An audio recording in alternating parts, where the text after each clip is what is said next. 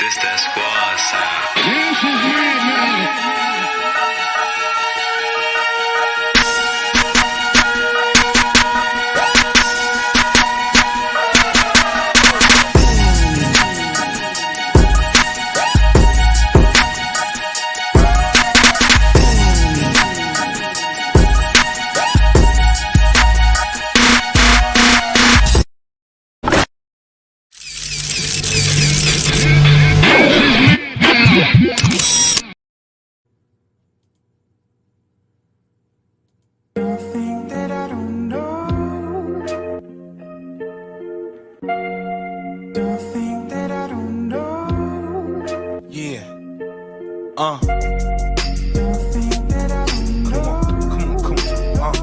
Don Blow, what up?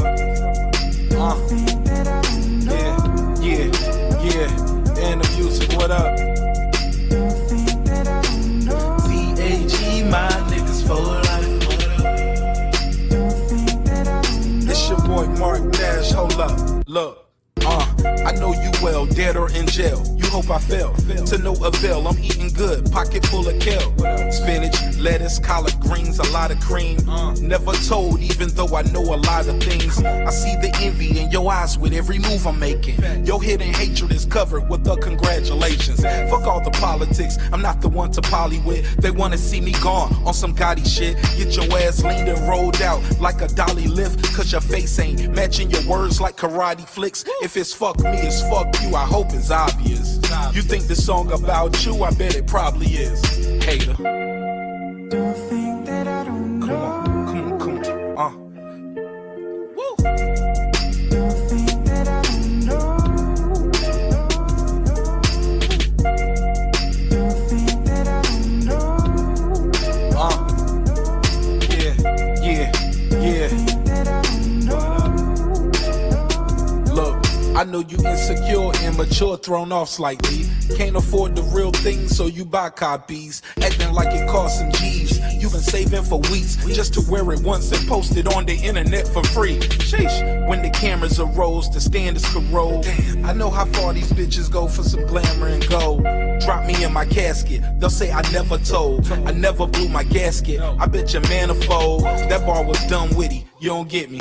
I'm in Atlanta down in Dunwoody, fucking with some bougie girls that's dumb pretty, gone silly. Pops don't like me, but her mom dig me. Still give her the side eye like a young Biggie. Gotta feel me, I be in a different mood. I ain't like these other dudes switching crews. I got a Bible and a rifle by my bed for your plot. What goes around comes around, and I never forgot. Don't think that I don't know. Mama used to tell me, boy, it's the ones that you love the most. Don't think that I don't know. Won't be champagne when they throw you the toast. Don't think that I don't know. She used to tell me, keep my business private. Don't think that I don't know. Keep one eye on the niggas and the other on your wallet.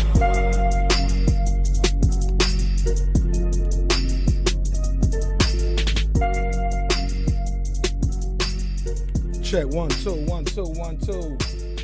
Y'all hear me out there?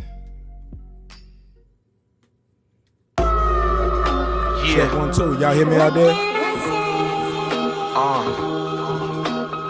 Asian Nash, what up, baby? THGMG. So I'ma just jump right in this shit, man. Nash. The hook was short and sweet, candy cane. I'm so for real, bumping so for real, candy rain. If not, it's Mary Jane. Real love, you remind me 90s shit. But I roll with a grimy click. In the club, duffel bags of cash in both arms. Like we buying 90 bricks. Came in convoys, y'all be stuffed up in a tiny whip. Do this for my daughter when I'm dead and gone, she'll guide the ship. I can fill the ocean up. Daddy got a lot of drip, and I got a lot of flows. Had that since a snotty nose. Tell these bitches adios, to that money vamonos. Real nigga, I ain't got a lot of hoes. I tell them all you get is hard dick and bubble gum. Swallow both. That line was kinda wrong, at least I know. That means I'm halfway there, that means I'm showing growth. Trying to live long, eat good, keep my calories low. But still I'm keeping that bread, so I can give you the toast. Motherfucker. Look, respect is free, but disrespect can cost you everything. I don't know it all, but I know this. and I know it well. Look. Niggas get offended when you telling the truth. They turn their eyes and try to hide when you showing the proof. You keep believing folks, you gon' make the news. They keep feeding you rope, you just making the noose. I rock my favorite jewels, trying to make my stable move. Never giving two fucks about the things that they pursue. I'm willing and I'm capable. I'll show you what them haters do. Motivate me, make me blow this whole shit up like Taking Two. Know you wanna see me lose, but you are not able to. Intervene or interject with God's will, I am favorable. Even though I'm missing screws, signals off, cable loose. Still got the heart of a lion or a saber tooth. Told you from the start, I ain't coming here to play with you. And I ain't gonna talk all day with you. I just wanna inspire and bring out everything that's great in you. I hope you get some paper too. What can I say to you? I mean, what I do to make you so mad, nigga? What did I say to you? All I We tried about to do get was this show inspire started. All I tried to do How was y'all feel out motivate, there? show Make some love, motherfucking noise spread the wherever you wealth. at, man. Let's get this shit Niggas out poppin'. here seem like they only in it for self. Salute to Asia Mad, It's all sir, good, senior. I I see see you at y'all, the top, man. my nigga. If Shout you out make to it. everybody in that 252, that 410, that 404, that 919. I see y'all, man. 757-504. I see y'all, man. I appreciate that, man. I see y'all. Some of y'all are watching on Facebook. Some of y'all watching on YouTube. Man, it means a lot to me. We're going to get this show started. I'm going to play one more song, though. Not that one. Not this one. I don't want to hear my girlfriend's best friend. I'm gonna play one more record, man. Then we're going to get the show started. Yeah, I love my verse on this song right here. Some things... Blood of a slave. I made this beat right here too. Some things never change.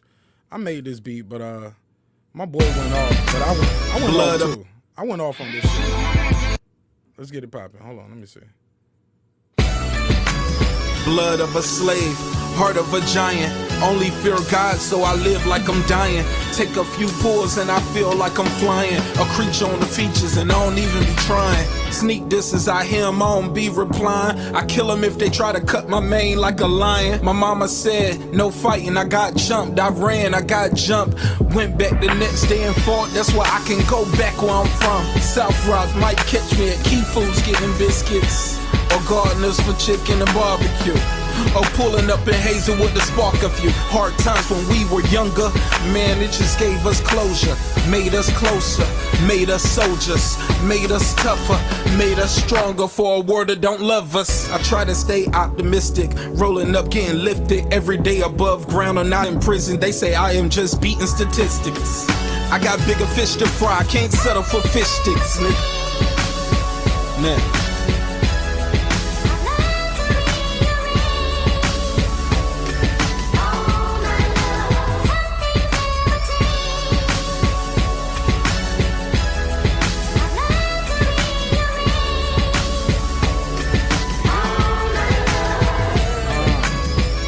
Through the struggle, show me how to be humble. Nothing said about my beginning to keep me from going under. I wanted the wrong direction so many times it's pathetic, but now I'm okay. And yeah, I must say, everything that I went through, all the things that I seen, made me just who I am. So now, crown me a king, raising my seeds to be better than me. It's certain things they ain't never gonna see. So Lord, why me? Feel like I'm flying at times, my head deep in the clouds. My father before me, nobody bringing me down. Started at the bottom, ain't no stopping me now. Got wind in my sails, ain't no slowing me down. Feel good when you stepping on the other side.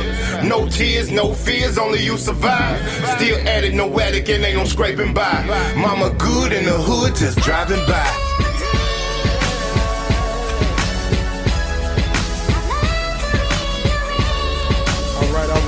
All right, man.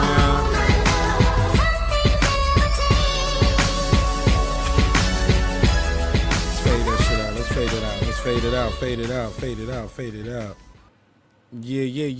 Yeah, man. What's popping, y'all? What's happening? What's the deal? Man, it's your man Mark Nash. Another great episode of Breaking the Beats. Let me get all this shit right over here. Yeah, man, y'all already know what we're going to do. We're going to break down business, entertainment, art, technology, sports, and pretty much anything else I feel like squeezing into those letters. Nope. That's wrong. Today's Thursday, so it's whatever you want to squeeze into those letters. So I got the email on the screen. The link is in the chat. Definitely a open panel as always, but today is a little different because we are going to just talk about whatever y'all want to talk about when y'all pull up. So today's a little different. Nothing's off limits. Even if we had talked about it earlier throughout the week on a different show, I'm sure the panel wouldn't mind revisiting it, or we have talked about some things offline. I think we were going to discuss some today, but man, I just thank God for the opportunity to be here in front of you guys and do this again, man. Like I said, man, it's not easy getting up every day and trying to provide content and committing to do it, but it is easy when you like what you're doing, right? And you enjoying it and you're being yourself and you're having good conversations with other people that you respect their opinion. So I love it, man. I love the opportunity to be here in front of you guys to do that. So let's keep this show going, man. Let's get this thing popping, man. We about 11 minutes in. Thank you guys again for supporting the music. I see you guys. I see it. I see the numbers. And I appreciate it. I don't take it lightly. I'm glad. It's funny what songs some of y'all go to first. Everybody goes to Best Sex first, I guess, because the title of the song. But a lot of people go to. Since we just wasting time anyway, man. Today is just it's a free for all show. I'll talk about some current events. We can talk about boxing, whatever. But I just want to tell y'all, it is so important to title your songs correctly, right? And having a certain title on it to. Even the cover, like, as much as I love this record right here, I hate this cover. And I made this cover, but this was when I was first getting started, right? But I made this cover. This cover needs to be redone. I probably need to redo this cover. And I hate the font, everything. Everything about this cover, I hate it. You can't even tell it's a sliding board. Even still, what's the point of, I don't know what I was on that night, man. But love this record, hate the cover, and I made it. So, you know what I'm saying? That's just transparency with me, man. Yo, I keep it a buck with y'all. You know what I'm saying? I'm not going to lie to y'all. Even this one. I hate this cover, too. I was trying to go on some the old me, so I was using, like, you know, do you see how these in living color type graphics I was trying to do with the group? I hate that cover. You know what I'm saying? And even though this picture is definitely an old picture of me and Toga, how we was looking, grinding in the studio. This was my one of my old studios one of my first ones that I was building, and it was nice, man. I used to live out there. I had one room for I used to live out. I had a den downstairs. Upstairs, I had my bedroom, and over there on the other side of the place, I had a nice little studio over there. I built the booth and everything. Like, I don't think I ever got that deposit back. I did so much. I tried to undo everything when I left, but some things you just can't undo. But with that said, man, let's keep this shit going, man. Today in hip hop, let me find this link. It was something I was looking at. I was like, oh man, I missed something. I want to say, I think somebody told me I missed Ether. I think Ether came out yesterday, right? So I hate I missed that. So I do apologize to y'all for that. We was probably just so eager to get into that sex talk, it might have just skipped our minds. So no disrespect, but Ether was a big record. Big record. What's today's date, right? Today is the 17th. So today in hip hop, Bobby Shmurda was arrested 6 years ago. Damn, man, and his boy just got out. I think Bobby should be out soon, though. I think he had an extra charge because of some shit that happened while he was in jail, if I'm not mistaken. I don't want to speak that on the man, but I'm glad to see that these guys are getting out of jail. Shout out to Roddy Rebel. He is released. He back on the streets, boy. Back out here. Hope he keep himself straight, take care of his family, do everything he got to do, you know what I'm saying, to never go back in that situation again. You know what I'm saying? But salute to them. They did it the right way, though, right? Milo Grogan said, big up, Nash. What's your top 5 rap albums of all time? Come on, man. Here we go. We got to do it, right?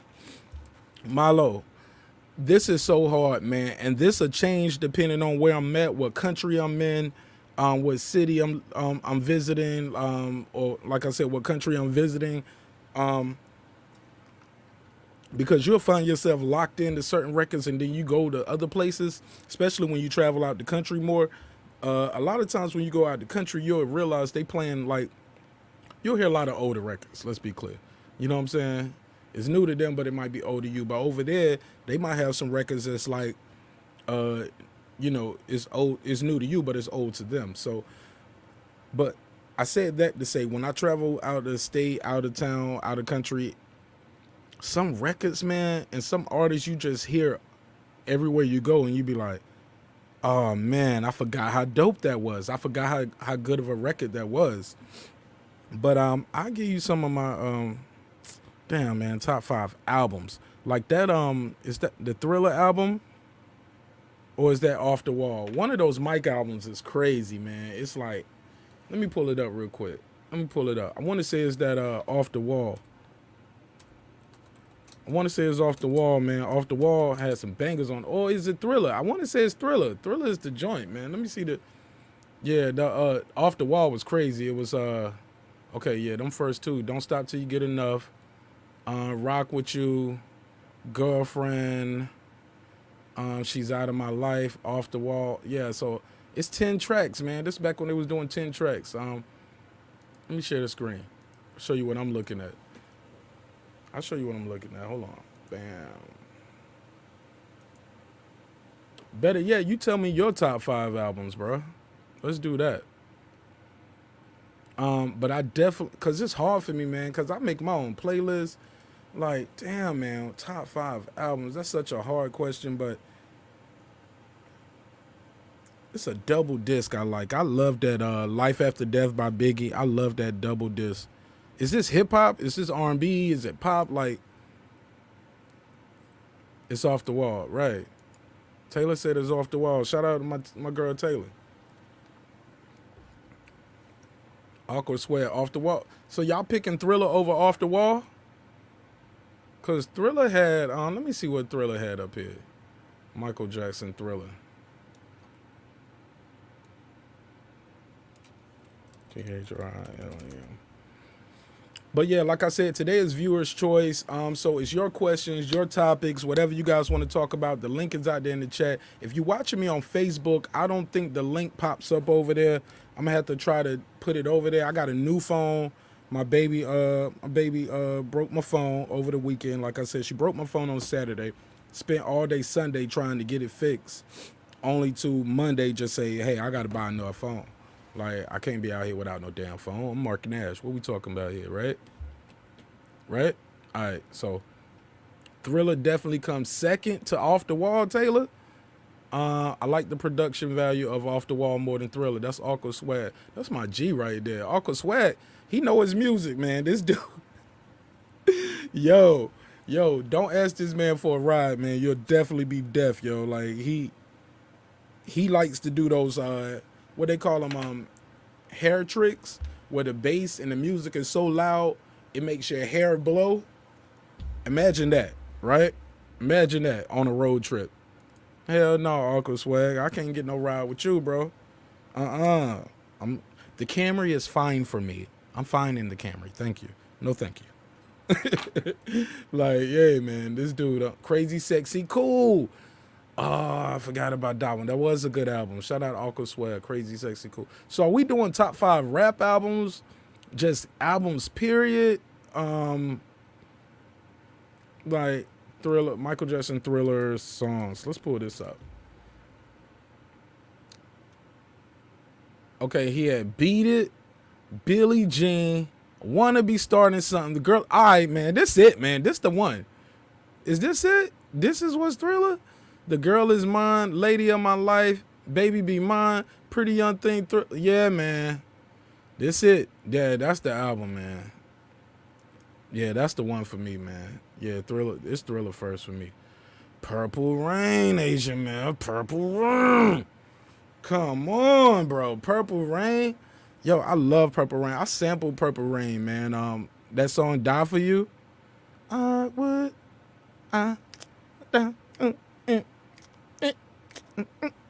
See, man, you gotta be careful with Prince, man. Prince will sue you for anything. But I chopped it up. I actually slowed that down, and did me a joint with it. Got a single on it, man. Y'all look it up, man. Martinez, Die, the number 4 U, featuring Jay Carter.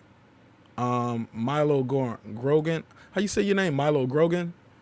Milo Grogan said, rap albums, in my opinion.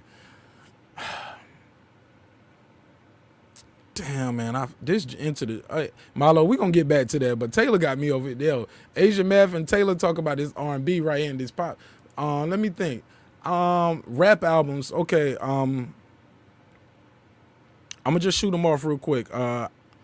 Nas, that what's the album where he said when he had I Rule the World? I think it was written.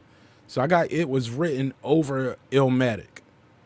Maybe that's my age and my my demographic, but that Lauren, ooh, and man, he had that Street Dreamers remix on it. So I definitely got to give it to Illmatic over. But I like that joint, the one where he did Stillmatic, where he does the backwards song rewind. He does the crescendo. So I got a bunch of Nas albums that I would probably put right there. The Eminem joint where he did the Stand. We actually call people stands now based off that song. So that's why I said Stillmatic kind of want to be up there, because we actually, culturally, we say, oh man, he ethered you, right? Y'all feel me on that in the chat, right? Let me know. Am I tripping? Once you got something culturally iconic going behind it, even, now, you know what, I could be wrong, because what's the album that had Bling Bling on it? As much as we say Bling Bling, I don't know if we all go back to that album. Is that the Hot Boys album, or was that Juvie's album? What album was Bling Bling on? Because whatever that is, I just know that shit broke through the roof. Bag That Ass Up. See, man, what was the joint? The Fugees, The Score. Oh my God, The Score. Man, 5 ain't enough, Milo Grogan. 5 ain't enough. Milo Grogan, we need at least 10, man. That's what I was talking to my people about. I was like, yo, when we doing these Grammys, the Grammys and things like that, I think we should put 10. I think it should be 10 nominees, man. Is that too many? Y'all let me know. Like, you the top 10 of the year, right? I think, because some categories, they have 5, some they have 6, some have 7. I'm like, come on, can we? Yeah, it's so much content out there, and it's great content, right? Like, that's why when people tell me, when we do that, shout out to Arkham Square, he said there's too much content out there, and you're right, to have 5 right now. But, hey, what album was Bling Bling, though? You said Back That Ass Up was Juvie. I know that, but, what you need, boy? I need a hot girl. Wasn't that on the same album with Bling Bling? What album was Bling Bling? Was that the Hot Boys album? Okay, I gotta catch up with these. Gotta catch up. Born Center, Lauryn Hill solo album. Which one? You talking about the Unplugged joint or that first album? The Miseducation was incredible. Taylor, you keep saying Hot Boys. Is that the album? Okay, I guess Hot Boys is the album. Bling Bling. Yeah, man. That shit broke.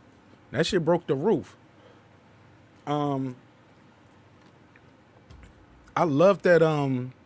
I still like that. The Jay-Z, the Black album. I still like the Black album, and that Blueprint. Choppers in the City. Hold up, is that the album Bling Bling was on? Are y'all naming albums right now, or are y'all telling me these are? Which one of these is the album that had Bling Bling on it? Man, I'm asking y'all like I ain't got Google right here. Hold on. Let me pull this up.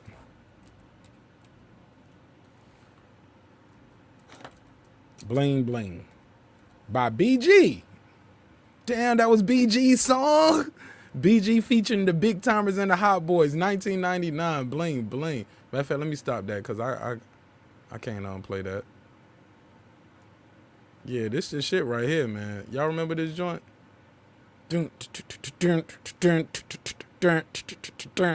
Man, that shit was popping, boy. You couldn't tell them boys nothing, bro. That Hot Boys joint was, man, them dudes came up, man. Shout out to them. They did their thing, man. That joint was crazy. Where we at with it? Let me share the screen again. I just want to make sure I'm not sharing audio, because that's what they'll flag me for. There we go. So bam. So we could talk about it though. Dark and Hell is Hot. Yo, man, that joint, I don't know, man. Dark and Hell is Hot is my joint, because I love that song, How's It Going Down? Like, salute to Omega Courtney. What's up, Queen? The link out there, yo, if y'all want to pull up. It's viewer's choice. This is y'all's show. Like, even if you've never been on the show before, you're welcome to pull up, man. Miseducation of Lauryn Hill, man. I love that album. Man, she went off. I ain't gonna lie though, when that album came out, in the moment, I was disappointed in the album because I wanted to hear more of Lauryn rapping. I was a big fan of her bars, her cadence, her voice, and her delivery. So when that album first came out, I ain't gonna lie, I was a little disappointed as a hip hop fan. I wasn't so engulfed in R&B and stuff as I am now. But yeah, man, I was a little disappointed back then. But that album aged well. But the songs that I hated back then, like, I ain't gonna lie, I hated Everything Is Everything. I'm like, this lazy ass song. I'm like, everything is it. I hated it when I was a kid, man. I like that. Funny how money change the situation. Miscommunication. I was like, oh, she is spazzing. It reminded me of some like female KRS-One type shit, yo. Man, she had me, bro. She had me since Sister Act. You know what I'm saying? She had me since fa la la la la la la. She had me since Oh Happy Day, man. On God. I'm God's Son by Nas. Yes. Transcendent Sports. What's up? What's up? Peace. Hold up. OG Toenail. OG Toenail. Come on, man. That's what we doing? I hope that's French. I hope it's Tana. I know you ain't out here trolling with that name. Hey, look. Hey, it's all good. I appreciate you being a friend of the show. OG Toenail. I have a funny way saying that. I'm going to just say OG. OG. Never Too Much by Luther. Been slapping in my ride, bruh. I ain't mad at you. Man. Like I said, these are your topics, your comments, whatever you guys want to talk about today. The link is out there if you want to pull up. It is viewer's choice today. Appreciation Day. Like I said, I normally only do this once a week, but we did it twice this week because we hit a new milestone. And by the end of the show, I'm going to let you guys know who won the t-shirt and the hoodie and the little gift bag we're going to send out to them. So if you are that person, if you're watching, if you know them, so it's like, hey man, I fuck with that. Okay, so we doing top underrated songs, OG. We can do that. Party Like a Rock Star. Party Like a Rock Star is still getting popping. I'm gonna tell you a joint right here in Atlanta that still get people moving when they that one, of course. But it's a dude, he had this song called what's his name? Yola the Great. Or does he go by Young Yola or King Yola? But he had that. I just won't give up. No, I ain't gonna let up. No, I ain't gonna let these get to me. Oh no, they never get to. Man, he put Eddie Goals out. He's like, can't even wear a jersey. They trying to peep your tag. Can't smoke a pound of kush because you around too many crabs. DJ Yola, yeah, man. I used to love that shit, man. I got a joint. I'm gonna tell you, it's crazy. I got footage. I engineered a session for him back then.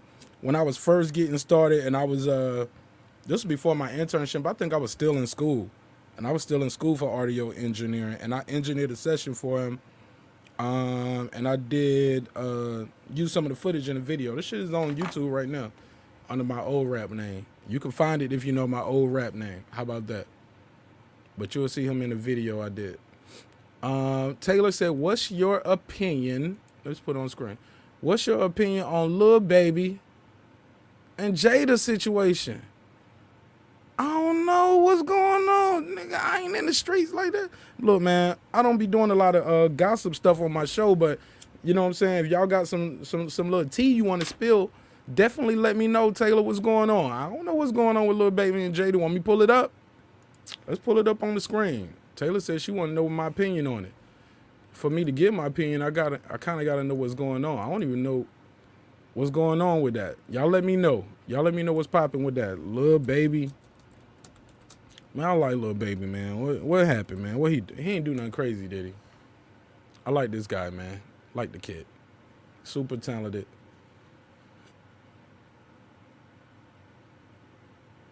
Hold on, Lil Baby accused of cheating on girlfriend with adult film star Miss London. Hey, look, man.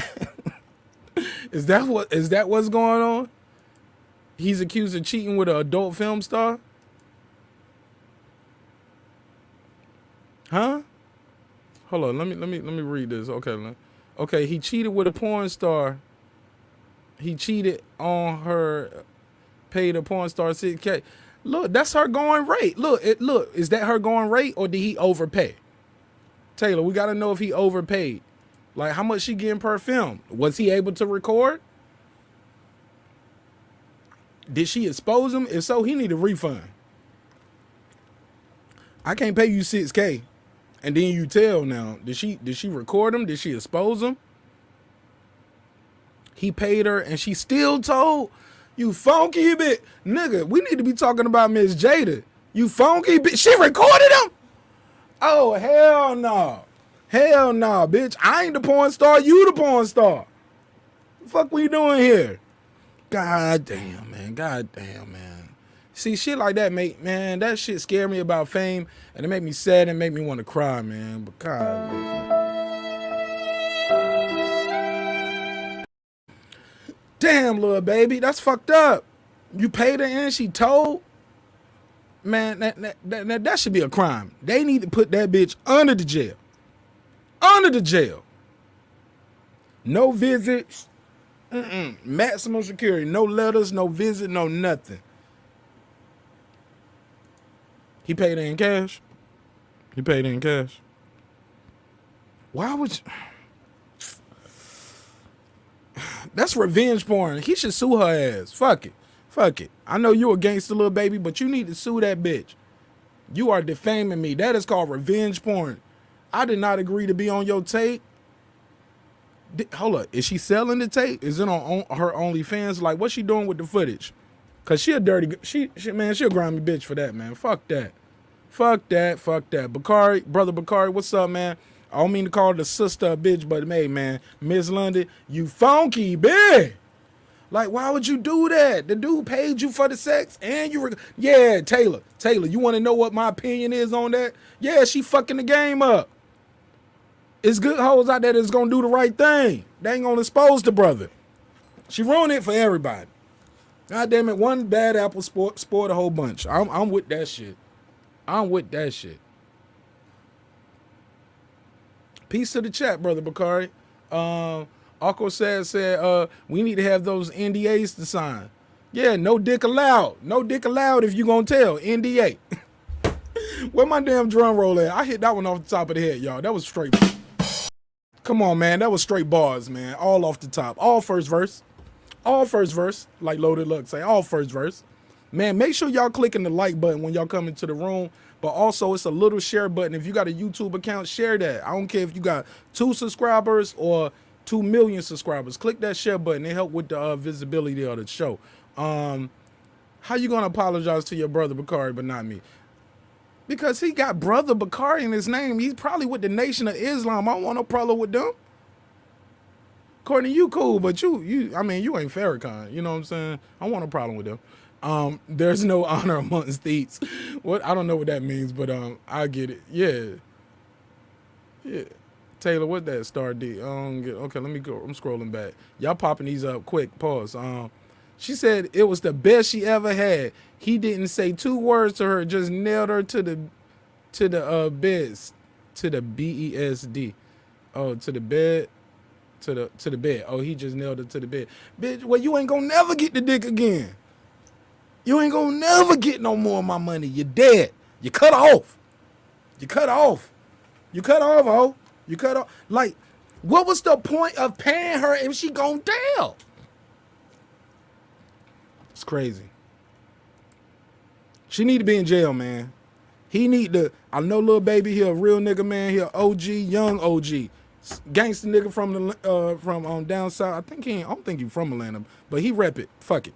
You know what I'm saying? I'm here too. I'm repping too. My nigga.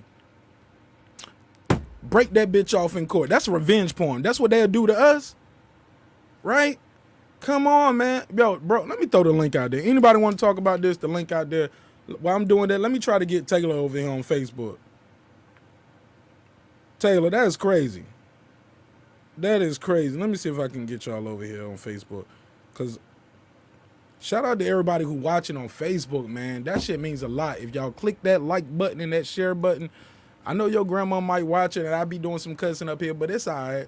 Your grandmama say a motherfucker too, man. She'll let a motherfucker fly. She be like, these motherfuckers take another offering in this goddamn church. Nah, I'm joking. All right, check out Filipino. Here we go. Got some more comments. We're going through them. Like I said, it's viewer appreciation. This is your show. Thank you guys for letting me be your host. You can fire me anytime by clicking unsubscribe. I want to keep my job, and I appreciate you guys spreading the word. Thank you. Check out Filipino R&B duo, bro. They're called Manila Gray, and listen to Time Zone. Check it out, bro. Always appreciate your show. Hey, Transcendent Sports, can I play it on the show? Am I allowed to play that on the show? Let me know. Put me in the chat. If so, I'll play it right now. You telling me to check it out? Tell me what song to play. This is viewers appreciation. This is the day to do it. Either viewers appreciation is Thursday, but you know, we do the hip hop show on Friday.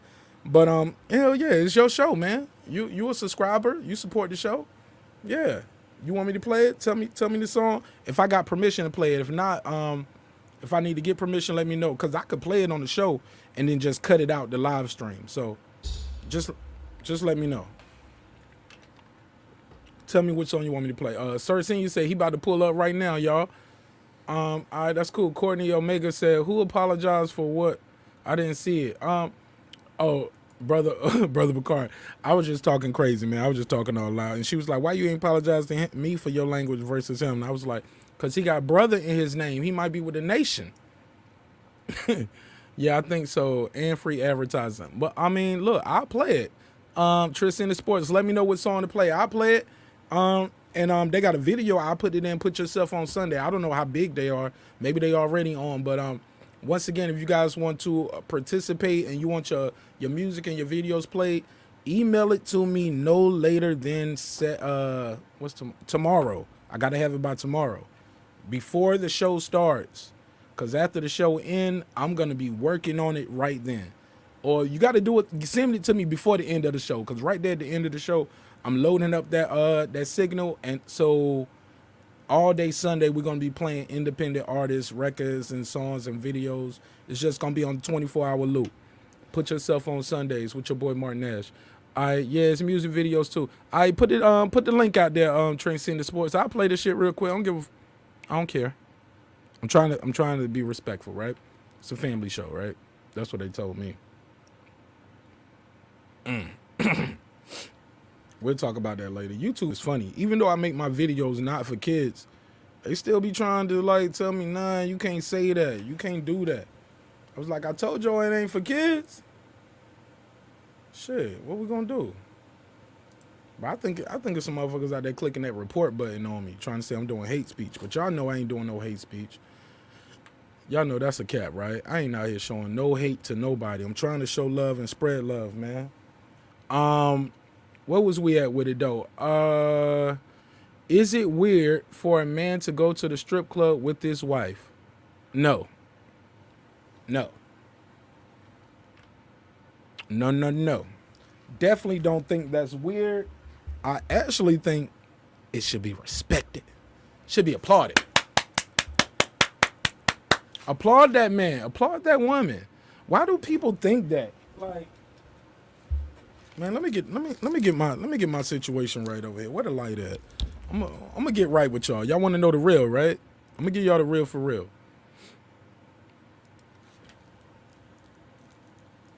I think it's more weird for you always going to the strip club with a bunch of niggas.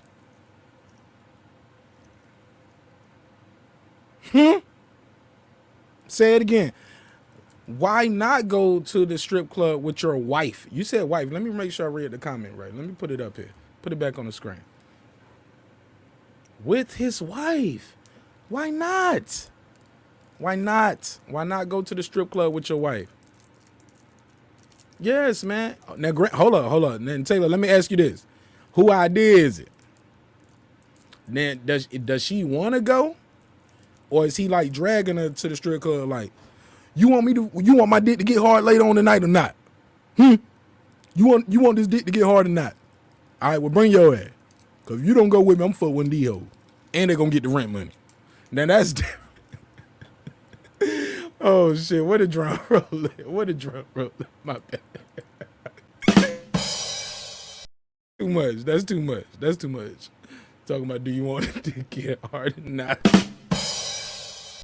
Man, yes, it's okay. Yes, I think that's cool. I think that's dope. I think that's being open-minded in relationships, and sometimes it stimulates things like shit. The girl might not be a good dancer. You get what I'm saying? But she might be out there trying to learn a move or two. Nothing wrong with that. Ain't nothing wrong. I need to pull that James Brown clip up. Like, there's nothing wrong.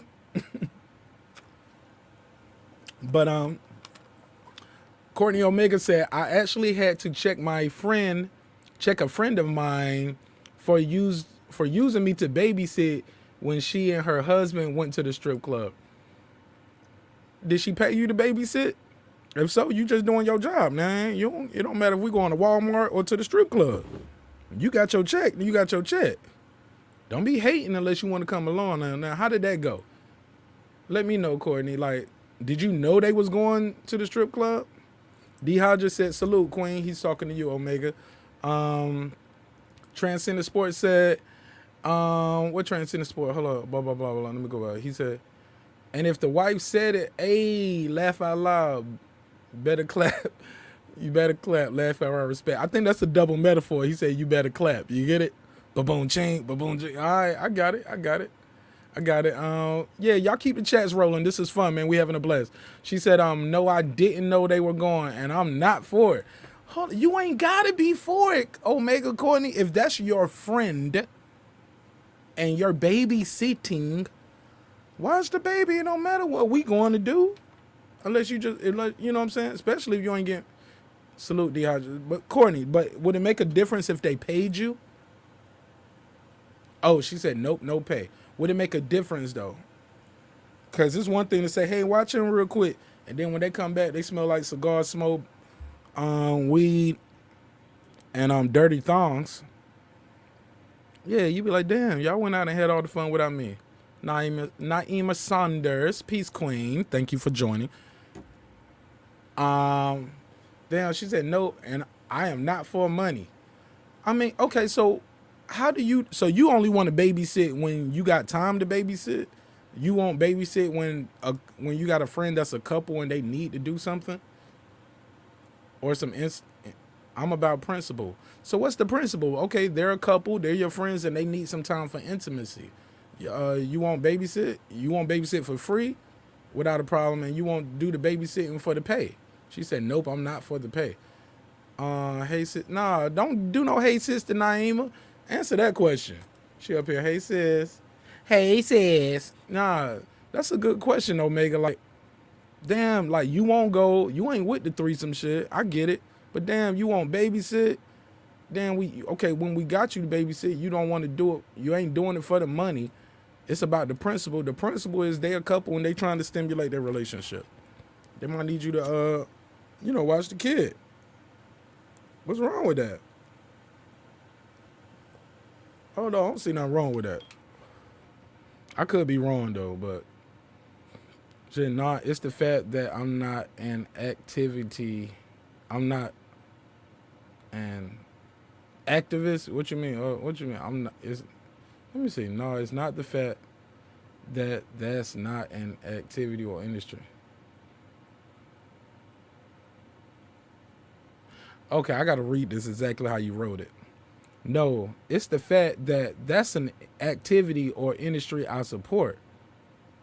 That's not an activity. Okay, I get it. It ain't got nothing to do with you, though. Who video? What movie was that? What movie was that? This ain't got nothing to do with you, Raheem.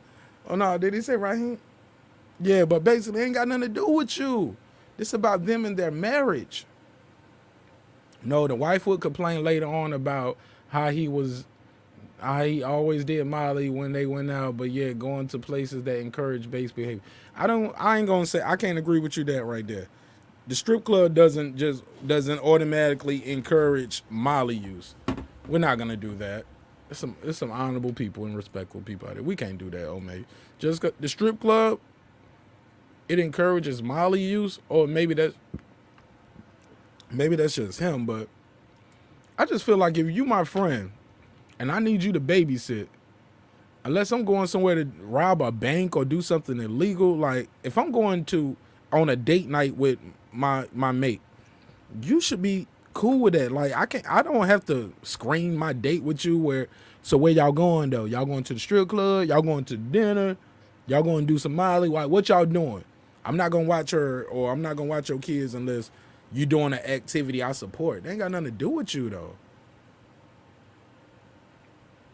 All right, you not for it. You might not be for friendship then too. Like, or you might not be for hearing the business. I just don't feel. I'm trying to figure out, where is it your business where they are going on their date night if you are a friend watching the child? Unless they're somewhere shooting up crack cocaine, robbing a bank. I don't support professions that you're not supporting, and you're babysitting for your friend, Omega. That's what I'm saying. She said, I don't support professions that I wouldn't want my own daughter doing. I mean, you might not want your daughter to be a janitor. You get what I'm saying? You might not want her picking up trash and scrubbing the floors on her hands and knees. But it is a respectful job. It's honorable. The floors have to get clean. Shit, somebody cleaned the floors in the White House. They get paid more than the guy who cleans the floors at the bathroom at the elementary school. But it's still it's no shame in taking care of your family. That's what I'm saying. It's no honor, and it's no dishonor in taking care of your family. We had a conversation, still are friends, but I stood my ground. That is support, my brother. That's what she said. I don't know, man. I don't know, Courtney. I got to kind of disagree with you on that. Y'all let me know in the chat, in the comment. Do you have a problem babysitting your friends' kids if you don't like what they're about to go do? I.e., they're going on a date night with their spouse to a strip club. Do you have a problem with babysitting your friends' kids while they go to the strip club on their date night? What's the difference between going to Red Lobster? Like, I might not want my daughter to be a waitress for her entire life, but just because I don't support her not doing that job and I don't want her to do that doesn't mean it's not a legal profession. Not going to win this one here. You're not going to win it in the chat because you haven't. I put the link out there. She said, I'm not going to win this one. Not going to win this one here, bro. You saying you not going to win or I'm not going to win? Like, it's not about winning or losing. You can disagree all you want. I stood my ground and I'm fine with it. Yeah. I'm just trying to get the logic off of it. I'll throw the link back out there. I'm just trying to get the train of thought. You get what I'm saying? Like, the person is married. They're having a date night. How do you even know what they're doing? Like, do you have to screen what they're doing for them to use you as a babysitter? She said, I'm good. That's cool too. You know what I'm saying? There's no disrespect. I just was trying to get that out there. Like, damn, how do we get to you have to know what we're doing for you to watch the baby? Like, to each his own though. We'll keep it moving. Like she said, we can keep it moving. We definitely can keep it moving. Where we at with it? So yeah, Taylor, that's what you sparked. Taylor said, this all started with, she said, is it okay for a man, Weezy sold his Young Money Masters? Which ones did he sell? I thought Birdman owned that anyway. All right, Omega Courtney just pulled up. Peace, Queen, how you doing? I'm well. What up, though? It's Viewers Choice tonight. We in here having a good time with the chat and the audience. Yes. I just wanted to because I didn't know how long my mic is gonna last. That's why I didn't really want to be on here. So I'm just gonna state my thing and then I'll drop back down in the chat. Because I've been streaming all day. But okay, Sure. so this was the situation. Let me just lay it out. Let me ask you this real quick. Is your mic battery powered or something where it'll go out after a certain amount of time? No, I've been out like all day on my phone. It's really I just got home maybe about an hour or so ago, and I get it. Yeah, my battery is low on the phone. Cool. So so what I was saying was, this is the situation. Like, okay, the first time it happened twice.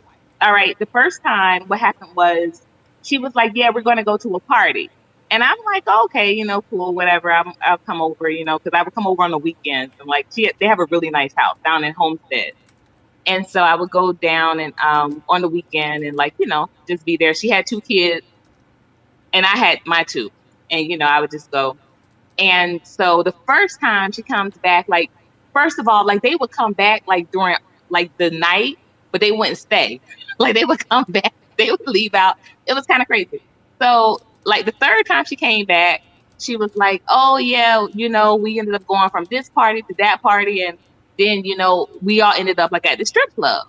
And I was like, "Strip club? Like that's kind of like that's a nah. Like that's not cool." She had a young daughter at the time, and of course I have a daughter. And like I said, you may not rock with it. A lot of people may not rock with it. But with me, I know that energy is very real. Like what you enjoy, it'll become you. So I'm really big on that. And she knows I am, and she was too. And so she was like, "Well, I don't want my daughter to be that, but I felt like I had to go with him because all the other wives were going with their spouses." And I'm like, "Okay, whatever. You did what whatever, you got caught up, and that's whatever." And that was that. Like we had a discussion, that was that. So about 3 weeks later, they asked me to come babysit again. I come babysit again, and she told me this time, she was like, "Oh, we're gonna go to the strip club." And I was like, "Wait, like this is the same situation like you were saying how like odd you felt because you got caught up, and he was asking you for a threesome, and you really don't like that energy, and you didn't like the other couple that y'all went with because the friends be trying to talk to you behind his back." Like it was crazy, just whatever. Because I'm telling you, like you may say, "Oh, this doesn't support that type of behavior," but bruh, it's a strip club. Like it's appealing to your lower genitalia. People are not out there thinking like, "Oh, let's use our best mind." Like, nah, we think about fucking. We all gonna get in a situation where we fucking. Like, that's what it's for. Like you said, it's there to heighten a mood. It's there to heighten the energy. And so I'm just like, I don't support putting myself in those types of predicaments. I'm not saying. What if you fucking your husband, though, after you leave? No, it don't matter about me fucking my husband. The fact of the matter is that that's somebody else's daughter on that stage encouraging me to fuck my husband. Like, I don't get down like that, bro. That's just me. So, okay, That's I get me. that. I get that. Let me ask you this. Somebody, Taylor put in the chat, she said, "So if I enjoy action movies, I become Jet Li?" No, it's not about Jet Li, and I don't think it's a point. It's not necessary for us to be like exaggerating, but again, I think that it's a real energy that we need to understand is very factual. It's very true. We are people deeply rooted in spiritual effects. So go, but manifestation. With that said, go with what she said about anything that you're watching on TV. Like I didn't say anything that you're watching. What? Yeah. You're watching. You're experiencing, whether it's at a strip club, whether it's at a job. Like sometimes there's we actually do job. proven. I wait. Yeah. Go ahead. In response to that, there's actually proven studies that you become desensitized to certain things that you were constantly exposed to. This is why pornography is so detrimental to relationships. Though people may say, "Nah, it heightens me." In your opinion. No, this is not my opinion. This is fact. This is research. This is study. This ain't opinion, bro. It got to be an opinion. This is conclusive. It's not. It's I'm gonna tell you why it got to study. be opinion, because every couple is different.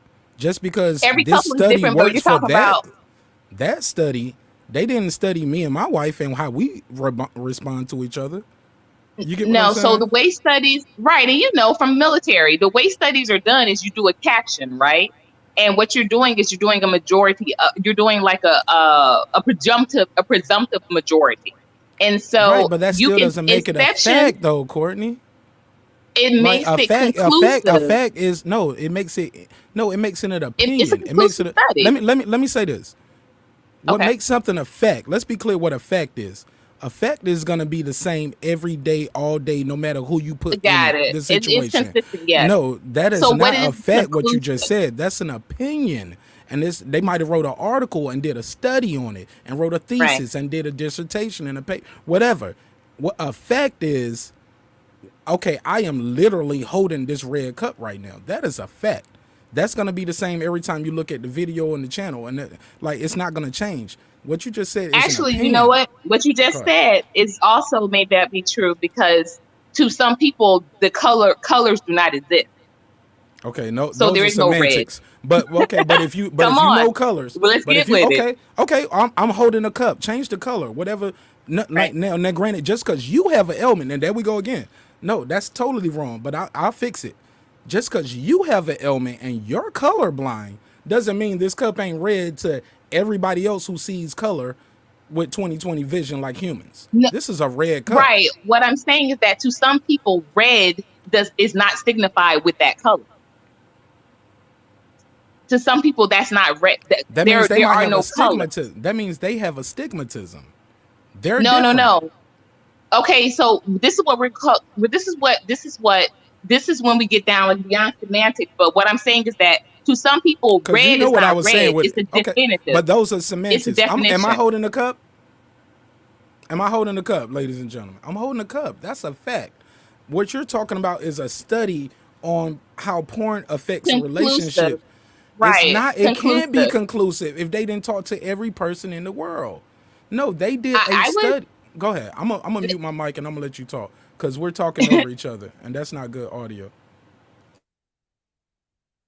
Yeah, I was just going to say that it is conclusive studies. Now, whether you agree with them or not, there are exceptions to all standards, but standards and exceptions exist without having any effect on one another. And I'm just going to go back to me, like I said, personally, this you don't have to rock with it. Taylor don't have to rock with it. Brother Bakari don't have to rock with it. When it comes to Courtney, that's what I stand on. And that's my word. That's all I got to say. Absolutely. And we respect your opinion. We appreciate you pulling up and speaking on that. But when we get to the point where those are facts, it's a fact that watching porn will ruin is detrimental. I can't do that. I can't say that. There's couples out there that do porn together. That's how they met. They met on Pornhub, just like how we in the YouTube community and the Facebook and IG, they got porn communities. And these people get married and they are a family. The girl ends up being a cooking show, showing people how she used to taste test. Where the damn drum roll at, man? Come on, man. I need the drum roll. But on some real shit, man, everybody's different, to each his own. And yeah, man. Let's go back to the comments though. But I feel you. Everybody's different. But like I said, it still goes back to what I said before. Whatever energy they have and whatever they got going on and whatever they doing has nothing to do with you doing your duty as a friend to say, hey, I'll watch a kid for you while you go kick it with your husband. So that's just my opinion. I don't know. It just comes across a little holier than thou. Like, nobody's perfect. We're not all, and they're married. That's all I was saying. And they're married. But let's change the topic and we'll keep it moving. Let me roll through the comments. Like I said, it's viewer's choice today. You can email me your topics or you can put them right here in the chat. I'm going to go over and check the email real quick. Let me see if we got any emails popping up.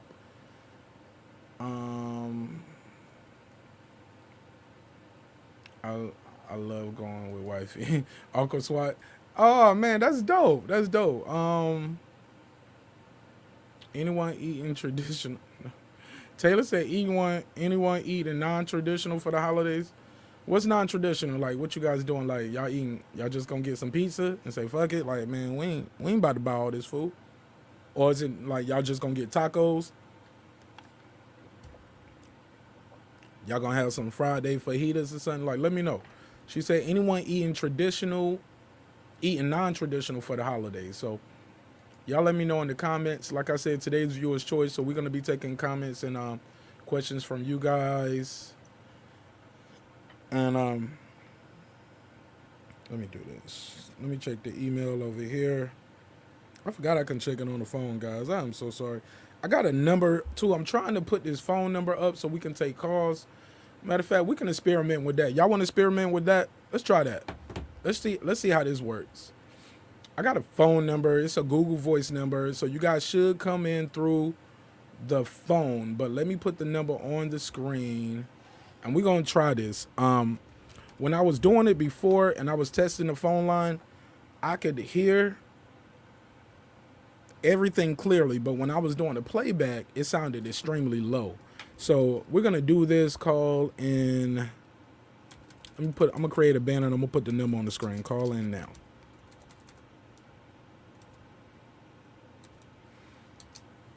All right, so I'm gonna put the number up here. I just got this Google number. So if you're listening live, the number is 470-705-9507. Again, that's 470-705-9507. I'll put it on the screen. And we're going to try to take some calls from you guys. Let me see how this works. Let me set this up. No food during the holiday. No food.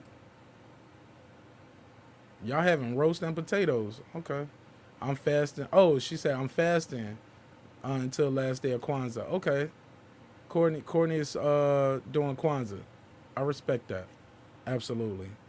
When I just saw no food, I was just like, damn, no food. But I see it. I see it up there, Kwanzaa. I respect it. 100%. 1,000,000%. No turkey and dressing. That's what she meant, like when she said no traditional for the holidays. I get it, Taylor. Y'all switching it up. Y'all just having roast and potatoes. Look, ain't nothing wrong with that. No food during the holidays.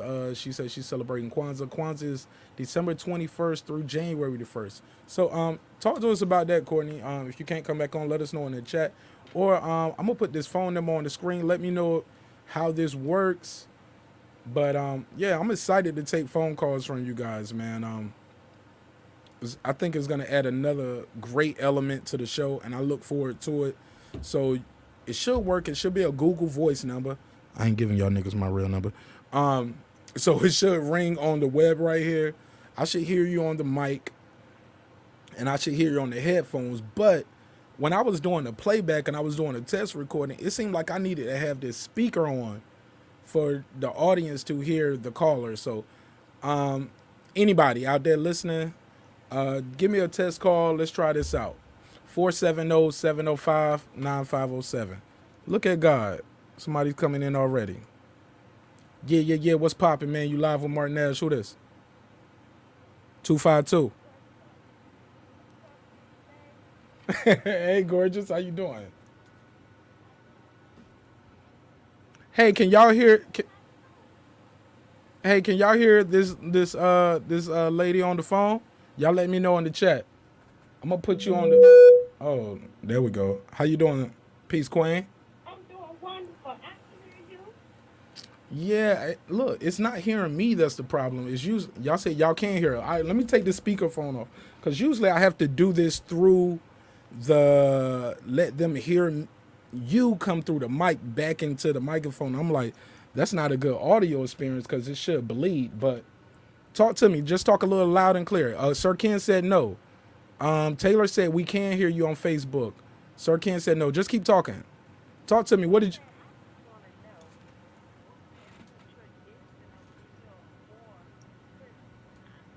Traditional meal for Thanksgiving.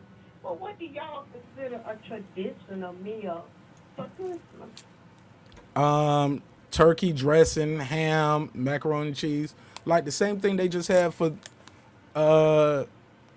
Thanksgiving. They eat it. They said we cannot hear. Try to keep talking to me. Say it again. Okay. Sorry.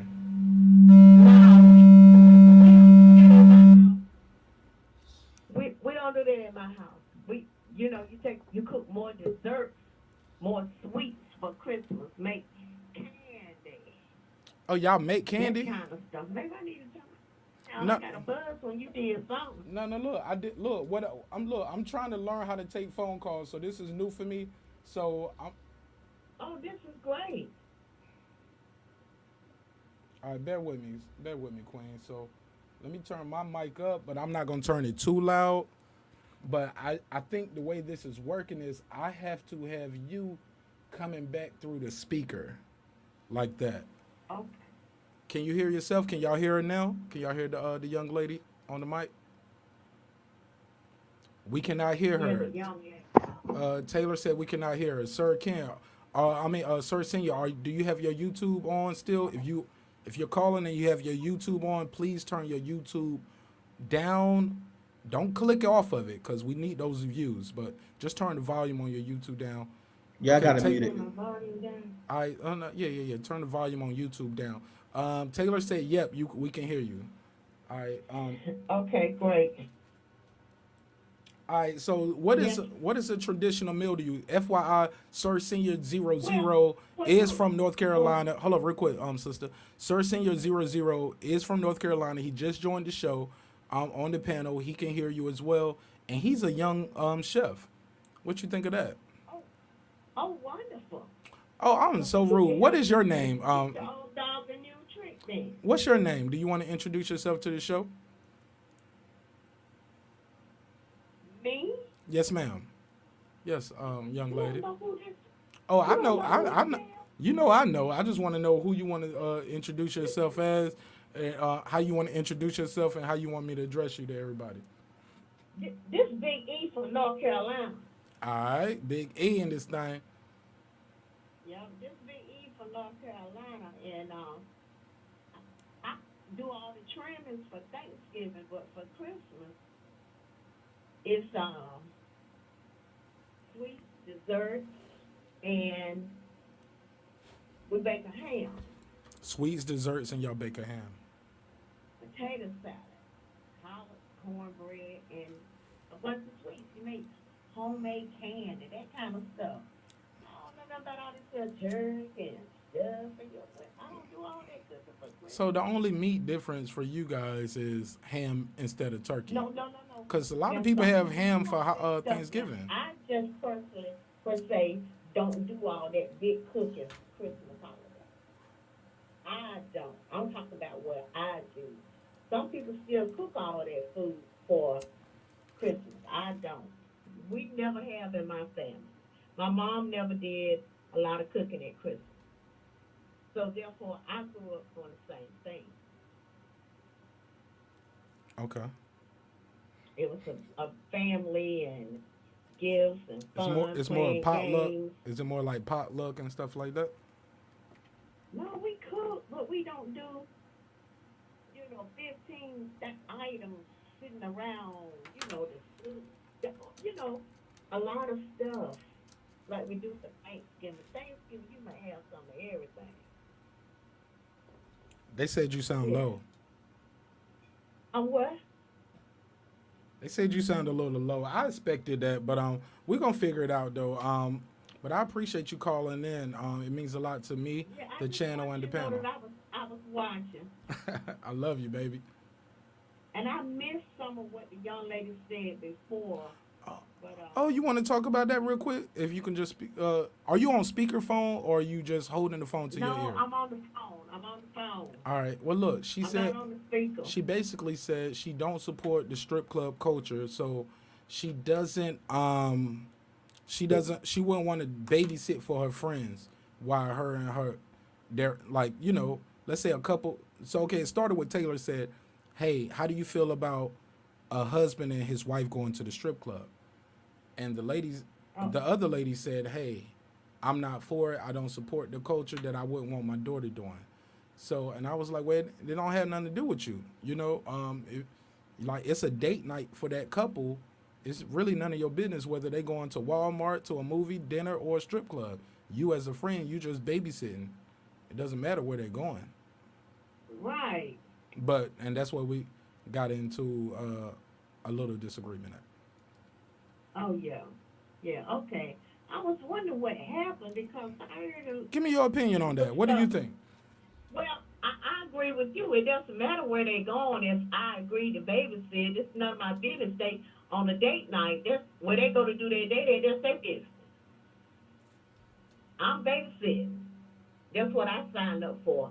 So it doesn't matter. I'm not going to ask you, well, where y'all going on y'all date night since I'm babysitting. That's none of my business. If you're a married couple or if you're a couple dating and I sign up to babysit, then I'm babysitting. It's none of my business where you're going or what you do when you go, where you go. Just as long as you get back at the time you told me you was going to be back so I could sign off on my end. Okay. Well, that's interesting. Well, we appreciate that. Sir Senior, do you want to add anything to Big E from North Carolina? I think y'all both are in North Carolina right now. Yeah, I'm in North Carolina.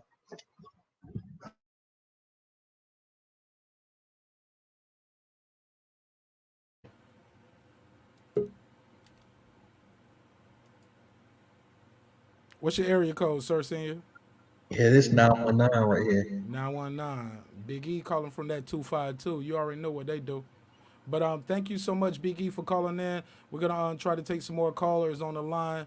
You know, all right now. You know I love you, and it means a lot to me that you called the show. All right, I love you too. All right, well, shoot, send me a Cash App or a PayPal. You know it. Okay. Hey, yeah, man, it's your boy Martin Nash, man. We taking calls, man. We trying to take calls. I don't know how the audio sound out there. It sound like trash to me. But we gonna try to figure it out. But the number's on the screen. We are taking callers. This is my first time trying to take callers. We're gonna figure it out. World Combat Sports just came in the building. D Hodges is in the building. Sir Senior is on the panel as well. What's up, Young Kings? How y'all doing? We good. I'm good, man. How you feeling? Man, I'm Where the echo at? You hear it? Oh, that's me then. Let me do this. All right, talk to me. Yeah. Okay, we good. Yeah, man. Yeah. Like, I'm trying to figure out a way to take the callers. I'm running the callers through, but in order for the callers to sound loud and clear, I have to cut the speaker on the studio right here. Got you. You know what I'm saying? So I got a button right here. I can just click the button and do it. But you know, I can just, you know, cut the speaker on and off. But I'm like, I know it's a way to do this without me having to do that. But, you know, I'm going to figure it out. Unless somebody out there is going to help me out, I'm going to do my tutorial, or we're going to figure it out together. We're going to work through it together. But we ain't out here begging for nothing, man. We'll pay you for your services if you want to help the show. But we going to figure it out. We're going to get this shit popping one way or another, because I know it can be done, because I see it done. You know what I'm saying? Most people use 2 channels, though. They have, like, themselves up 2 times in the broadcast, and one they'll have for the sound and the other for the sound for the phone, and then the other one will be their normal sound. Well, I seen it not too long ago where somebody did it, and check 1 2. Y'all hear me? D Hodges, D Hodges, mute your mic, bro. I muted for you.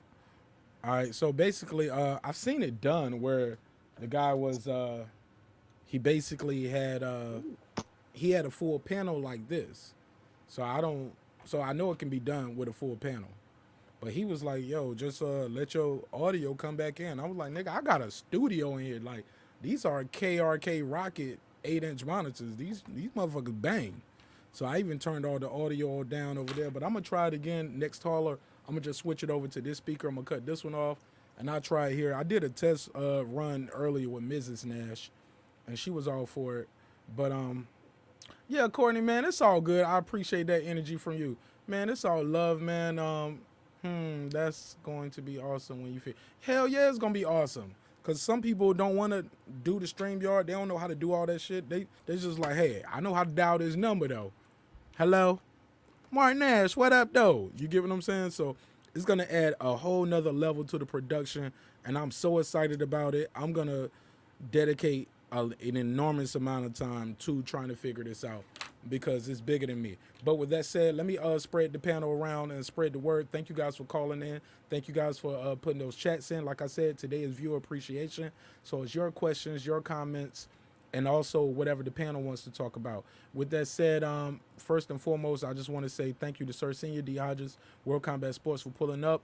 I'm going to let you guys introduce yourself in the order that you came. Sir Senior, D. Hodges, World Combat, go. Yes, sir. It's your boy, Sir Senior. My As brother, always, let's go. My little bro. I'm Yeah. the younger brother, but I'm the big bro. Ain't that right, man? They ain't fucking with me out here, man. We grinding, sir. We grinding. Facts. Let's We go. out here. We out here. Somebody better tell them. Right. Let's talk to him, man. D. Hodges, what's up, man? Get off Pornhub, D. Hodges. We off that conversation. Unmute your mic, D. Hodges. Got him. D. Hodges, we got to give you the basics every time. Mic muted. I'm talking to my dad right now. I don't want to disrupt the conversation. Okay. My bad, D. Hodges. My bad. We'll come back to you. World Combat Sports, Peace King, how you feel? I'm good. World Combat Sports in the house, from the dirty. And, cover boxing and MMA. Glad to be back on Mark Nash's channel, one of the hottest channels in the game right now. So y'all continue to sub, share the content, and support every time you see the notification. Bing, bing. Courtney got me. She was like, "I'm the order you came. I'm gonna let y'all talk the order you came." Then she was like, "Pause." All right, you got me. All right. I get it. World Combat Sports, what's up, man? What we doing, man? You was talking to me about a young upcoming boxer, man. You got him on the line? We gonna get into some boxing talk. What up, though? Yeah, I did speak with him, but yeah, he can't he couldn't come on tonight. I tried, but he is in the gym. So this is what he said. I'll basically talk to you about that off air, but he's down. I say, man, just not we can come over there and give you a short clip and make it look real nice before you go back and fight on Showtime again. I mean, this is really what I want to do. I interviewed the guy already before he went and fought the first time on Showbox, but he's a good guy, man. He's a good kid. Him and his pops, man, good people. This dude can actually, man, he can fight. He's 18-0, 16 knockouts. He can box. And so we looking to team up. Me and Mark Nash go over there and get his kid some shine, put him on the lens. Right before Showtime, man. Give him a short trailer and set it off, man. Trying to get a little bit more exposure to some of these boxers down here in the A. But he's down for it. He was happy. You know what I'm saying? Man, that means a lot to me. And I know it means a lot to the audience and the channel. So yeah, we're gonna keep that. We're gonna definitely not sit on that. We're definitely gonna work on that and make sure that happens. All right, you cool now. D Hodges, talk to the people, man. Hey, look, and I'm about to mute my mic. World Combat, Sir Senior, D Hodges. Let y'all talk amongst yourself. I need to do something real quick, but I'm about to log in on this other shit real quick, so I'll be on my phone. But go ahead, D Hodges, talk to the people. Yeah, we got you, baby. You got World Combat is here on here. Shit, I can sit back and just listen to them. But no, I just wanted to get on about that babysitting thing, and all depends upon how bad them goddamn kids is. I swear to God, how bad your kids are, that's the more the price go up. And can I whoop them? Do I got ass whooping privilege? Nah, I'll never put my hands on nobody's kid. I mean, that might be your niece or your nephew. Shit, it might be your Nah, stepkid. send them in the corner. I'm a big grown enough adult. I'll make you stay in the corner. Or right now, all I gotta do is take their Fortnite or take their whatever game they play. You take that away. I swear to God, they be so upset that whole time when you just have them staring at a TV. Oh, believe me, I'm 40 years old. I've been watching kids since about 20. So it's like, I know I take away your favorite thing. And then now if you just got some out of control kids, I'm not going to watch you no more. But see, I'm not a snitch. I'm not going to tell you how bad your kids was. I never did. I really wanted to tell you I don't want to watch little fucking demon spawns no more. They are demons because they done did demon spawns. Damn. Demon spawns. Some of these kids are horrible with bad mouths and all that. Like, so it's like it depends upon how bad your kids are. That depends how much you gotta pay me. Now, if you got some good kids, I could just put you in a room and you do what you do while I'm playing my video game, I'm smoking, drinking my beer, chilling. You don't gotta pay me too much. But now if I gotta say, hey, hey, hey, hey, nigga, shit, I want $1 for every A. So if I gotta say hey 100 times, that means I need $100. Like people don't. That's why people don't actually watch their kids, because if your kids are bad, you gotta pay me more. How am I charge my same price and your kids are horrible? I ain't gonna lie. One time I babysitted kids, they blew my eyes closed. I swear to God, it took so much hot water and soap to get my eyes open. Am I the only one hearing this echo?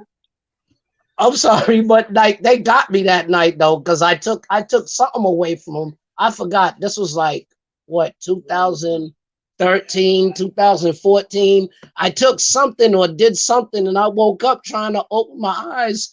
Little motherfuckers glue my eyes closed, nigga. I'm thinking I'm blind. Like, yo, I know my eyes are open, but why the lids ain't moving? And it took me a while. I bugged out, and then I washed my eyes out, and I could open them again. But yeah, man, those are hell demons, so I can't watch them no more. And you definitely better be back by your right time. If you're at 10 o'clock, you better be there by 10:05 or I'm leaving. Like the hell spawns, I can't, you'll be amazed at how bad they are. Not even black, white, or Spanish. I'm scared to watch a white kid, real talk, because I'm watching all black kids, so I'm scared how I will do watching a white person's kid, because the way they talk to their parents and all that. Oh, yeah, babysitting's a lot. So as long as you got good kids, I'll babysit all day. I swear to God, I don't watch kids all night for $40. I'll let you go to the hotel. You just have me some weed, my nice 20 of weed, my $10 worth of beer, and give me $20, $30. I'll let you go all night. But now if you got hell spawns, nah, you got to throw me that 3.5 with $100. Like, you got to do your thing about how bad the kids are. And believe me, I'm black. Watching black kids, I done been through so many things. So yeah, I don't know. It's all different though. It's all about what you decide to deal with. But yeah, if you got hell spawns, that price definitely go up. Yeah, I feel you on that. But I got a rule that if I can't treat your kids like mine, then I can't watch them. I can't. Yeah. You usually don't have to do the most with kids once you let them know that you ain't gonna play with them. You hit them with the I ain't your mom, I ain't your dad. So you do that stuff with them. You ain't gonna do that with me. They usually be good. It's all about you gotta make them believe you'll do it. You can sit up there and say to a kid, you'll do it, and they'll keep doing whatever until you do it. Oh, shit's aggravating sometimes. Yeah. I mean, that's how it works though. Because I realized that for the most part, it's not really a lot of bad kids. It's mostly bad parents or bad influences. So with that being said, you just gotta let them know that, hey, I'm not one of them. I'm not them. I'm something different. So once the kid is influenced, they become bad. And then, oh man, if that particular mother continues to reproduce and they have different fathers or whatever the case, hey, them kids just feed off one another. You know what I'm saying? They feed like the underground motherfucking Tasmanian freaking sewer demons, like D. Hodges was talking about. The motherfuckers, they just learn bad habits. Not all of them. There's some bad kids, man. I done been there. I done been in a store where I had some all whites, just a little bit all white shoes on, man. They was some damn they happened to be some Supremes too. And this kid walked his ass over there and stepped on the toe of my foot, man. His mom was like 15 feet away. And I got down. I'm thinking to myself, man, I ought to send this motherfucker down. I ought to bowl this motherfucker down to his mom. But not over some shoes, though. You know what I'm saying? So I said, yeah, he stepped on my shoes. And of course, me coming from the South, I know she was gonna do. She was gonna beat his ass. But I said he stepped on my shoes. I don't know if it was intentional. Not it's no big deal, but you know, she said I talked to him about that, and she just told him, "Hey, apologize to him for stepping on his shoes." See, when I grew up, a motherfucker would have went over to my parent and said he stepped on my shoes. So I would have got that ass whooping. Wouldn't have been no option. And that's where it's changed for me because I look at shit like that. I look at how many motherfuckers use a tail on a kid that didn't do anything or did something small, minutely, very minor, but yet they want the motherfucker to get a whooping. And I think that's fucked up. You don't teach me anything except to resent.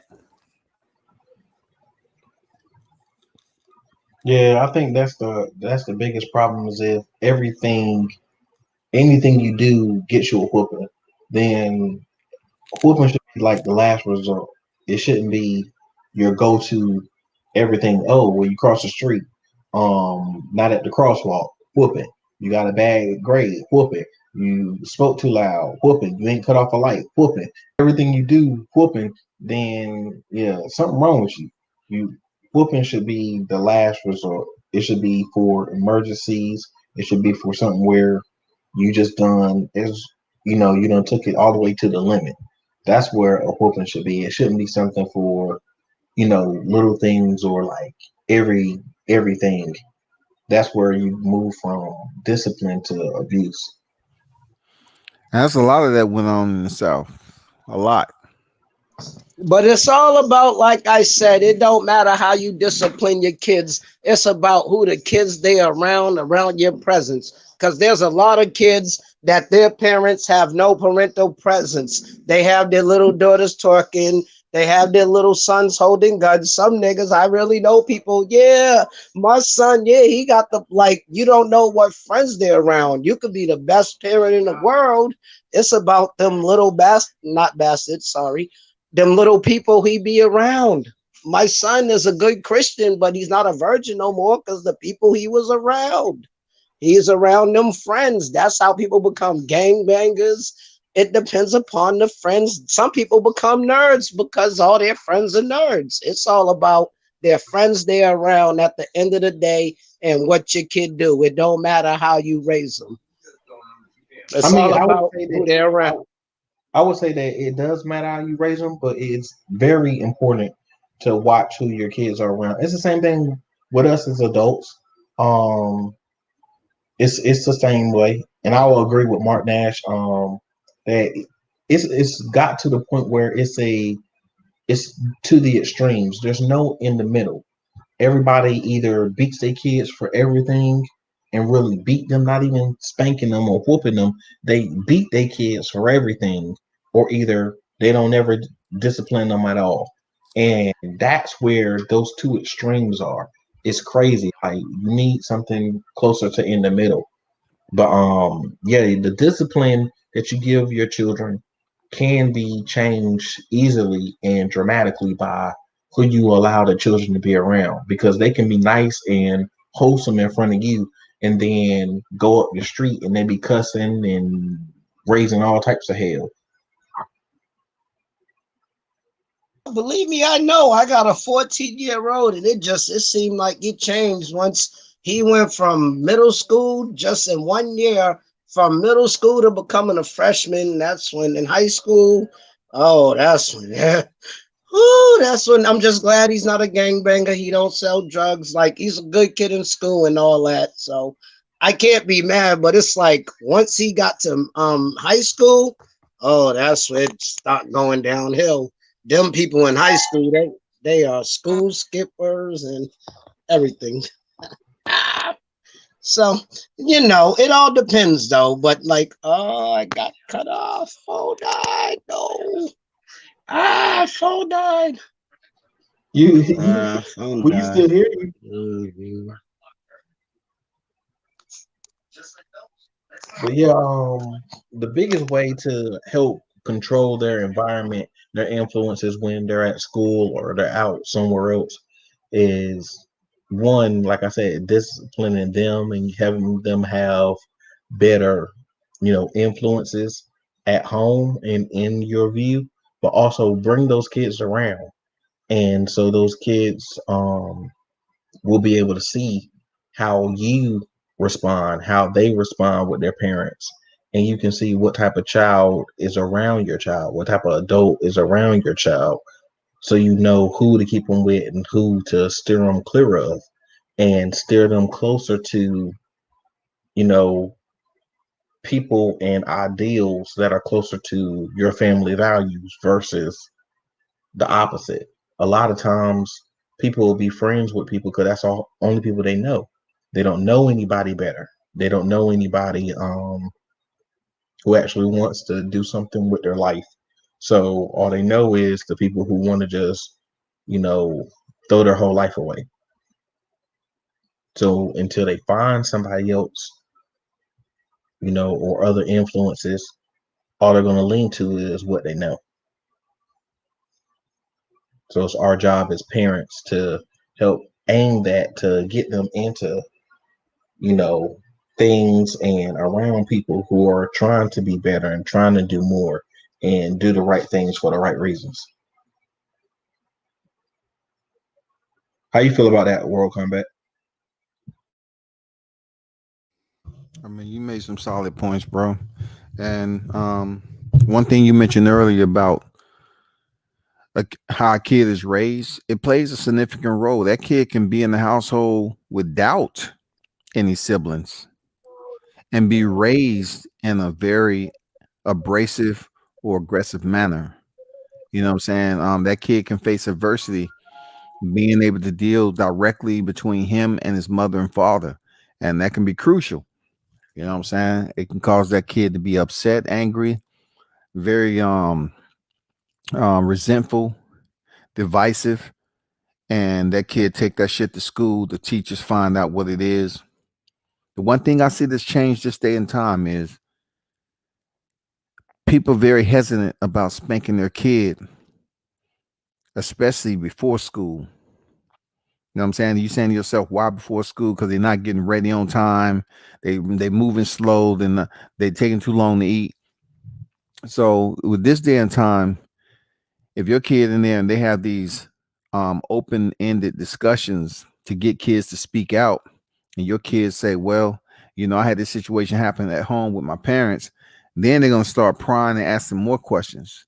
I had a situation with my kid a long time ago where he's light skinned.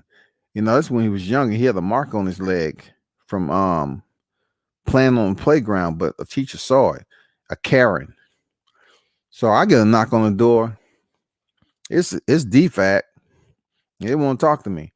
So at the time, I'm drinking a beer. I ain't gonna lie. You know, I just got in from riding. I'm freaking taking one back. She say, will you do me a favor, Mr. White, and put the beer away? And I say, hell no, I can't. This is my house. Okay, as long as you sit right there, okay, it's cool. We know there's a scar on your son's leg, blah, blah, blah. I said, it's not a scar, it's a bruise. He's light skinned. I saw it too when I picked him up from school. And he say he got it from the playground. You know what I'm saying? Oh, we just wanted to check on him because the teachers were concerned. And that's when I just told him. I said, hey, I told you it was from the playground. He told you it was from the playground. You trying to make it in something what it isn't. So my patience is thin right now. So what we gonna do? Are you gonna accept the fact what I told you that coincides with him? Because from what I understood, they had already questioned my son without me being there, without my consent or anything. You know? So I was like, y'all already did what you had to do. You ask him the questions, you got what you got. Don't come in here acting like you're gonna change the narrative and make it seem like it's worse than what it is. But I feel for the parents today because kids on social media and they just allowing social media to dictate what they should do. And I know it's probably been so many parents that are in trouble because their kids was just talking about it in the classroom and on social media. And it got back to the principal's office or whatever. And their parents end up having to stand tall, as we call it. You know, they had to come in and speak to the state and see what's going on. But believe me, man, you can absolutely raise a kid with no other siblings around in a fucked up way, and that kid take what they understand and have absorbed one-on-one with their parents, and they take that shit to school, man. And either one, they become an introvert, getting bullied, or they're gonna be the ones doing the bullying.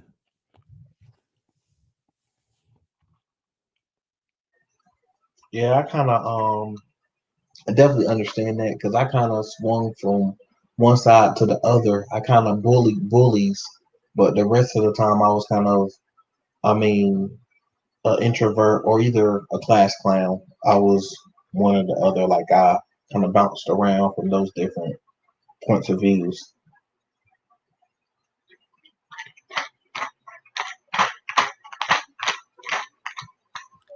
How many brothers and sisters you got, man?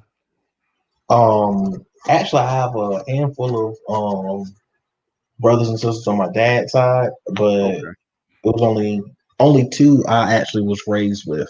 Okay. My oldest brother, he's from my dad. He would come and live with us from time to time, a couple times, but it was just me and my older brother. He lives in Las Vegas now.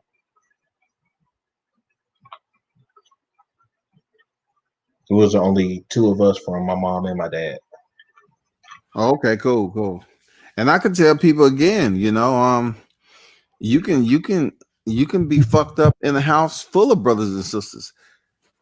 You know, I mean, it can be a very positive support system and bond, the cohesiveness amongst family. It can. I mean, it's according, you know, how much support the mom and dad have. Are they on the same sheet of music? Do they support one another wholeheartedly in the decision making with the kids? Is one weak link? If you tell one kid no, but that kid go through the mother and come back, it could be a problem.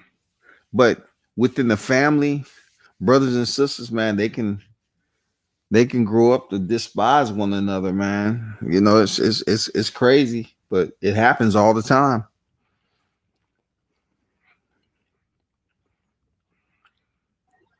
Yeah, that's definitely a big thing is when children despise each other or or played against each other, things of that nature. I always found out that in my personal life and observation, and even when I was studying it, whenever the mother and father are on the same page, if they're in the same household, if they're still in that same conjoined relationship or not, it always works better if they're on the same page. The children come out better. Everything else works out good when they're on the same page. They could even be in different households and have different mates themselves. But when the mother and the father work together as a unit and they're on the same page, it works out a lot better. And that's one thing I wish that, the Black families could, and families in general could learn to work together, in spite and despite any problems they have. Just work together so for the betterment of the whole family, especially with children.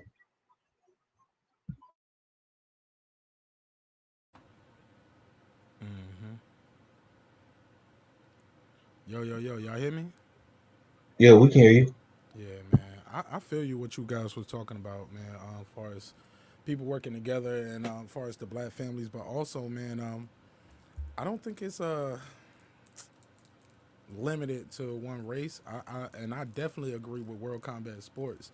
Abuse is real, man, and we be out here beating. I ain't gonna say we, but when I say we, I mean as a culture and as a people, like we beat the hell out the kids, man. I think that shit go back to slavery days and shit like that. Shout out to Mike Lewis, man. I think this somebody who is this the same Mike Lewis that came over from your channel?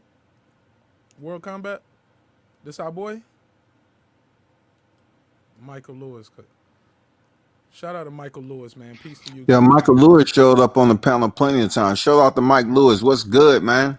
Is this the same Michael Lewis from your show, right? Cali? Yeah. OG, right? Yeah, Mike. Yeah. Mike, click the link, man. Pull up on us, man.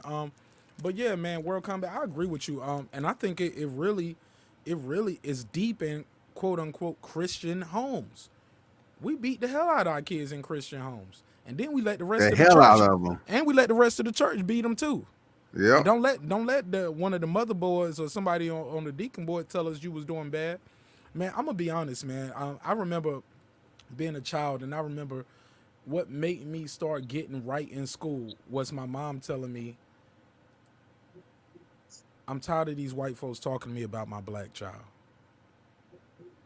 I'm tired of these white folks talking to me about my black child. You better get your shit together. I'm gonna start coming to school looking like her. And she'll point to somebody else's mama who came to school, and my mama would make sure her hair and makeup was done. She would dress nice, you know what I'm saying? She would come, we would come to school looking the part. But we'll see people come in there in nightgowns and pink furry flip-flops, and just like, and we'd be sitting there waiting to talk to the principal. She'll even make me laugh then. She was like, keep fucking up in school. I'm gonna come in here looking like this. I'm embarrassed the hell out your ass. Just like you embarrassing me. I didn't take it that serious, but one day, like I said, she actually cried and said, I'm tired of these white folks talking to me about my black child. What is going on with you? What are you not connecting? And when she said it, at that point, things started connecting with me, what I was facing out here in my day-to-day life. Who is the, hey, look, real quick, that guy, Ellipse, I'm going to let you on, but I need to see your face on the camera one time real quick. I ain't going to put you on the screen, but I need to see you real quick. Unmute your camera, just so I know you ain't no troll, because you ain't never been on the show, bro. And if you don't want to do that, I'm sorry, we won't be able to bring you on. Just unmute your camera real quick. All right, there you go. You can mute your camera real quick, and I'm going to bring you back in. Mute your camera. All right. Peace, Kane. How you? None much. Peace, Nash. I just seen you was out here chatting it up. Yeah, and I ain't know that name right there, and I ain't see your logo. You know what I'm saying? Yeah, What up, yeah. though? Nah, man. Peace, man. That guy Eclipse. It's not Ellipse. Eclipse, my guy. We good though, man. What up, Nah, though? man. What's happening, everybody? I see you over there. You chopping it up about Today's viewer's choice. So we talking about anything the audience, the chat, the panel, anything y'all want to talk about is viewer's choice day. It's pretty much my day of week that I give appreciation to the fans. Sometimes we talk about subjects that they don't want to talk about. Sometimes we talk too short on things they want to talk about. So a day like Thursday, we let people call in and they can just get it off their chest. So it means a lot to me and the audience that you pulled up. How you feel? man, I'm good, man. I'm real good right now, man. I'm good. I'm just fucking lounging. You got that dope ass blue light over there. Let me cut my camera on. Hold on. This nigga trying to stun on me with his camera. Look at you, nigga. I see. Hey, man, I'm just crimped up with the light over there. God. Hey, man, I'm just lounging back. Man. I'm actually just on my Insomniac right now. You know what I'm saying? I should be in bed, but you know what I'm saying? I said, and so I started going through the YouTube, and I said, oh, man, yo, Nash is on. You know what? I ain't tapped in on his rap battles or nothing. That's tomorrow. Hold up, that's tomorrow. But today's viewer's choice. Like, you got a verse for us? You got a little 8-bar? You want to get off on us? Okay. All right. Hold on. All right. Oh shit. Hold on. Hey, let's get it. Let me get my popcorn.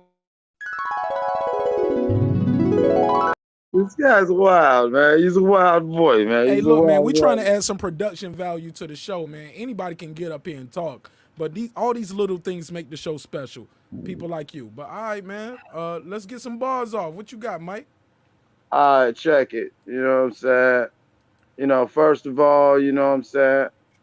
I want to start this one, just letting it know that, even when it's darkest, the sun will still shine like it's noon. I want to say rest in peace to OG Tiny. He's now in the upper room with Big Spoon. I was getting excited to see that next Friday. It's Thor's Day, so I'm going to swing the hammer my way. Jack Henry, son of John. I do my damn thing. You know how the Don goes. I ain't even trying to flip and spit no flows. I just talk to my guys. Me and my kin folks, you know, we ride. 3:30, we was born to grind. They see me smoking, they be like, he just coming out of his neck because he high. Nah, I stay focused and I stay in flight. I can keep both eyes closed because my third eye is the one that guides my sight. I don't even judge people by the color of their skin. I look for the aura. Cats don't know what's going on. I'm the original. There will be no plural. I'm that damn thorough with it.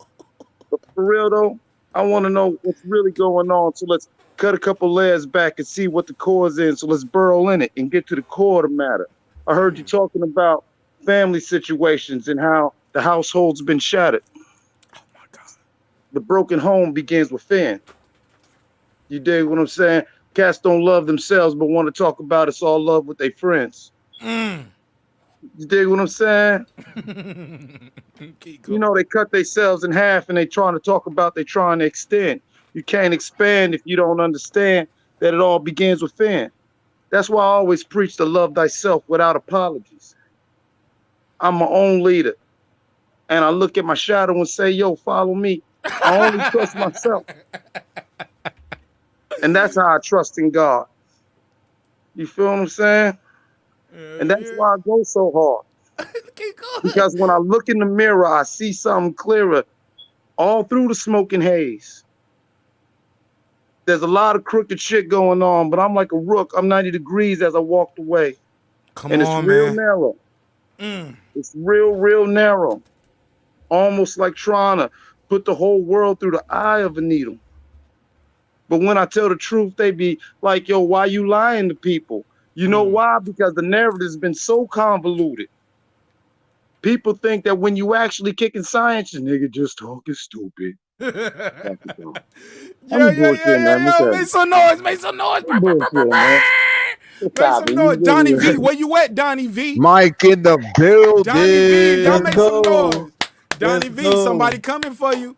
Some wagwan, Jalen Thompson. I couldn't expect peace, anything less than fire like that from Mike, man. Man, I'm just, man, look, man, it ain't even about rap, man. You know, it's all about the word, man.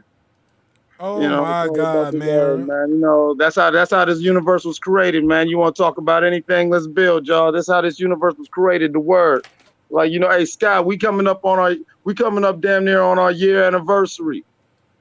You know what I'm saying? I first tapped in with my man with World Combat Sports because it was like November. So it's already been a year because it was like November because we was already building when the Deontay Wilder fight happened. Remember? Yeah. You know what I'm saying? We was already building, and you know what I'm saying? And people was talking crazy because in the Wilder fight, and that's when me and you really tapped in because we was trying to explain to these dudes that something was wrong. Something didn't look right. It was, you know, we knew that. I don't care if he got whooped or if he got drugged. I don't care what something was wrong. And so it's real slick. It's real slick. You know, the solstice on the way, man. I want to say peace to everybody in the chat and peace to y'all brothers. Man, you ain't got to dip, man. Mike, we about to smoke one. No, I'm not leaving. I'm not leaving. Oh, you were just passing the mic. I'm sorry. I just don't want you to click the button because people are drop the mic literally and click that button. I'm like, God, all right, man, whatever. But yo, I just want to tell you, that was a dope ass freestyle. Like at first, like I thought you was talking, then I realized, oh no, he gonna give me that I'm gonna talk to you type flow, like you live at the concert, hitting it in between. Like I loved it, and I appreciate it. Definitely pull up tomorrow, man. When the whole show all day, all we want is verses. So, but shit, like how you did a verse. Like I tell people, if you got a verse, I'm gonna give you a verse. If I ain't got one to give you off top, I'll freestyle one. But yeah, we'll trade verses all day tomorrow.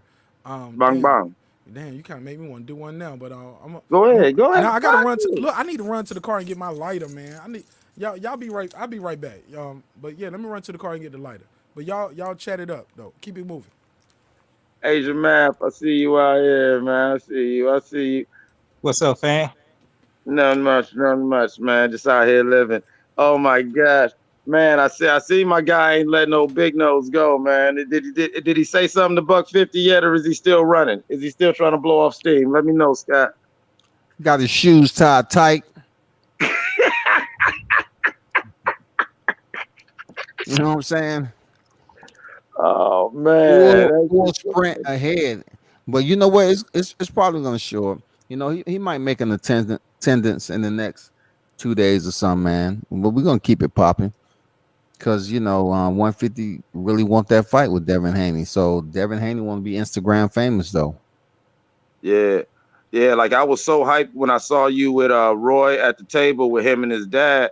You know what I'm saying? It was ill that you was with Roy, but like, you know me, like I really pay attention to shit. And so that was somebody that I seen, just YouTube's where I'm like, oh, look who's that at the table with him. And then like 2 days later, you and his dad in the live, him and his dad in the live stream. I was like, oh man, I was like, the kid, it's about time for that kid to get something because I saw this one fight with this tall white kid, and now I was just loving the way he made that kid quit from body blows. I was just loving it because the kid was tall and long too.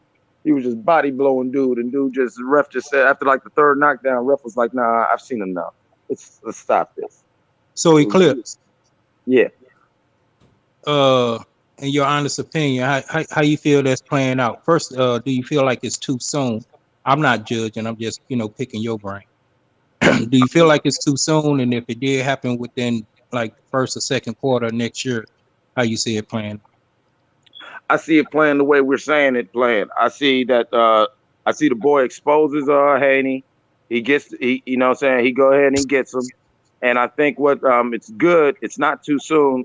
I'm old enough to remember the days when once you start getting like 12 and 14 and 0, you was actually doing something. And I really felt what Scott was saying about these dudes padding their stats. And I ain't mad at Floyd. We ain't gonna keep talking Floyd, but everybody can't beat Floyd. And it kind of ruined the game that everyone's trying to emulate that and trying to cherry pick what they're doing.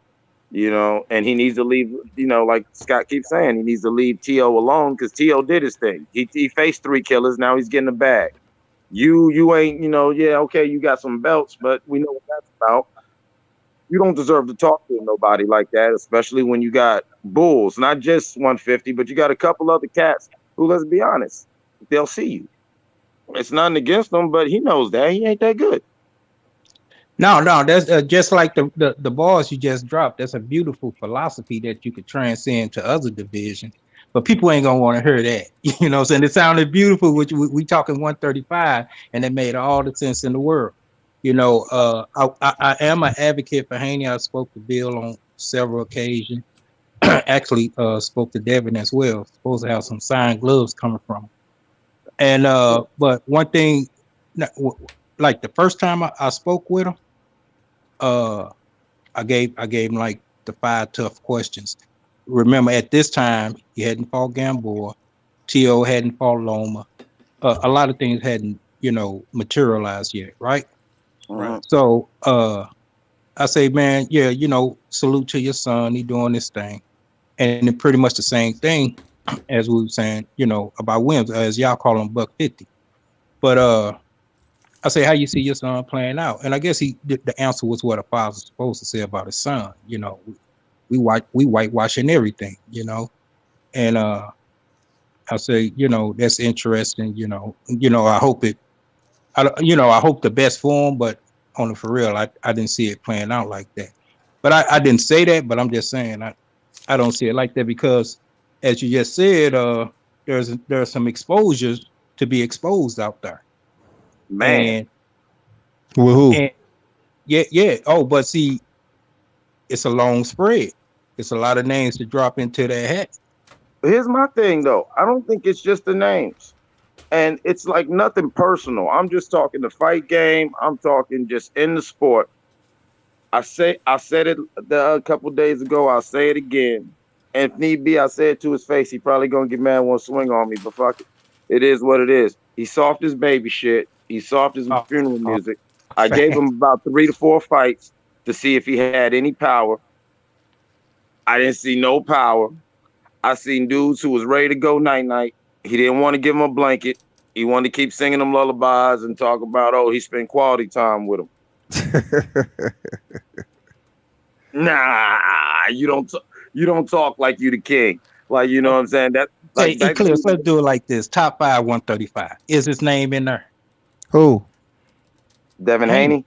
Yeah. Devin Haney name is maybe top 5 probably lightweight. 6. Top 5 lightweight. Yeah. maybe Hey, 5. Chakey, what up, man? I'm sorry, real quick. I'm sorry, y'all. I'm gonna let y'all get into it. I just want to say what's up to Mike Huey. His wife Taylor was definitely helped keeping the show cooking earlier. And he said he's gonna jump on tomorrow. Jalen Fari, let me see your face just a little bit. Bring it down just a little bit. I'm gonna keep you on the stream. You can show your face if you don't, but I just need to see your face to verify you're a real person. All right, you live. Jalen Fari, hey man, Jalen Fari, first time caller, first time listener. Just turn the YouTube down. There you go. Turn the YouTube down in the background. Nabule. Nah, bro, I ain't Haitian. I'm Jamaican, bro. Oh yeah, somebody said Sapase. I thought that was you. Oh yeah. My boy Sapase. Oh yeah, that's a little same way though. All right, no disrespect, no disrespect at all. Yeah, man. Yo, man, I fuck with Jamaica heavy, man. I be out in Montego Bay when I go to the island. Be on Montego Bay. Yeah, I stay at Secrets. You heard of Secrets? That's where the tourists go still. Yeah, man, but that's a good look. Tourists be everywhere, but Secrets is nice. Come on, man. You know we spin in the bag when we go to Secrets. Oh man. But I think next time we go we be out there at Pier 1. Be out there at Pier 1 turning up. You got a temple places in like Kingston, bro. St. Andrew. Like I go Ocho Rios. Man, I don't really go Montego Bay that much, bro. Honestly, I've been that there. Drive though, bro. That drive is like a tool. It's like the Ocho Rios or Kingston, man. That's like a bro, day it's like trip, 5 though. hours. Yeah. Look, man, I'm only in Jamaica for like 4 days, 5 nights or some shit like that, or 5 days, 4 nights. I ain't got time to spend a whole day somewhere else like that, man. I'm trying to. It's so much in all those other places that I ain't never been, you know. That's what's up. I live over here. I respect it. I respect the country, and I respect you guys. I still keep in touch with like the drive. I use the same driver when I go down. I holler at the same weed man. Like I stay at the same. Like I'm one of those people. I'm a creature of habit to a fault. But thank you again it makes for sense. You tuning can't in. be trusting everybody. They'll tell you some crazy prices. Come on, bro. They'll send you on a dummy mission. So I make sure. Word to hear the accident. We're gonna sell you all at 8 for 100.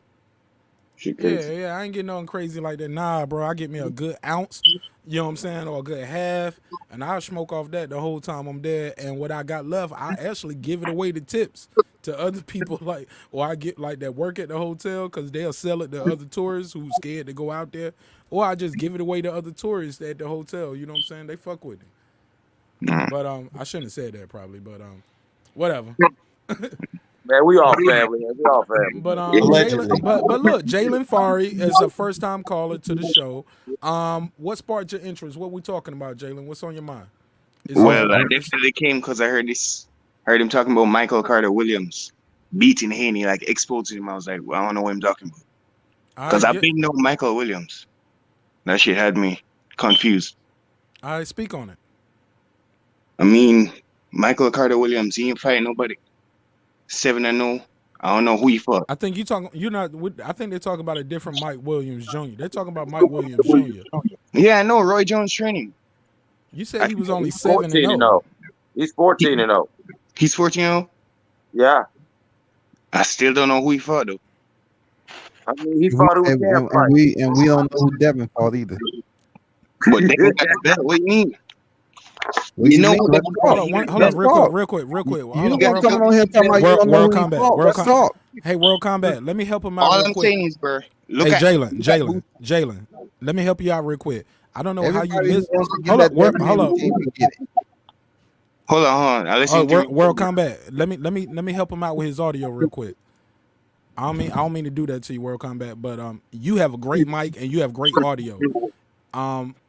Jalen, how are you listening to the show? Do you have it on headphones? Do you have it on speakerphone? Speakerphone. Okay, click on that link right there. Well, not the link, but click right there where you see camera/mic, and make sure StreamYard knows you're listening to audio. Oh my God, the man himself. Oh shit. Oh shit. This senior, Oh, baby. shit. This senior though. Senior in here though. Hold on. Everybody mute your mic. Hey yo, What up? say No.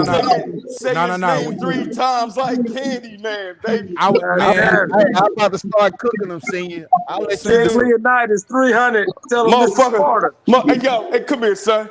Motherfucker, look. calling you Michael Hell Carter, yeah. nigga.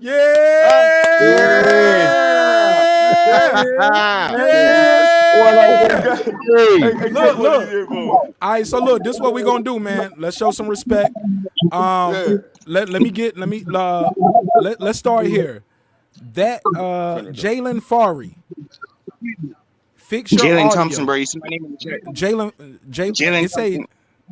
It say Jalen Fari on the screen. I'm sorry, brother.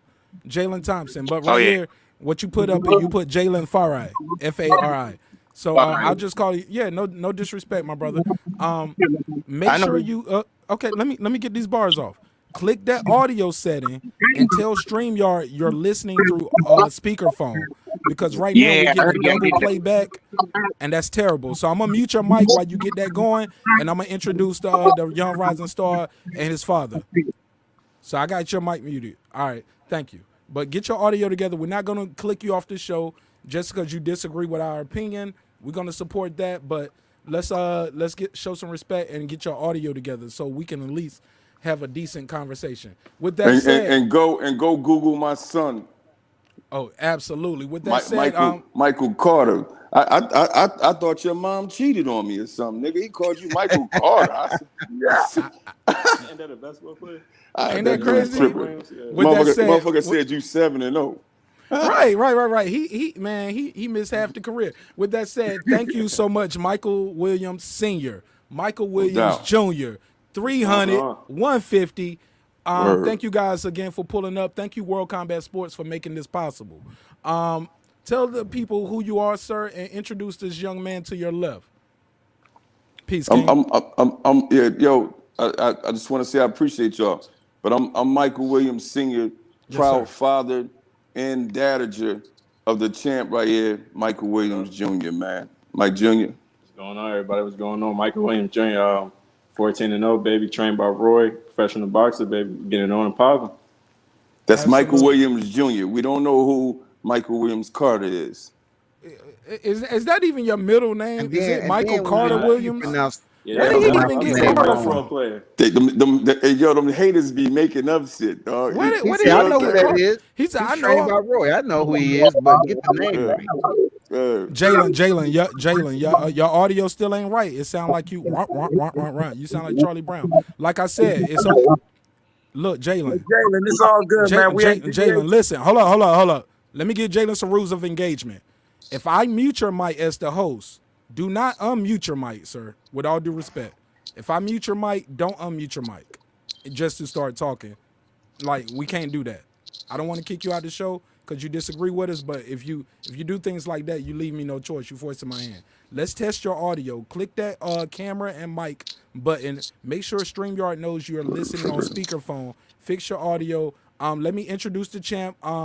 Get a couple questions in, and we're gonna bring you right back in, and you can voice your disagreements and your grievance. But we got to make sure your audio sounds right because we got to have a good listening experience.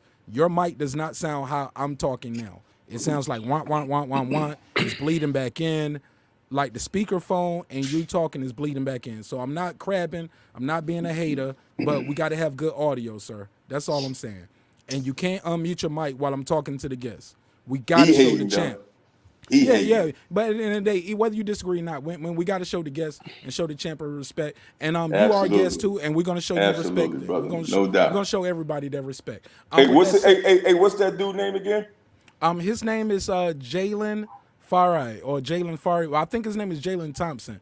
But go ahead, champ. How you guys feeling, man? What up, Jalen Rodriguez Thompson? Nah, don't do him like that, sir. Come on, man. look, he a new time caller. You guys are all new to the show. I ain't gonna beat him up because sometimes he don't know.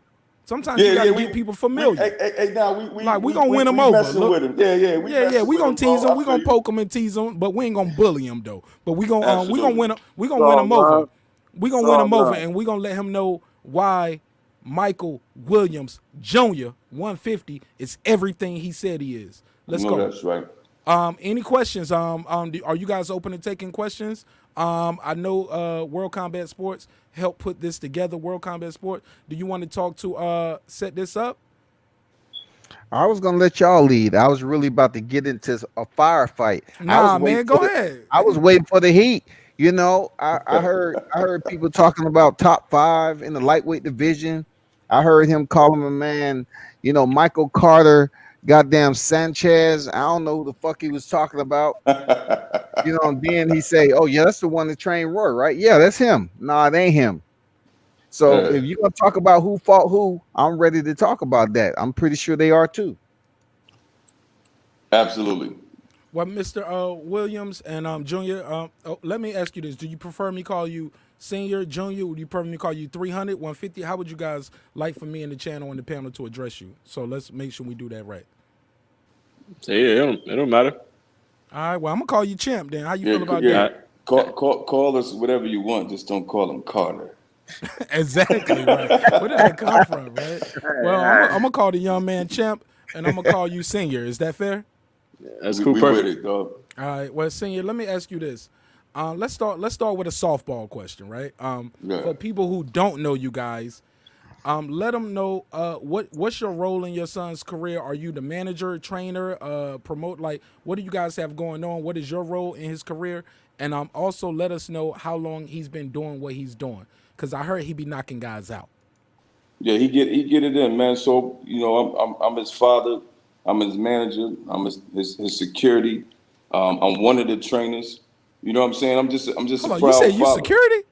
Oh man, I see. Bro, I do it. When I'm talking about real security, I'm gonna lay him out. Like you gonna catch the body and the charge, right? Ask Scotty. I'm talking about real security. We train and everything over here, dog. You know what I mean? Yeah. I like that. I'm a proud father, man. That's all. Mike Jr. been boxing since he was 8, turning 9 years old, bro. Over half his life. Pretty much, whole life, yep. So before you kissed your first girl, you was punching people in the face. That's word. That's how it was. I had time for girls. I was in the gym. Mike, let me ask you something, man. Like with all the sports that are out here, especially in America, like boxing is something different still to this day, right? To this day, right? Like it takes a special person, takes a special individual, and I say individual not lightly because it is a very individual sport. Your dad loves you, supports you. I can get up here on YouTube all day and tell everybody how great you are, but at the end of the day, you're the only one that got to do what? Put them gloves on, right? Exactly. Yep. So why boxing? Let me ask you that. Let me get a little of your psyche. What's your sign for the ladies out there? The ladies who are looking at you, like, what's your sign? The girls want to know that. I'm a Taurus. You're a Taurus. I don't like Taurus all the time. Like, my wife's a Taurus. My wife's a Taurus. God, y'all some bullies. But all right, I'll take it. But let me ask you this. Why boxing? Why not basketball, football, wrestling, track? Like, America's full of so many sports. Why did Mike Williams Jr., 150, say, I'm going to knock niggas out? I'm going to fuck them up, like Dad said. Dad said, I'm going to fuck them up. It was crazy because it's not so good. When we was in New Jersey, my pops, he wanted me to box, and I did not want to do it, man.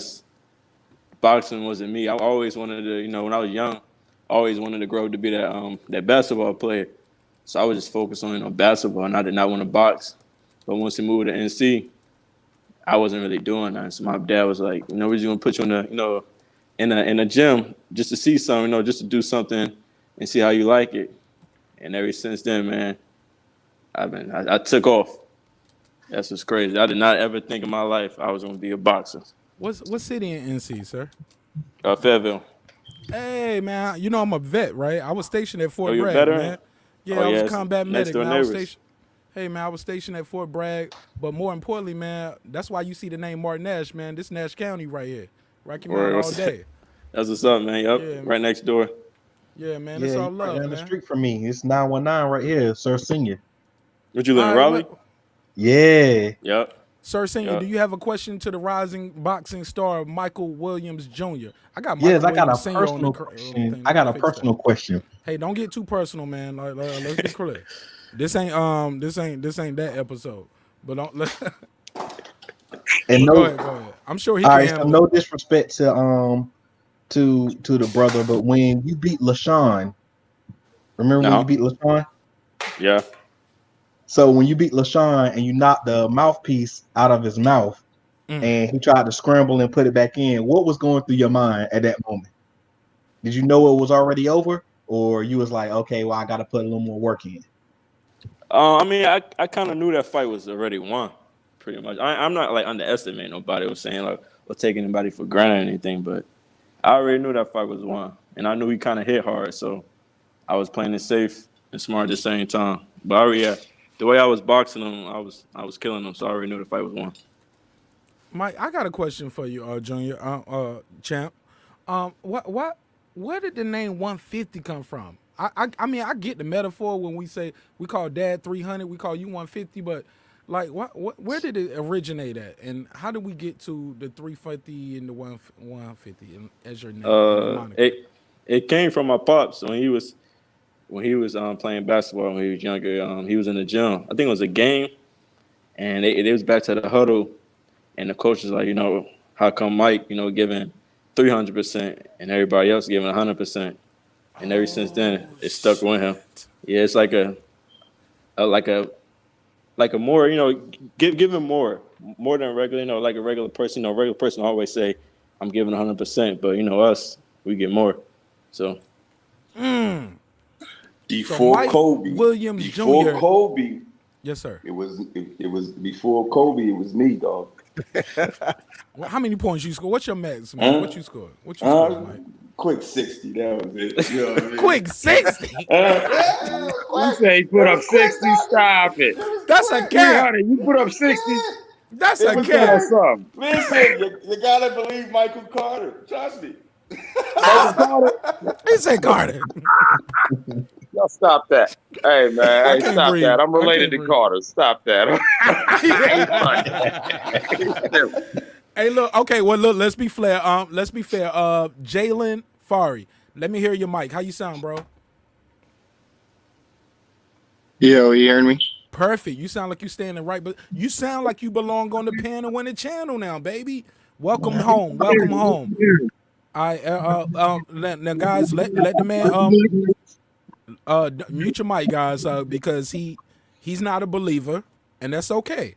But let him speak his piece. Which one is he? He's the brother right above you and right below me. He's right in the middle. Matter of fact, let me move him at the top. I should be in the middle like the Brady Bunch, right? Jalen Fari, I'm gonna give you the floor. Go ahead. Yeah, bro. All right. First off, I don't know why anyone's saying I'm a hater. I literally say he's nice in the chat. I just say I got Haney beating him. All I'm saying is, bro, you ain't find nobody with a winning record. So just build your name up. Look at Boots. Boots ain't signed with nobody, but he's fighting on TV. The reason why I'm fighting on TV because I'm signing this to one-off deals. All you have to do is that three fights, 4 fights, and then you go get your name up. You can maybe fight Haney. I still gonna have Haney beating you until I see you beat somebody though with a winning record, Mike, But before you for reply, Mike, hold on, Mike, senior. From the eye test, you're nice, bro. I got you over most of these guys. I even thought you fought at welterweight because from the multimedia highlights on YouTube, I remember seeing you as prospect, one of the prospects of the year. I watch your highlights. I even showed my friends your highlights, bro, with you knocking the dude out and doing the dance after. I ain't no hater, bro. I just don't see if I nobody with a winning record. So obviously I'm a lean with the person, I see fighting better competition. All right. Well, let me ask you this, Jalen. Can you stay with us and Jalen, stay with us and let the champion and his father reply. Go ahead, Mike Senior. Hey, so respect to you, brother, and I appreciate you supporting my son. So here's the thing, because I see you just dropped a little knowledge of how you think boxing works. So we're gonna stick with the whole Devin situation, right? So let's look at Devin Haney's box rec, right? Everybody that Devin has fought, my son can beat all of them, bro. But here's what you don't know about boxing. We're independent. We don't have a lot of money, and we can't afford to pay those guys like Devin and the bigger promoters. That's how boxing works, bro. We can't afford to get in the top 10 and to fight the ranked fighters, dog. That's something that you don't know. So I appreciate you, bro. If I had the money, look, put like this. This is explain it to him, Mike. Senior, explain it to them, like, because I know you said it and you just said it, and I've heard you say it several times, but people don't understand what that means when you say hey, we're an independent company. Like, we are, like, boxing is not like it's every man for itself almost. You got a check for me, I'll fight you. Or, hey, I got a check for you because I think I can beat you, type of thing too. So and that's why Mike Williams Jr. might not be getting some of those fights because of his height, his skill set. Explain that to him, like how you have to pay these guys to get in the ring to you. It's not your fault that you're not getting those fights, right?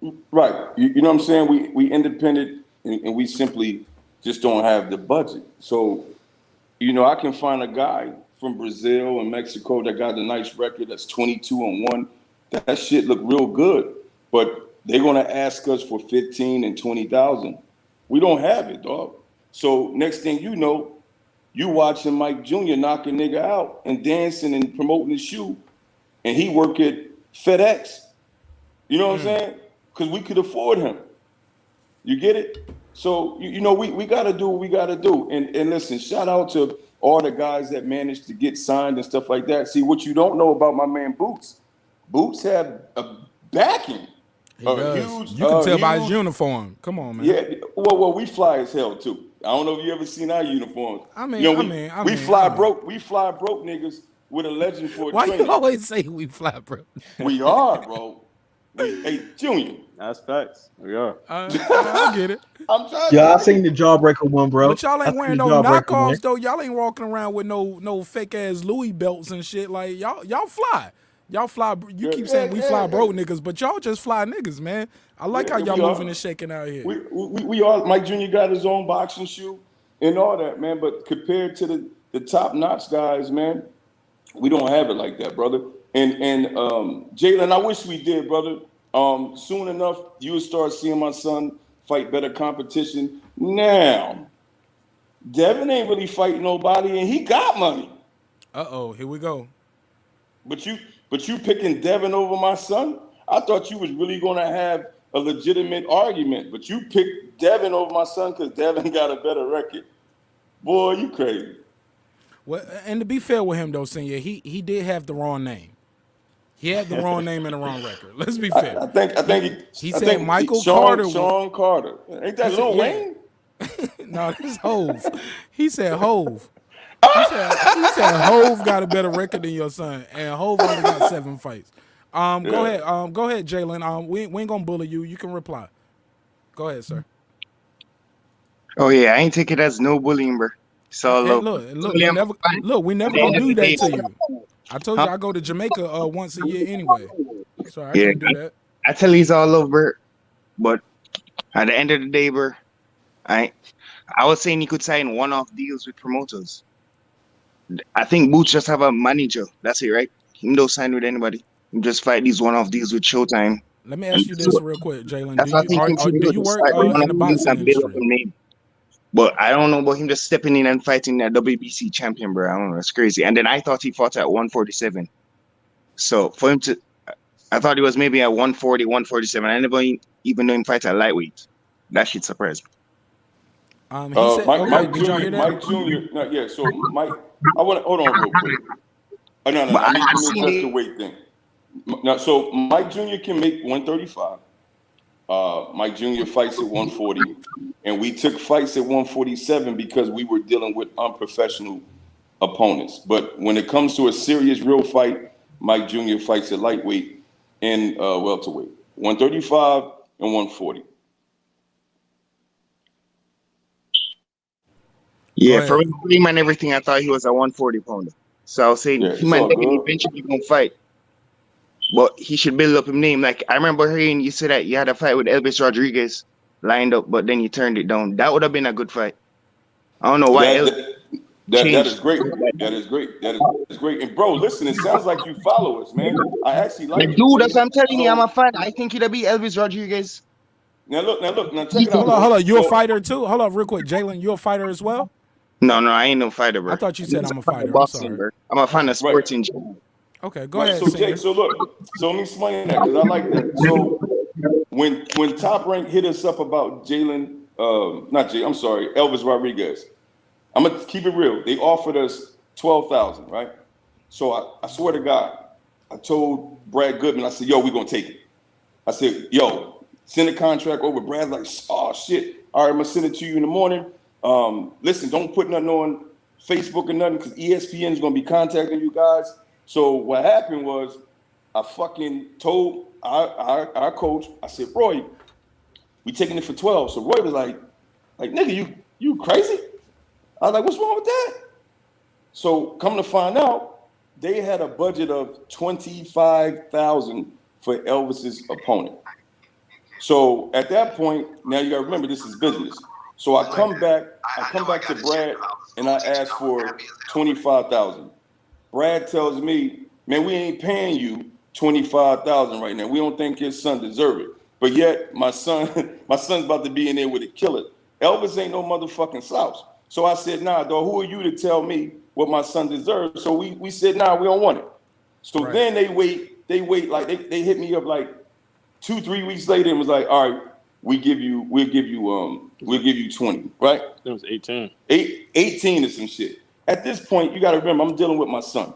He's a fighter. Fighters are emotional. You can't go back and forth with them. At this point, my son's mind ain't in it for Elvis. So I got to respect that. But you the manager though, right? We went ahead and left it alone. So that fight will be there. You know what I'm saying? And we'll probably get more money.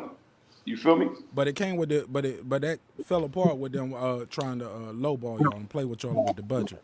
They should have just said 20, 18, 20, 25 off gate, and they would have had us, and y'all would have seen a great ass fight. Because at the end of the day, Jalen, you did it again, Jalen. That's the second time.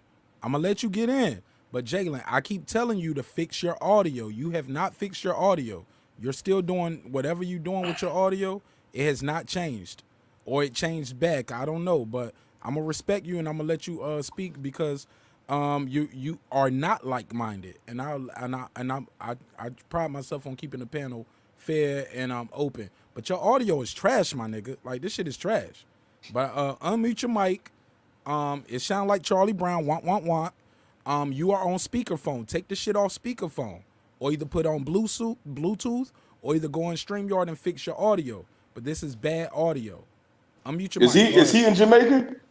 Man, this motherfucker probably right somewhere here in Atlanta with me, man. But, I don't even know if he really Jamaican, man. I don't know this guy, man. No disrespect to him. This is his first time calling. But I just know I keep telling him to fix his audio, and I did give him the precursor saying, hey, if I mute.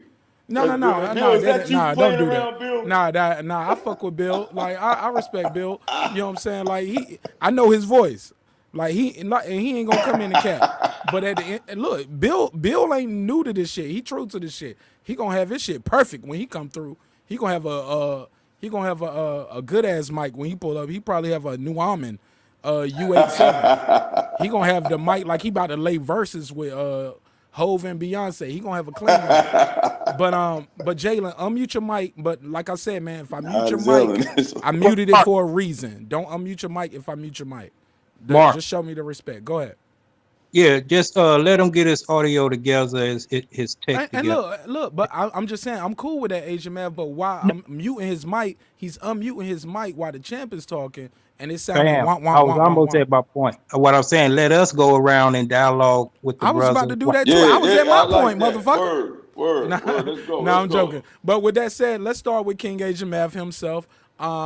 He's definitely a friend of the show. He's a unofficial co-host, but I want to call him an official co-host. Same with Sir Senior and World Combat Sports. I love you guys. You guys make this show easy for me to do Monday through Friday. And I appreciate you guys. Let's go around, ask some questions to the young rising star, Michael Williams Jr., 150. Okay. Hey, that's what's up. First and foremost, I'd like to say it's an honor and a pleasure. Salute to you, King, both of y'all. Yes, sir. Thank you, man. And yeah. And it's beginning to be some compelling talk.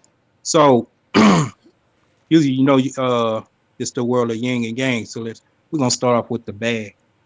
And I'm not coming from a judgmental. Let's start with some love. Hello, Asian man. Let's start with some love. Let's congratulate this man and his father first and foremost for coming on the show, and first and foremost asking for the Devin Haney fight. It ain't too many people calling out Devin Haney, so let's start there. Let's start with love and respect.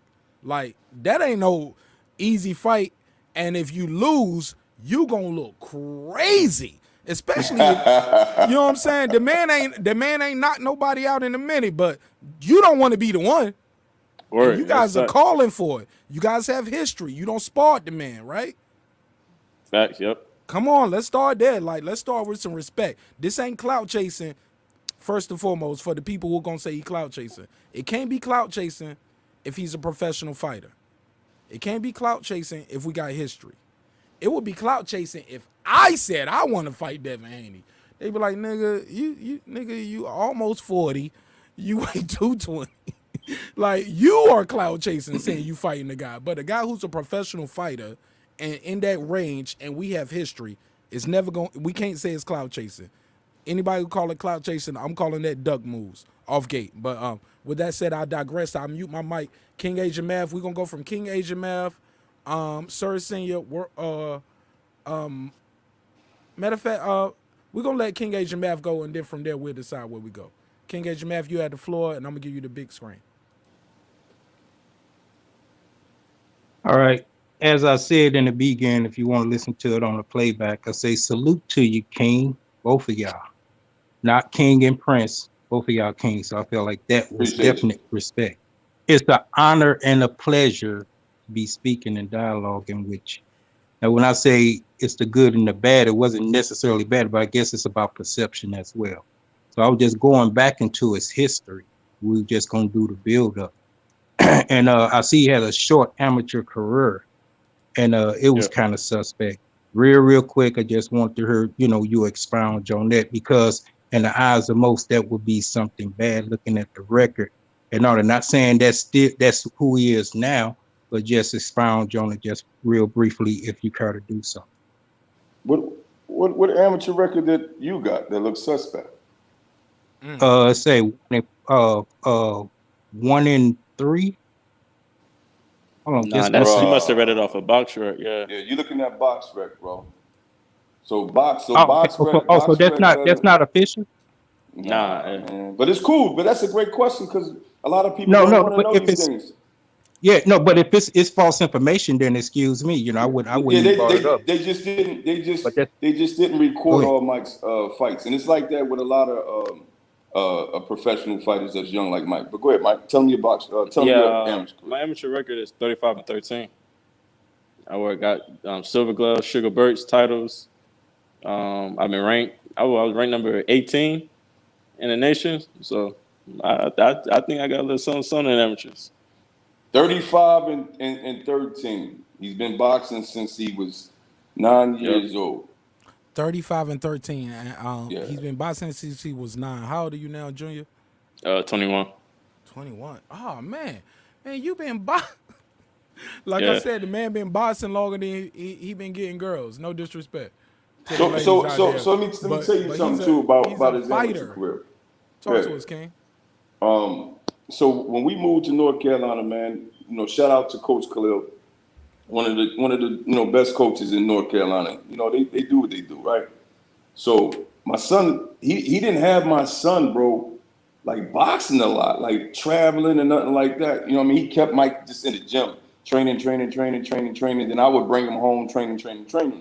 So it wasn't until Mike was about 14 where I said, yo, fuck this. I'm like, yo, we got to start going to these nationals. We got to start rocking with these Sugar Birds. We got to get out here and get it. And that's how it was. So he's been doing it a while. but we were still behind on just amateur fights. But he was always training and working on his skills, man. And then we ended up 35 and 13. You know what I'm saying? So it is what it is. But I appreciate that question. Let me ask you this. I'm gonna interject a question here, if I may. I'm gonna ask this to senior. I'm gonna ask this to the champ first, but I would also like the father / manager because as a father with a guy this young, right? You are at some point you are playing coach, you are a trainer, right? Mm-hmm. It's almost hard to escape it, right? You gotta play the duality roles. So let me ask you this: what did you guys learn from those 13 losses? Because you guys aren't out here like some guys saying, "Hey, we was robbed every time." You know what I'm saying? Or like, "Hey, no, we didn't work the jab this much," or "Hey, we should have worked the body," or "Hey, the judges like this." Like you learn things from the judges too. Certain judges like aggressive fighters. Certain judges like stick and move. So you're learning the game. Like you're literally learning on the job. So what did you guys learn from that? You said 33 and 13? 35.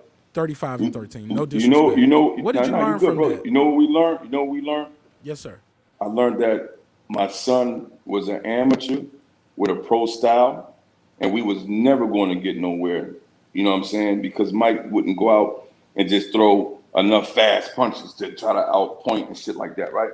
So we learned that, right? We learned that. Then we learned that amateur boxing is just a hustle. Like if you ain't in the Goody Boy Club or you ain't close to somebody, dog, that shit's so political and so rigged to fuck up. I'm telling you, dog. So we was like, man, we getting the fuck out of here. We wasting our money. We coming to the nationals. You know what I mean? We fighting dudes. We're winning. And then they raising up in the blue corner, Javier Rodriguez. We like, God damn. And then we look, Javier Rodriguez got all his fucking family as the judges and I'm like, shit, we ain't getting nowhere with this, man. You know what I'm saying? And I'm gonna tell y'all some real shit. Mike's final amateur, his last year, Wally Moses and Shakur Stevenson worked my son's corner. And Wally was whispering to me, he said, "Yo, I'm gonna show you something." So I was like, what you gonna show me? He said, "Why is this?"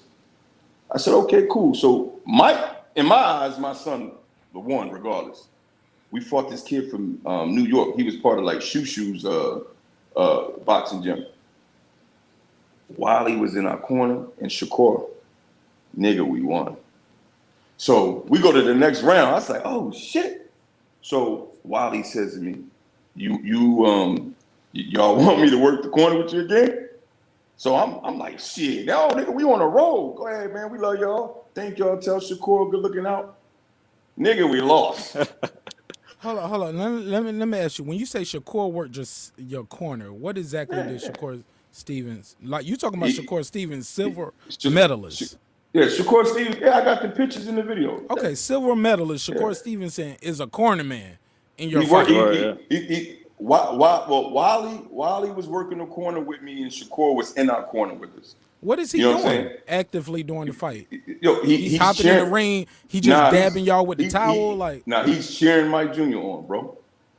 Like he's literally in your corner. That's what you mean. Yeah, he was sitting down with us. He's supporting you. Like I came in with we fuck with them, hey, man. Yeah, okay. Hey, Jersey boys. I'm just trying to get some clarity, like for the audience who might be listening. But what I'm trying to say is, yes, sir. When Wally told me without telling me, when I got the big head and thought, shit, this is the year. He wasn't in our corner, bro, and I felt like we won, but we lost. And he was just like, you know, pretty much y'all should have just kept me in there. You know what I'm saying? So that shit's political, bro. Wow. So we don't got time for that shit. So, and shout out to all the kids that bust their ass and the amateurs that's actually in that club and they winning and they at the training camps and all that. But you know what, man? God is great, man. By my son going pro at 18 years old, dog, that was the best thing we ever did, dog. So you understand why I was saying the bad when we bring up the amateurs, because those some pretty much bad and negative experiences that you went through as a amateur? Because I'm quite sure, and I know you just being brutally honest, you wouldn't be biased with your son. I'm quite sure his experience as an amateur, the record that's documented doesn't truly reflect his journey as an amateur. That is correct. And you know what else doesn't reflect how bad my son is? He a bad motherfucker. So when people look at his box record, we gonna get him, dog, because they gonna like they gonna be like, ah, he ain't fought nobody. And my son is very, very talented. You know what I mean? And I'm giving people the real side of boxing. Like I guarantee you don't hear other fathers and coaches talking like I'm talking. I'm telling y'all the truth. This shit is money. You know what I'm saying? These guys that's with the big promoters, I'm not hating. Shit, I wish we was there. But they shit is catered to them. You know what I mean? They shit is paid for and picked for them to win. You know what I mean? We don't got the budget, though. I tried to get some of those guys that the big dogs got. The motherfuckers said, nah, man, I want 15,000, I want 20,000. Because Top Rank and PBC paying that. We can't afford that. So I was like, all right, cool. We got to still stay active. So I go get a nigga that work in Toys R Us. You know what I'm saying? $2,000 and Junior fuck him up. That's what we supposed to do. Right. You feel me? Holler at me when my son losing to them niggas. And right, and that's my biggest thing too, Senior. And that's the debate I get at with guys all the time when they say, "Who has he fought?" I was like, okay, skip who has he fought. What did he do with who was put in front of him? Because if you don't supposed to be in there in front of me, I'm supposed to get you out of there. And that's what I see with this young man. If you don't supposed to be in there with him, he gets you out of there. Like you're not about to go the distance with him. He's not in there. And I like his humbleness, and he's meek. You know what I'm saying? He's respectful, and I see what y'all got popping right here. I see how y'all doing it, but I see he little by little though. He's still a young man, and this is a sport of self-promotion. Unfortunately, like a lot of times we got guys saying they go out there and talk a lot of junk, and talk shit all day, but they get stopped on cuts. A lot of scar tissue. They getting stopped. They getting knocked out. They can talk a good fight, but they ain't out there doing it. But then we have guys like you who are great fighters, but at the end of the day, you're not really like everything ain't milk for everybody. You know what I'm saying? Or sometimes you grow into it, and there's nothing wrong with that. But what I love the most about this dynamic of you guys is, Daddy gonna do it then. Fuck it. Daddy gonna talk that shit. He gonna hype the fight up. Like, yes, man. Do that shit. I appreciate you, bro. I appreciate man. I love that shit. And you got Roy Jones behind y'all, like in the like somebody who been there, done that. But also, more importantly, like you are the father. You spent the money for the first gloves, the first reps. You going to the hospital with him. You know what I'm saying? You waking him up in the morning. You feeding him. You making sure he's stay on his diet. Let me tell you something real quick. Sorry, Let me tell you something real quick. No, your shit is good because you killing it. All right, man, number one. I love y'all, man. I love y'all shit, man. We appreciate you, bro. Now we love you back. Fuck that. When a grown man tell you they love you, we love you back. We love you too. So what I'm saying is, right, Mike Jr. don't do a lot of talking, dog. He don't talk, bro. Like his shit is, hey, my son is like a long ass pit bull. I put him in the ring. That's who we getting. Go get him. All right. That's why I do the majority of the fucking talking. Now, Coach Roy don't like this shit at all. He doesn't like the calling out of Devin Haney. He don't like it. Roy don't like it because Roy like, yo, y'all got us out here looking like we desperate. You know what I'm saying? Nah, man, let's keep working. And then come up that way. And I respect Roy because we love Roy. You know what I'm saying? Because Roy ain't used to this father and son shit. The game has changed, but the game has changed too. Social media wasn't like Roy Jones. Or, no disrespect to the guard. You know what I'm saying? That's fact, I love Roy Jones like to this day. You know what I'm saying? But like this is part of marketing and promoting the fighter. Like you know what I'm saying? We gotta build the brand, we gotta build the name. Martin Ash, like, man, he only got 1,000 subscribers. So what? But he will push it. He's gonna support it. His 1,000, every person he knows that support the show, they're gonna tell 10 people. That shit helps, man. And I don't think there's nothing wrong with what you guys doing. You got to ask for the fight, because the people who would say I don't like that. What's the difference between Haney calling out Tio? Like, bro, Haney is on every YouTube channel asking for the Tio fight. What's the difference between you guys? I told you, bro. I was talking to Coach Roy today, because he was like, bro, y'all need to knock this shit the fuck off. For real, that's what he was saying. So I said, bro, I said, what if these motherfuckers fuck around and take it? So he got quiet. Then he's like, okay, then it's on and popping then, right? but he just don't like it, man. Roy, you gotta remember how Roy was with his father. His dad trained and was quiet. Roy did all the talking. So now Mike Jr. don't say shit. So Roy looking at me like, nigga, it ain't Mike, it's you. But I know my son. My son whispers in my ear, Dad, this nigga struggling with Gamboa. I'll fuck Devin up. So I'm like, you'll fuck him up. Well then nigga, let's get it popping. You feel me? It ain't nothing on, yo, when it comes to this boxing, and I'll say it over and over again, ain't no rules. They fucked the rules up when they let Conor McGregor fight Floyd Mayweather. Ain't no rules. So if we generate enough buzz, and all y'all keep doing what y'all doing, ride on motherfucking Bill's chin. He gotta respond. He gotta say something. We got to pause. Hold on, no disrespect, senior. We ain't gonna ride on no chin. Pause. Yeah, you don't. Hey, look. They've been waiting for me to do it. Senior, I had to do it. I'm sorry. No disrespect. On God, we ain't riding no man chin. But what we gonna do is this. It ain't nothing I can say. If I say I stay can't. on his Senior, ass, you know I had to look, man. Senior, I fuck with you, man. I fuck with World Combat. That's my G. That's my OG. Like, me and him done went out together and sat at a bar and had dinner together, man. Like, I respect that man. You know what I'm saying? This ain't no YouTube relationship with me and World Combat Sports. You know what I'm saying? Like, that is different. You know what I'm saying? And I respect. Yeah, word. Shout out to my brother Scotty. Yeah. Man, he here. He's still here. He just trusted me to do what I do, because he know I ain't gonna damage his relationships. But at the same time, I'm not gonna pander for an interview neither. I'm not, you know what I'm saying? At the same time, I'm gonna keep that same energy. And but like I said, same thing I talked to Mr. Haney about, the same questions I put in those chats. I ask people these same questions. When did you know your son was special? And I know it's a cliche question. You be like, when I saw the sonogram. Nah, man, fuck that. Nah, you know what I'm saying? That means your nut work.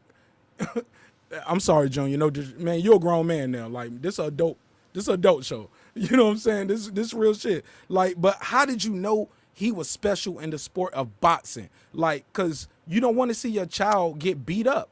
You know what I'm saying? I got a daughter, but I got a heavy bag upstairs. I got a gym upstairs. We got a treadmill and everything. I hit that bag, but I see my daughter excited seeing me hit the bag. So she'll go over and hit the little yoga ball with the little kid gloves.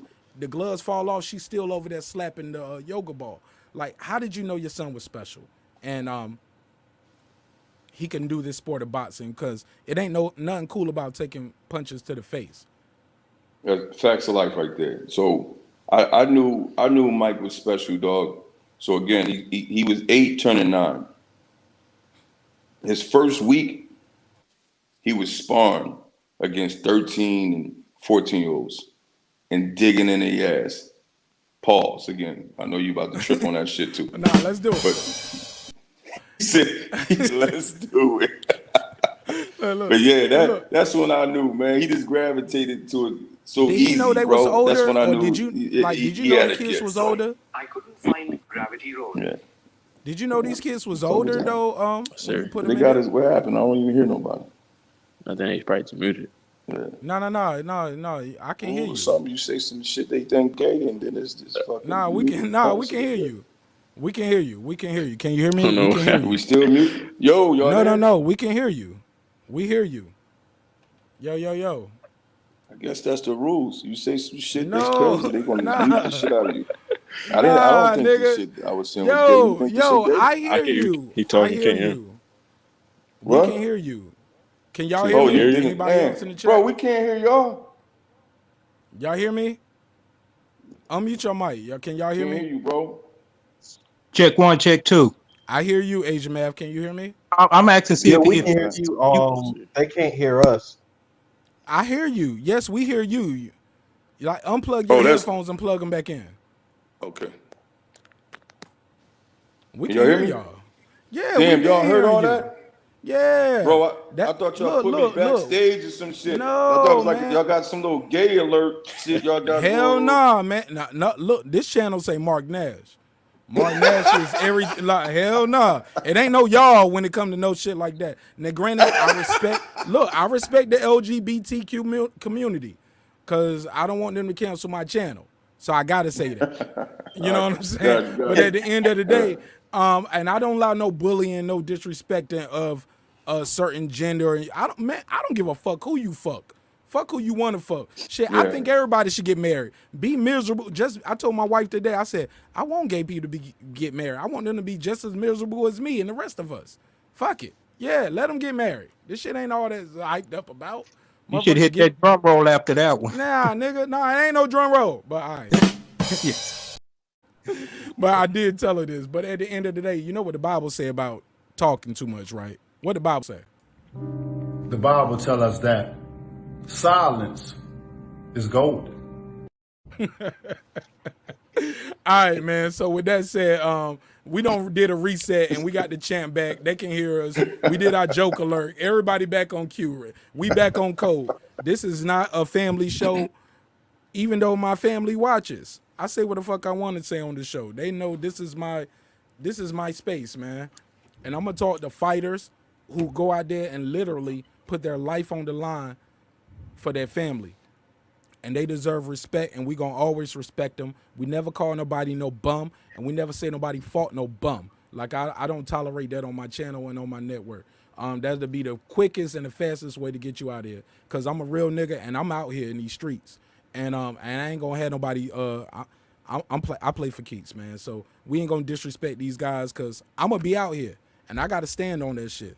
So I'm never gonna do that. If you're a real person, like, you're gonna meet these fighters, and I dare you to call this young man, 18 years old, say he fighting bums, cause him and all those quote unquote bums will wash your ass. They'll run the fucking pod in jail.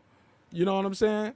Cause when it comes down to hand-to-hand Facts combat, alive. these guys, when it comes down to hand-to-hand combat, these guys know the art of self-discipline and self-defense. That's why he can sit there so quiet. But at the end of the day, once we put those hands up, it's you and me, and it's a gladiator sport, and I feel pleasure and honor to talk to a gladiator, man. These guys are gods, man. Like, and you don't even see it. You don't even know what you're dealing with, man, until he touch you, and he'll make a grown man cry and be like, all right, just give him the PlayStation. Just give it to him. God damn it. I got a question for Mike. But with that said, man, look, I'm glad I made the champ smile. That was cool for me right there. I got a question for Mike. There we go. Go ahead. We got a question for the champ. Who's talking? Yes, me. Hey, appreciate Team Williams Jr. stopping through, man. You know what it is. Always love, bro. It's good to see y'all pop up and y'all on this social media, YouTube landscape right now. But I wanted to ask, what has been the biggest highlight of your career so far, man? Shoot, I just think just having Roy, pretty much getting Roy on our team was my probably biggest highlight. Good shit. How did y'all make that relationship come to fruition? Like, did he reach out to you? Did you reach out to him? Like, take us from the beginning on that. Champ, if you don't mind, can you look a little bit to your right? There we go. Like, look a little more towards the camera. There you go, sir. It was a video that we had of me sparring. One of our friends by the name of Sunshine. Yes, sir. She was close friends with Roy. So she took that video, was like, hey, Roy, check this kid out. he trained in North Carolina, and Roy was just shocked by my moves and different things I was doing. And Roy was just like, nobody just can't do it. They just can't find a kid and teach him that. That's like skill. That's like a God-given thing. So, he contacted us and was like, hey, I got a show like in a few weeks. You guys want to, come out here and fight on a show? And we were like, oh, yeah, word, this is Roy Jones. We're definitely going to take it. And that's the same fight where I fought that middleweight. Hold on. You fought a middleweight? Hold on. Roy Jones played tough. Hold up. Roy Jones said, hey. No. Hey. It wasn't him. It wasn't him. Oh, okay. It was, he was gone. But when by the time he came back and stuff, like fights were set up already. Yeah. Hold so on. he was there. And this is a pro fight. This is like my fifth pro fight. And you about to fight a middleweight? Yeah, it was I had to for weigh-ins. What did you weigh? What did you weigh? It's crazy because I came in to fight because we had original guy. So I came in to fight at 40. So I was already I cut it weight for that. And I was around 40. Yeah. So by the time they was he 147. Yeah, he was he's 147. He's an MMA guy. He's trash. You ain't got nothing to worry about. The next thing you know, but each day went by, the guy kept calling and was saying, hey, I can't make this weight. Hey, I can't make this weight. The next thing you know, he was around 160 something. But since Roy, it was the fight in front of Roy, we didn't deny it. So we were all right, so whatever. Plus they said he was trash too. So we just still took it. I had to wear ankle weights around my ankles, and I had pants on. Then my pants was stuffed with little objects, so I can gain weight. God, it was crazy. Yeah. Yo, the fight. Look, so real quick. We got a question too from somebody on the panel too, Senior. After you finish, his name is Mike as well. Ironically. Okay, so real quick to add to Junior. So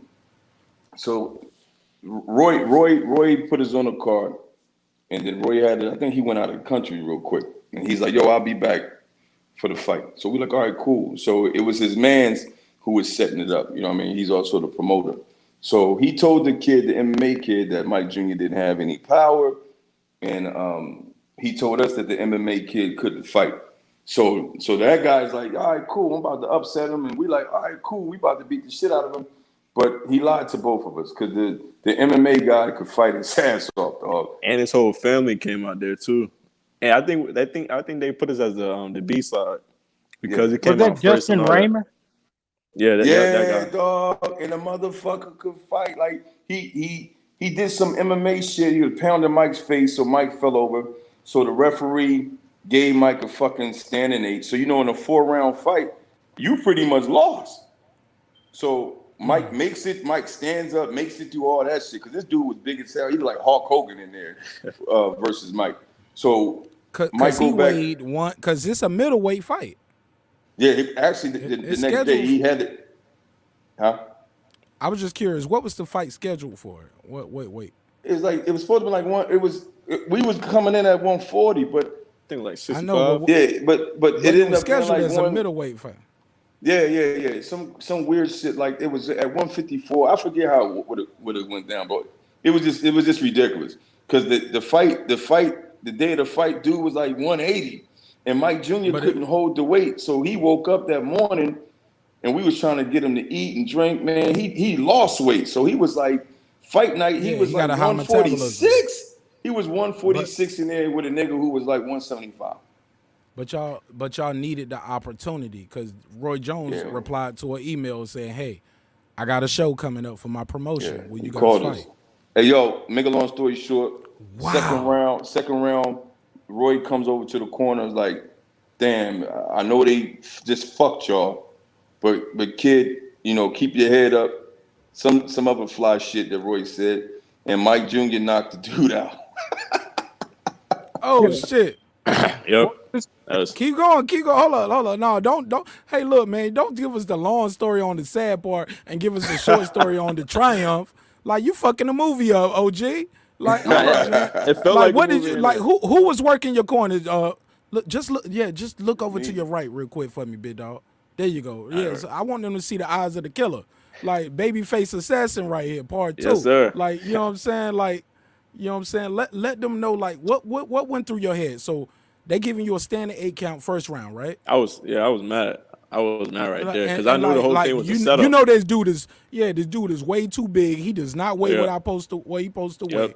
And he was fighting back hard too. Yeah. Well, Mike, he's supposed to fight back. No. Mike thought you thought he was in there to lay down. What you thought was gonna happen, Mike? Come on, killer. Senior. Let it stay on him. He rocking the mic though. Pause. You can tell from his whole aggression, man. Like, and I knew it was the whole setup because when he came out, his whole section was his family, and they was all cheering and stuff. So I knew from right there it was a setup. And once that referee, story time. Hold on. Yeah. Family like, we got him. Go ahead. Yeah. So his family sitting there. Yeah, go ahead. So his family sitting there. Give us the story. Because you got to walk us into this knockout. Yeah. What was that? So his whole family sitting there eating popcorn. Yeah. So like the MMA move he hit in the first round, he did like one arm was on me and he was pounding my side. Then I fell over. Then the referee counted that as a knockdown. So I knew right there it was crazy, and I was just mad. I was just pacing from side to side, like, yo, wow, this is just crazy right here. Then the round was over, and he came out. And that's when Roy came over, and in the corner was like just giving me advice. And in the video, you can see him like on the side, like yelling in the ring, like telling me like what to do. Then that second round came, and he was telling me to set up that right hand. Then boom, I hit him with a 1-2. He staggered back. Then I hit him with another 1-2. Then I knew right then when I hit him with that 2, his eyes rolled back. And in the fight, I turned around and just raised my hand. I was like, yo, this one was crazy right here. Like what y'all want me? Y'all want me to kill the man? Crazy. Dope. D-Ray in the comments, he said, I don't know if they can. I think probably let me try to do the headphones. Check 1 2. Y'all hear me? You gonna have to. You gotta repeat. Yeah. No. We heard all of that. Yeah. Okay, there you go. Yeah, we heard all of that. But I guess you couldn't hear my reply. I'm gonna pass the mic around and let the rest of the panel ask some questions. D-Ray in the chat said, "Ask the champ what brought him to boxing." After that, we'll go to the guy Eclipse 330, OG West Coast gangster. Go ahead. What brought you to boxing, champ? D-Ray wanted to know. I think you might have answered that. Yeah, but, it was pretty much my pops. He put me in it just for something to do something. Pretty much, it was just it wasn't nothing like long term thing. It was just hey, this boxing, we're gonna try it, put you in it for the summer, and see how it goes. And like he said, I was in there for a week. Then that week next, I was in there sparring against cats. I was in it for a couple years. Yeah, I was in it. Hey, that's when I couldn't see either. Oh yeah, damn. Hey, Scotty, you didn't tell them. Hold on, give me that damn phone. Come on, talk to us. us. Hey, bro, listen to that whole shit. amateur career, my 35 and 13. Man, yo, my son, bro, was legally blind, bro. Blind. Yeah. What? That shit. Fuck yes, dog. So look, we always knew. Like in hold on. You know it's a meme going around with it like I'm legally blind. Yeah. Even back she said I was about legally blind. Yeah, no. So we didn't. So look. So I think every time you throw them damn cartoons up about, hold on. Oh, I need to stop doing that. It's muting your mic. Yeah, it mutes your mic. It's up. But that's just pretty dope, though. I like that. I chill. I just be trying to add some production value. You know what I'm saying, to the show. You know what I'm saying, so it ain't so dry. You dig? Nah, that shit fly. That shit fly. I like that. I ill out though a little bit though. Hey, so Mike. So in other sports, when he was young, he would wear goggles and shit. You know, he looking like Horace Grant out there. So we knew he just couldn't see. You know what I'm saying? But it just never fucking dawned on me like, yo, nigga, you about to put your son in boxing, and he's only seeing shadows. But yo, he was doing so good, so we wasn't tripping. But every now and then he would show signs that he couldn't see because he would be getting hit with like punches. I would be like, yo, you didn't see that shit? And he would be like, Pops, you know I can't really see. So then I'd be like, oh, okay, cool, whatever. We kept it moving. So fast forward, he went his whole amateur career legally blind. So when it was time for him to go pro, he couldn't pass the fucking eye exam, dog. So to make a long story short, he went and got LASIK eye surgery. Then we had to come back. That's how he was able to pass the eye exam to become a professional fighter, bro. Oh, so you been fighting 4 niggas in the ring every time? You're like, I'm gonna hit the one in the middle. It's 5 of y'all. I'm gonna hit the one in the middle every time. God, yeah, pretty much. Look, man. With all the love, you know you're gonna get the hate, right? I already know, yeah. All right, and you know my channel is an open panel, so I got to take the good with the bad. Long as they ain't saying nothing about nobody's sexuality, calling hoe ass nigga bitch. Like I can take all of that, you know what I'm saying. But at the end of the day, like I can't respect nobody trolling. I ain't gonna put those comments up. You know what I'm saying? Because that's some soft ass shit. Like Jay Leon Love, yeah, you see him fighting at 154, 160. But you stand beside him, that's a man, yo. And you wouldn't say that to his face. You wouldn't say that to Kenny Porter because you're going to get mushed. And we seen it on camera already. You get what I'm saying? So, like, these guys are around assault all day long. That's what they do for a living. I'm not going to tolerate no disrespect, and no fighter, no champion, no upcoming fighter, none of that, bro, because I'm a soldier. I'm a vet, and I know what it feels like to get hit in the face. As a kid, playing around and not knowing about combat, also taking Taekwondo and being embarrassed because I was taking Taekwondo as a teenager. Because they was like, nigga, what you karate style there, nigga? What you gonna do, nigga? You know what I'm saying? So I remember not even telling people I was taking Taekwondo and martial arts. And then once I joined the military, that was a whole nother thing. But I'm gonna pass the mic around. But OG, like, cause keep in mind, look at the name. I'm gonna put the shit on the screen. OG Toenail. OG, come on, let's start there. Like, no disrespect, but I seen you in other comments and other shows, and I already told you I'm not calling nobody OG Toenail and taking you serious. I call you OG, I call you O. But come on, bro. Like, let's. The name is a troll, but it says okay. Oh no. Oh, you call him Michelle. Oh, you trying to be real funny. All right, here we go, Michelle. I don't know who that is, but Michael. Let's go. Let's have some respect, OG. Like you get one. After that, we'll have to kick you out. Like, you know what I'm saying? But don't do that. You saying he fought bums? It's levels, bruh. You've never been tested. Fakes, feints. You been out on your. All right, whatever. So, what do you say about that? People say you haven't been tested. Do you feel like you've been tested? I mean, that first fight with Roy Jones, it sounded like you told a story of you fighting a middleweight. Nah, I've definitely been tested, especially. Like, what are we talking about here? Like, sometimes I feel like people just typing in comments, or they just coming in, or they seeing what I got under the screen. Like, you calling out Devin Haney, but Devin Haney ain't out there fighting middleweights, right? Or exactly, did I miss something? Did I miss something? Definitely right now. You ain't missed none at all. All right, let's open it up. Anybody on the panel want to ask this young man, a future rising star? You know what I'm saying? Definitely not future, present rising star. I think Mike wanted to answer that, Mark. Mike wanted to answer. Go ahead, keep going.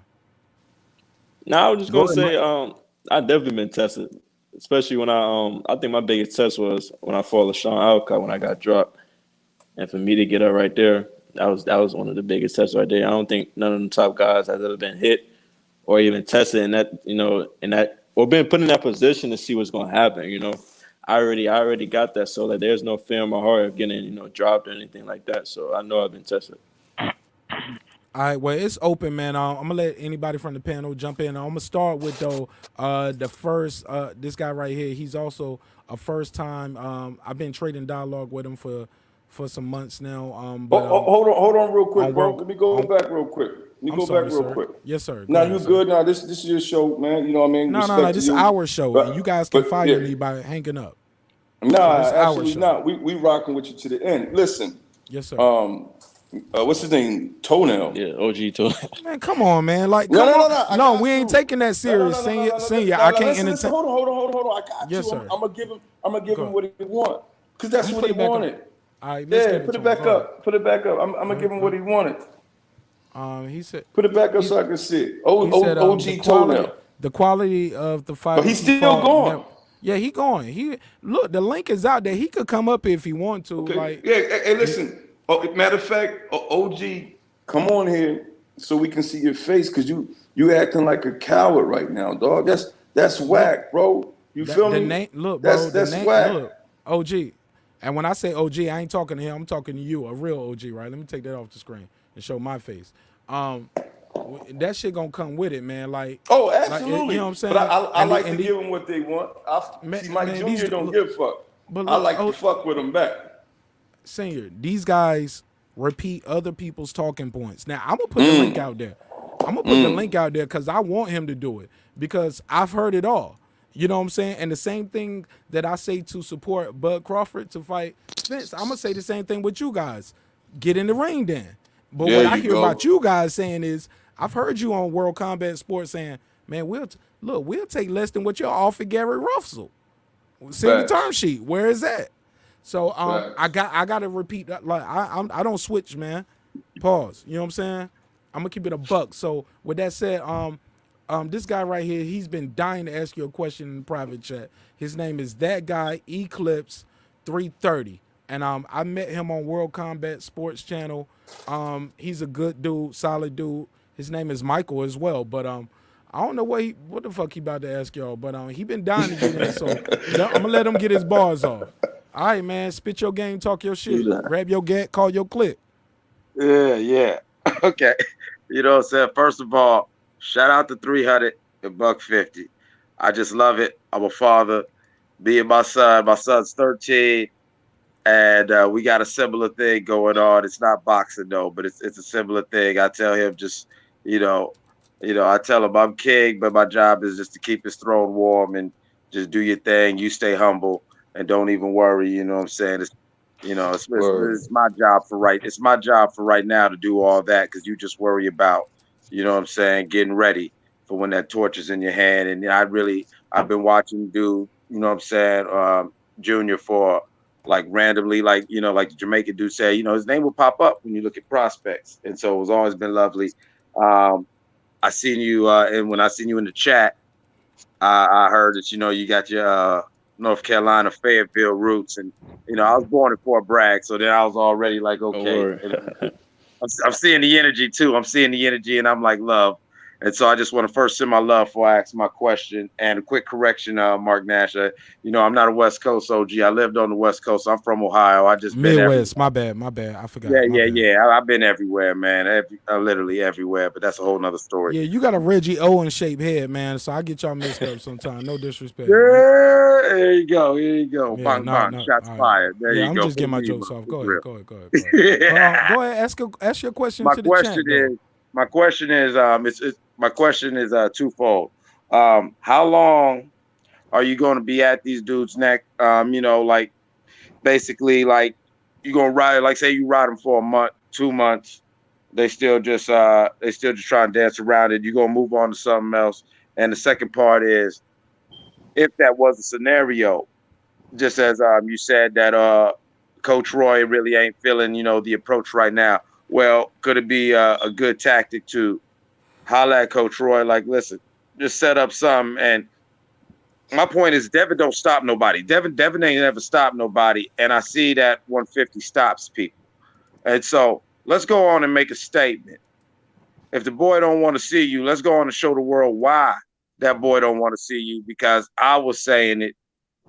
That's why when I saw you on OG Scott's channel saying it, I chimed in like, yes, because me and Scott been going back and forth questioning Devin's power.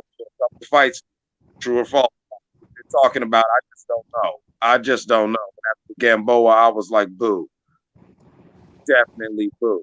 And so if these dudes are going to keep ducking you, I think that maybe, like spring 21 action, I say set something up for spring or late February 21, where you go on and show the world why he don't want that action. And that way you can get you a bag. They saying, oh, whatever. If you got to get you a little stalker, find you a stalker and let the world see what happens to a stalker when they get in the ring with $150 and make you a little commercial. That's just my question. Is that something that you guys are really considering, making you a little billboard and commercial if you can't get the full movie? No, you want to answer? Oh yeah, sure. I mean, we already got a little something coming up. If this don't go down, I got a little show in March. It got us a tough cat from the UK.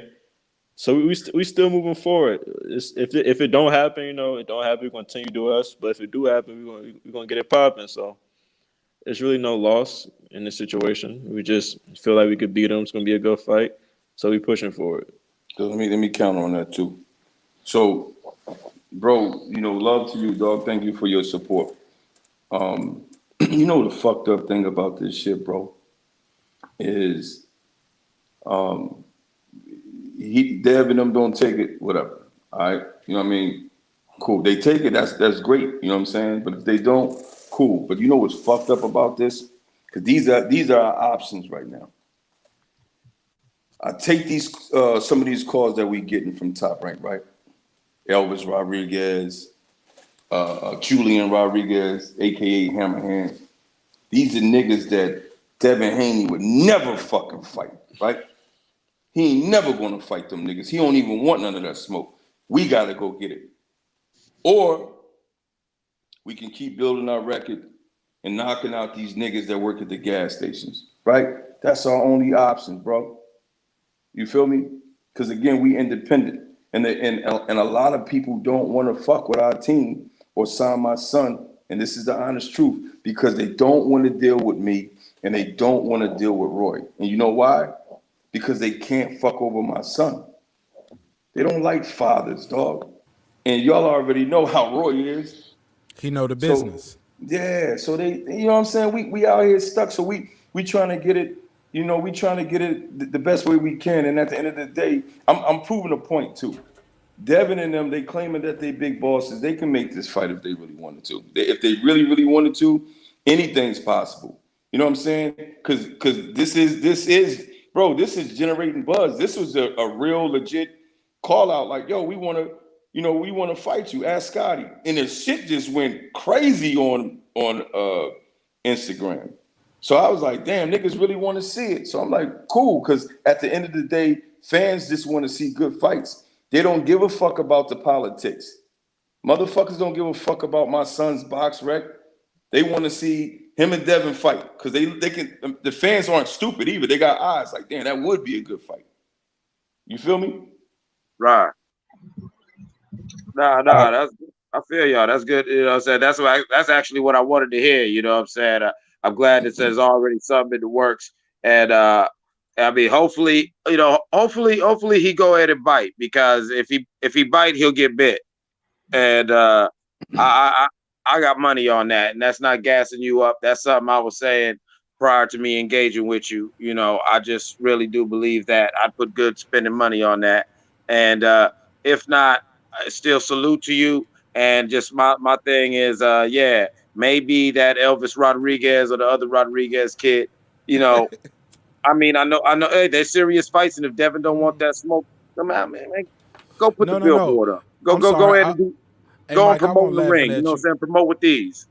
You know what I'm saying? And make this man look real crazy, because the cats he's ducking, you sleeping. You know what I'm saying? I really think you got the power, you got the pop, and so and go in and draw that contrast. And I salute you. I salute both of you. I salute everything, and I know exactly what you're talking about, Senior. I had that happen to me in the music. I know exactly. I own my masters. I own several people's masters. I ghost wrote for years, and it was not. I chilled with the gatekeepers. I still got a lot of people we're best friends, but no, we're not going to get the shot or whatever, because believe it or not, we robbed some of your favorite rappers or stuff like that, to where they don't want to do it. I know what it's like, to where you're out there, to where you either got to do it all your own, or they just gonna make sure you're not gonna do it. Word. Get you. What Mike? Stay with us though. Don't leave. Stay with us. We're gonna take a couple more questions. But also, while we waiting on Mike, I'm gonna put the email on the screen. Send me a record to play on Freestyle Friday tomorrow. Tomorrow's Independent Spotlight. We got a live rap battle on the channel tomorrow. Donnie V is gonna be back up here trying to take a battle. If you don't know Donnie V, they played him on the Joe Budden podcast last Saturday. He made a diss record dissing Joe Budden. and they played it and even chopped that up and made it a segment. He's actually one of our battle rap champions on Breaking the Beat, so that's still going down tomorrow. But in the meantime, Sir Senior, do you got a question you want to ask the champ? Yes, sir. I actually had a couple of questions. Let's start with, just speak up just a little bit if you can, though. Okay, can you hear me better now? Perfect. Go ahead. All right. So I had one of my questions was like I'm in North Carolina, and I'm big on like I've obviously because I asked you direct questions about certain fights, seen you on YouTube and everything else. I'm trying to see, what I'm saying. I'm in North Carolina, you in North Carolina. I'ma hop in the whip and pull up on you if that's cool with you, because I want to see how good you are in person. What you on a date, nigga? What you talking about? Nah, no homo. Stop that. Nah, I got to get these jokes off. Man. I got. Hey, look, on God, okay. Let's ask him some good. Oh, my bad. I forgot. Y'all told me not to do that. Reason why I'm asking that is because I want to go ahead and throw you out there. You might be a jack boy, not a jack boy like that way, but you might be a jack boy Robin boy. Like, you know what I'm saying? We gotta ask your boxing question first. Let's develop that relationship first. Wow. Sir. No, sir, I'm keeping it. Sir, don't be wild, but that's funny as fuck, sir. Come on, man. You know that's funny, man. Like, come on, man. But what you trying to find out? And the COVID going on. Like, what's your reason of pulling up just to see how you talk in person? I'm trying to get it out. If you let me cook. I'm sorry, I got to get these motherfucking jokes out first because that shit was funny. And look at the champ. The champ and the dad laughing. Champ, dad, I'm right on code, ain't I? Yeah, dog. Yeah, that shit funny as fuck, sir. It's God COVID damn, out. man. Hey, listen. He live in North Carolina. You know it ain't no fights in North Carolina because of this COVID shit, and you trying to pull up. Boy, no, I just want some live videos I can throw out and promote the king. That's all. I appreciate that, bro. Well, look, y'all can get together offline about that, and we can trade information. You can build with him on that, but ask him a question about the topic at hand about the boxing, and we can definitely. What I'm about to do. You started off with the pull up, my nigga. Like, can I pull up and how you in person? There you go. I just want to know. Nigga. I know you ain't mad. Don't cry now. Don't cry. Just like... Don't be over there crying now. Hold on now, nigga. Y'all already know I give it up. This Mark Nash, nigga. This me, man. This me. All right, sir. I love you, sir. Hey, nah, man. Nah, leave him on. Senior, don't do it. Senior, don't do that. Leave him alone. That's my nigga, man. Leave it alone. Go ahead, sir. Yeah, God damn. Seriously though, all jokes aside, I'm serious shit. Go ahead. Come on. All right, so I've been watching a lot of your fights, and I see how you are good with your footwork, and I can see the influences of some of the people that you said that you fought before and you've had in your corner. Are you better with going to the body or head hunting when you're looking for your knockout? Yeah, that's a heavy ass loaded question. Yeah, this my nigga sick. Hold on. Hey, we trying to fight Devin Haney, not give him the damn game plan and shit.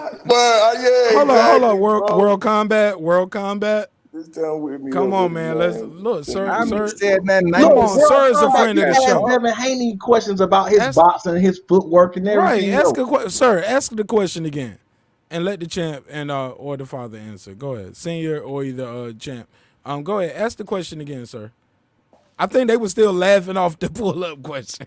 I think that shit threw everybody laughing. Yeah, I got it out there. So you know what I'm saying? And then you did his voice too. You did his voice, and his voice was dragging like he was about to ask my son like some weird shit. Like, nah, man, that's my nigga, man. He a good dude, man. He a friend of the show, man. Like he the first one to pull up every episode, and he's gonna give you some pushback. Pause. on the question and the answer. Yikes. You know what I'm saying? But at the end of the day, man, let my man get his bars off. Sir, ask the question again. God damn. Yeah, I was just saying that. Sir, look what you get, man. All your hard work, dedication, helping me grow the show. I get my first pro box on the show, and I throw you under the bus, huh? Hey, it be like that sometimes. It damn sure gonna be like that if your first question is, can I pull up to the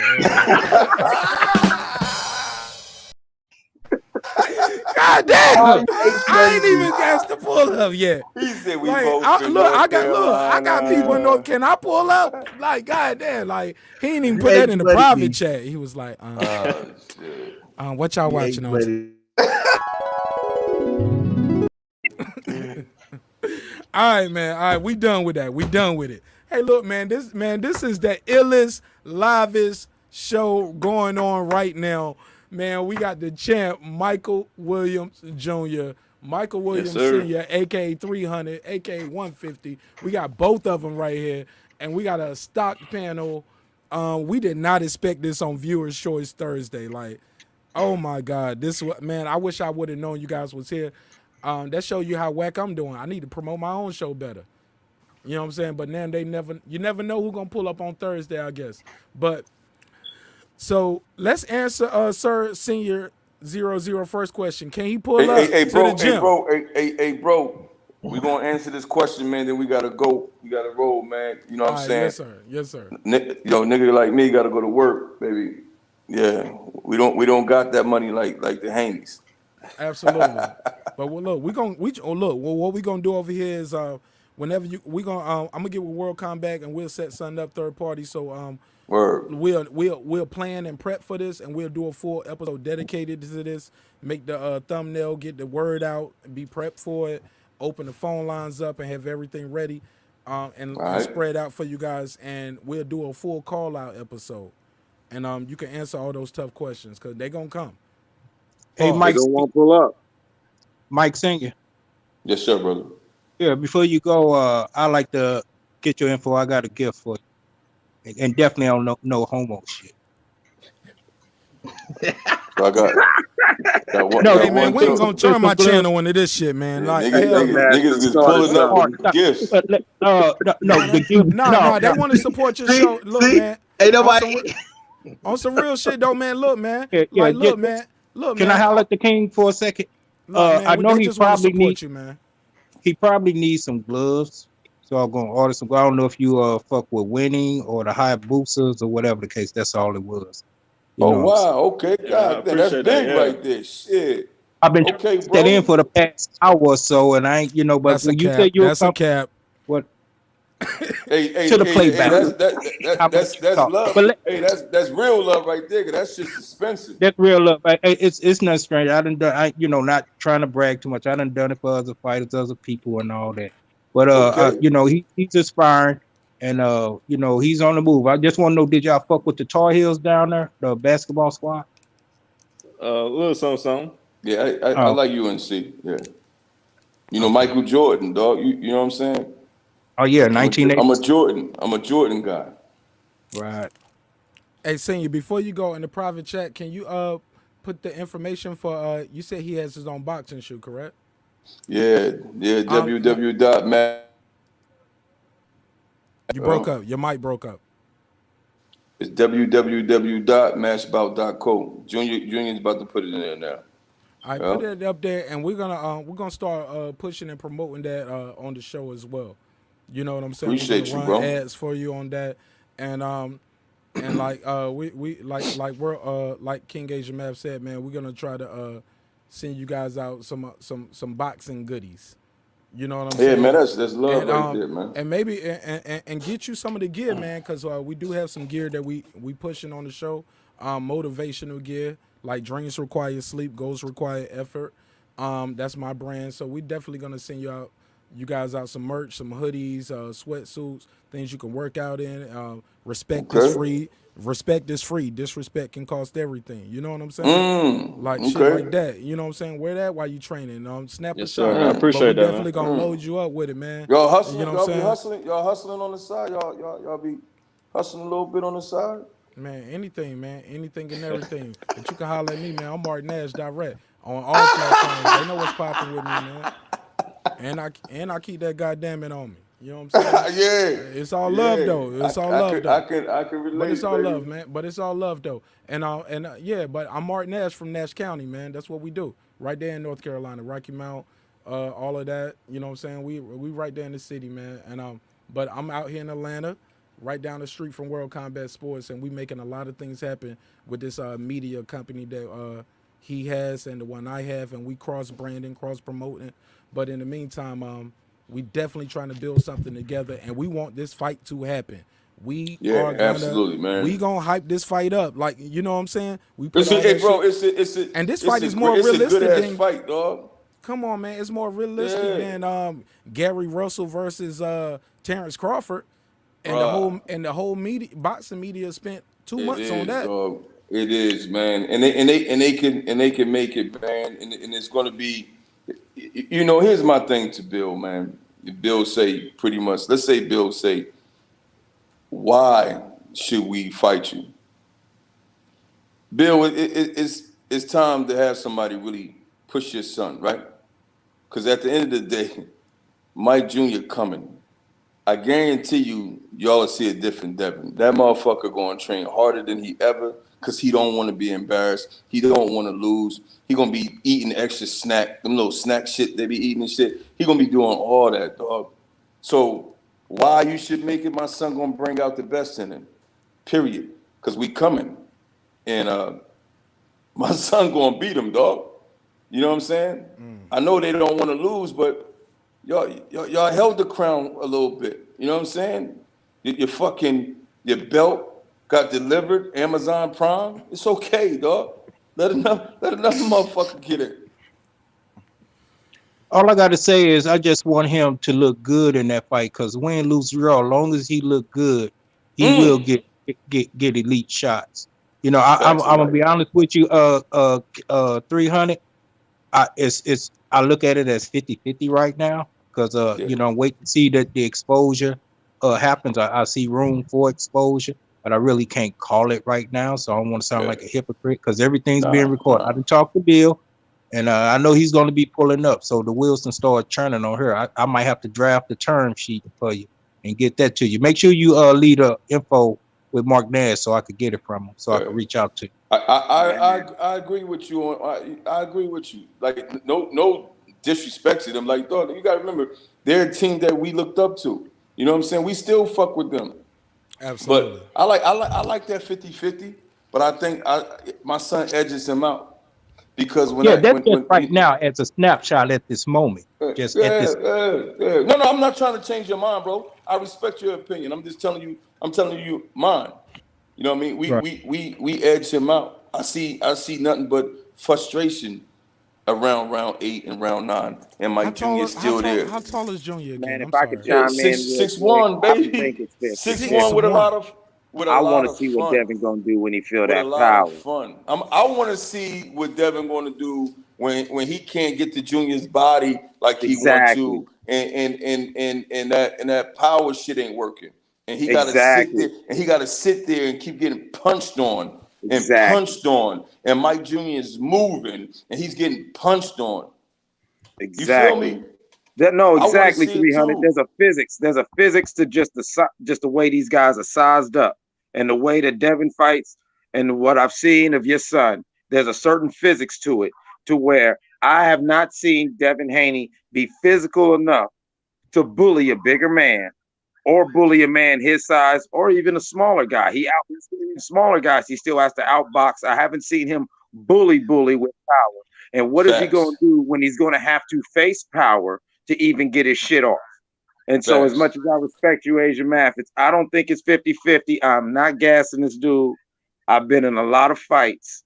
And when I watch Devin Haney, it's something in his body language. I spent my whole life as a bully beater. I'm only 5'9". My brother was the Hulk. I tell people it's not about me being ballsy. I grew up my whole life getting beat the fuck up. So by the time I went into the streets, I didn't even care.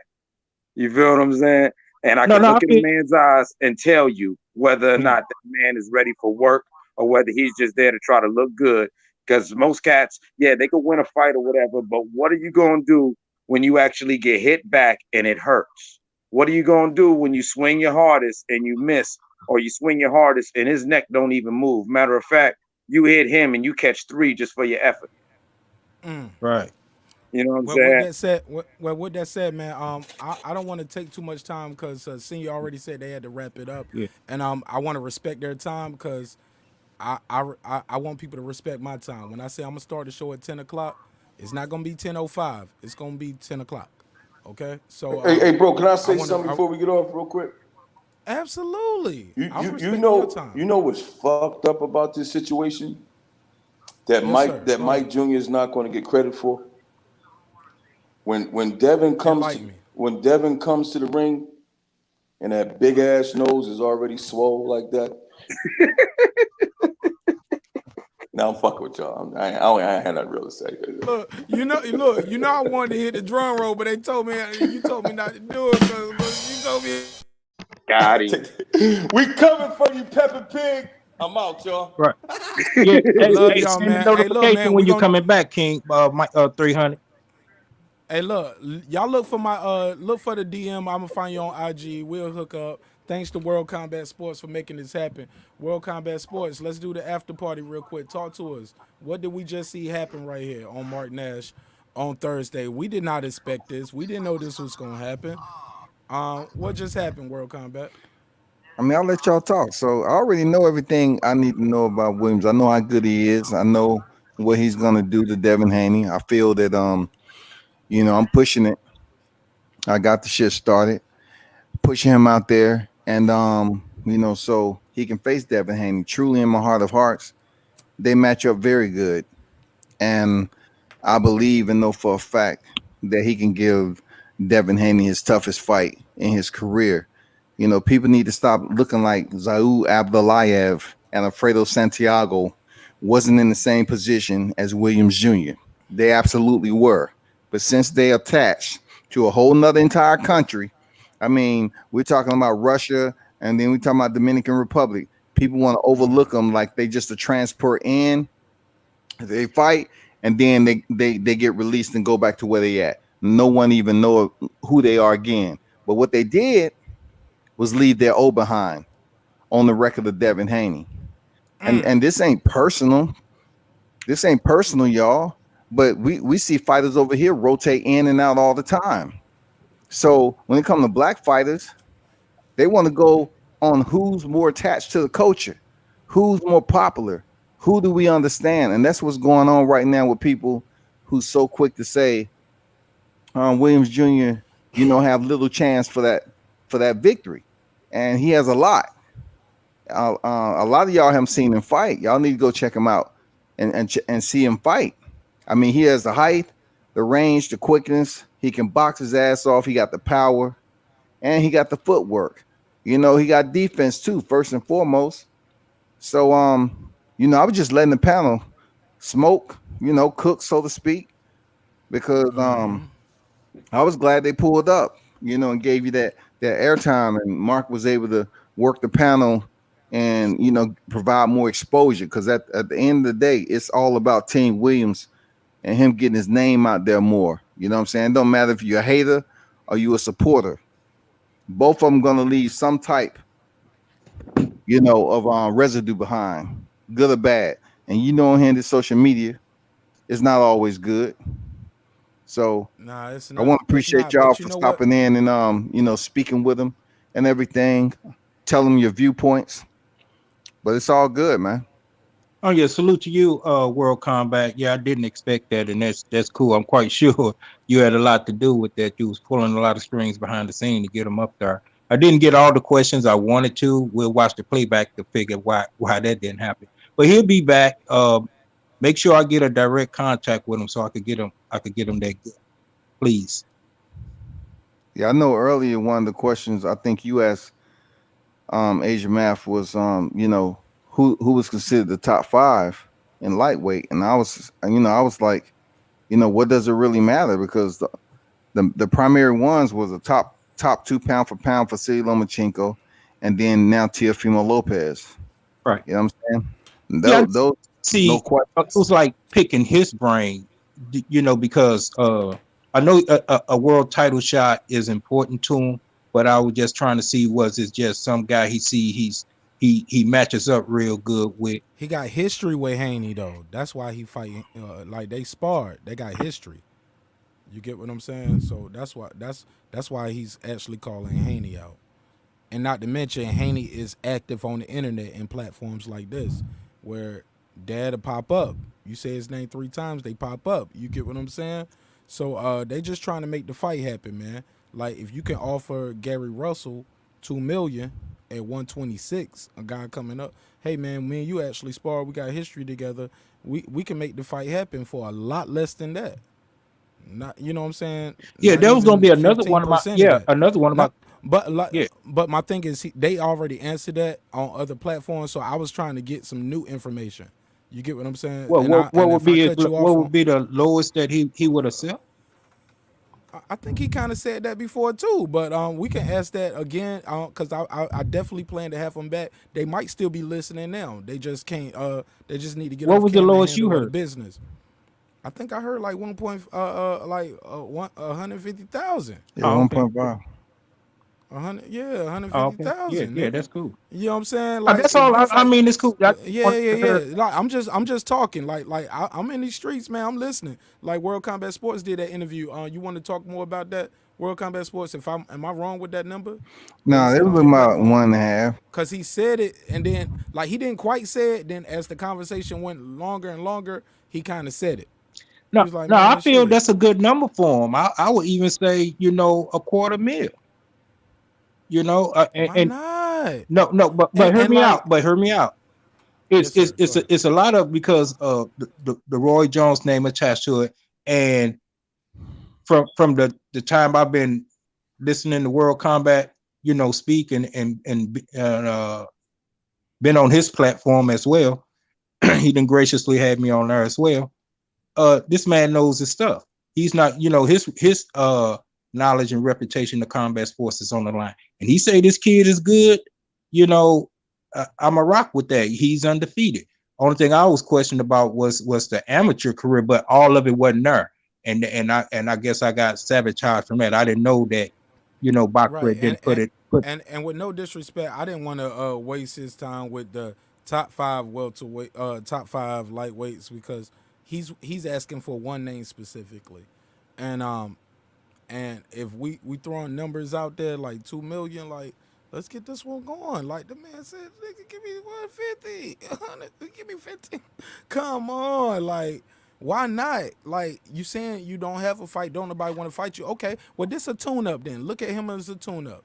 Pay the man for the tune up fight. Peep this out, With Mark. that said, huh? I'm gonna cut you off, but peep this out. No, you good. I just want I want to see if anybody else wanted to say something. I'm gonna mute my mic. And at the World Combat Speaks, sir or Jalen, because Jalen left. Well, Mike, if you want to say something, or Asia, if y'all want to reply to him, y'all can, or if y'all want to read something off the chat. I just got something short to say. When that situation was going down with Gary Russell, and they spent countless amount of hours and weeks just giving free exposure to Devin Haney, which was smart. I always said on my channel, I don't think the fight was going to happen between him and Gary Russell. But I hear him come on all these black media channels and talking about why can't black people, break bread together and make bread. Y'all have to understand. Y'all look at Devin Haney's record. He ain't fought another brother since Mike Fowler in 2016. You know what I'm saying? I mean, he ain't trying to fight the brothers. He trying to fight every fighter outside of a brother. Get that in realistic reality. They are not trying to fight a brother. Period. They're not going to fight Gervonta Davis. They won't Teofimo Lopez because he has the belts and that'll be his biggest payday. They're the ones that's truly clout chasing. We're not clout chasing. We're just basically calling him out because really, when you look at it, outside of the name of Devin Haney, who received 2 belts back to back via Amazon Prime, what are you supposed to prove to the people by telling them that you went the distance? You wanted to prove that you can go the distance with Yorkis Gamboa, who's already been stopped before, who's 39 years old on the 23rd of this month. I think that kind of shot your credibility right there. So I know damn well Michael Williams Jr. can go get that work with Devin. It's just all about, you know, Bill and them actually giving a another black fighter a shot, because you get on here and you talk on social media about black people breaking bread and helping each other out. But is it just on social media, or is the fact that you don't want Devin Haney in the ring with another brother? Look up his box rec. People love to get on box rec, but they don't goddamn break that shit down and fragment it sometime. Look at how many brothers he fought. But World Combat, that'll be easy promo to do to build it, just like, you know, it was built between them two. You know, See, they got a history though, King. They got a history. I know that. That's what I'm saying. We both are agreeing. You know, I'm not disagreeing with you. I'm just saying this would be easy promo. Like I say, I draft up a term sheet and send it to him. All he got to do is just post it up. Like, oh, we need your signature here, Haney, and let that go viral. What are you gonna do? You know what I'm saying? See, the one thing about these two, they have a history. They sparred. They came up. They grew up. They have trained with some of the best names you can imagine in boxing. But when it comes down to Bill Haney wanting, he may be spiteful enough not to give them the shot, because once again, he knows how talented Michael Williams Jr. is. They're independent. No, they have not had the budget to step up, nor have they wanted to just take the first signing to fight anybody. You know what I'm saying? They're trying to make themselves a brand.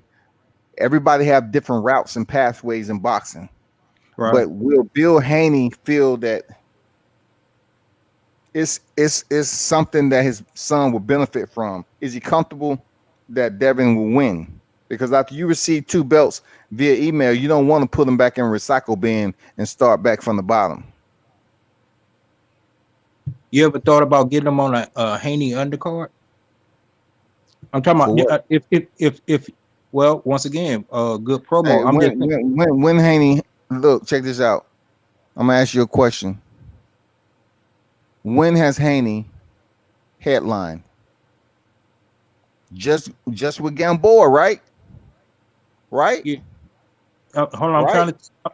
Okay, last year. I can't think of nothing right off the top of my head. I can't think of nothing. On the part of KSI and Logan Paul, right? So was Devin Haney the main event on a card with KSI and Logan Paul and Josh Krupner, another YouTube guy, and Billy Joe Saunders? When did he headline? He just headlined, right? Right, Gamboa. So therefore, why would we want to be? He doesn't have anything established as headlining the fight card. He has absolutely nothing. What is our benefit for going over there and being on a Devin Haney undercard? What are we going to gain from that? Just to get in the ring with him, like, this is what I did to this dude. They're not going to jump in the ring unless it's something that's there. We're not gonna do the Errol Spence, Sean Porter, you know, and look foolish and have Sean Porter say, "Oh, we definitely gonna make this fight happen," and he fights somebody else next. Well, I mean, we need. But he did. But with all due respect, though, sir, he did fight him. He fought. He got a check. He got a defense, and then he fought him next. Yeah, he did. It's nothing with getting a warm-up fight, getting a defense, getting a champion's check. You know what I'm saying? And then fighting somebody. Like, but he did fight him. We can't say it's a duck, though. You know what I'm saying? Because he did fight him. I look at it like this: if he can get on a Devin Haney undercard, it has to be somebody. Yeah, that's a different. Yeah, that's different. That's different. That has to be kind of like. But he will be what I think. What World Combat is saying, he will be on Devin Haney's undercard on an undercard. Right. What I'm saying is just to further create the buzz, because listening to World Combat, it's like Bill is but Asian Math, it's not that easy though. What you saying is like that means he like that guy who's hold on, let me say this. I know you sounded you really sounded like H Money right now, but go ahead. I haven't said it yet. So and please don't do that. Like, let's not do that. Oh, because I was getting to the climax of the point, and you was cutting up. But go ahead, it's your show. What? No, man, it's our show. But like, I thought we was all trading. Like, I was letting you guys talk back and forth. Like, I thought I was being respectful. But if I was disrespectful, let me cut the cam on. You know what I'm saying? I'm just curious to know what you want to 100%. say though. What? Yeah. Yeah, But all I was mean, trying- and then I be but losing let- my train of thought when Well, you I'm know. gonna be quiet. I'm gonna be quiet. Go ahead. I'm gonna mute my mic and I'm gonna keep my cam on so Let, you let me know try to it's all love. rewind it. So you talking about undercards, man? Right.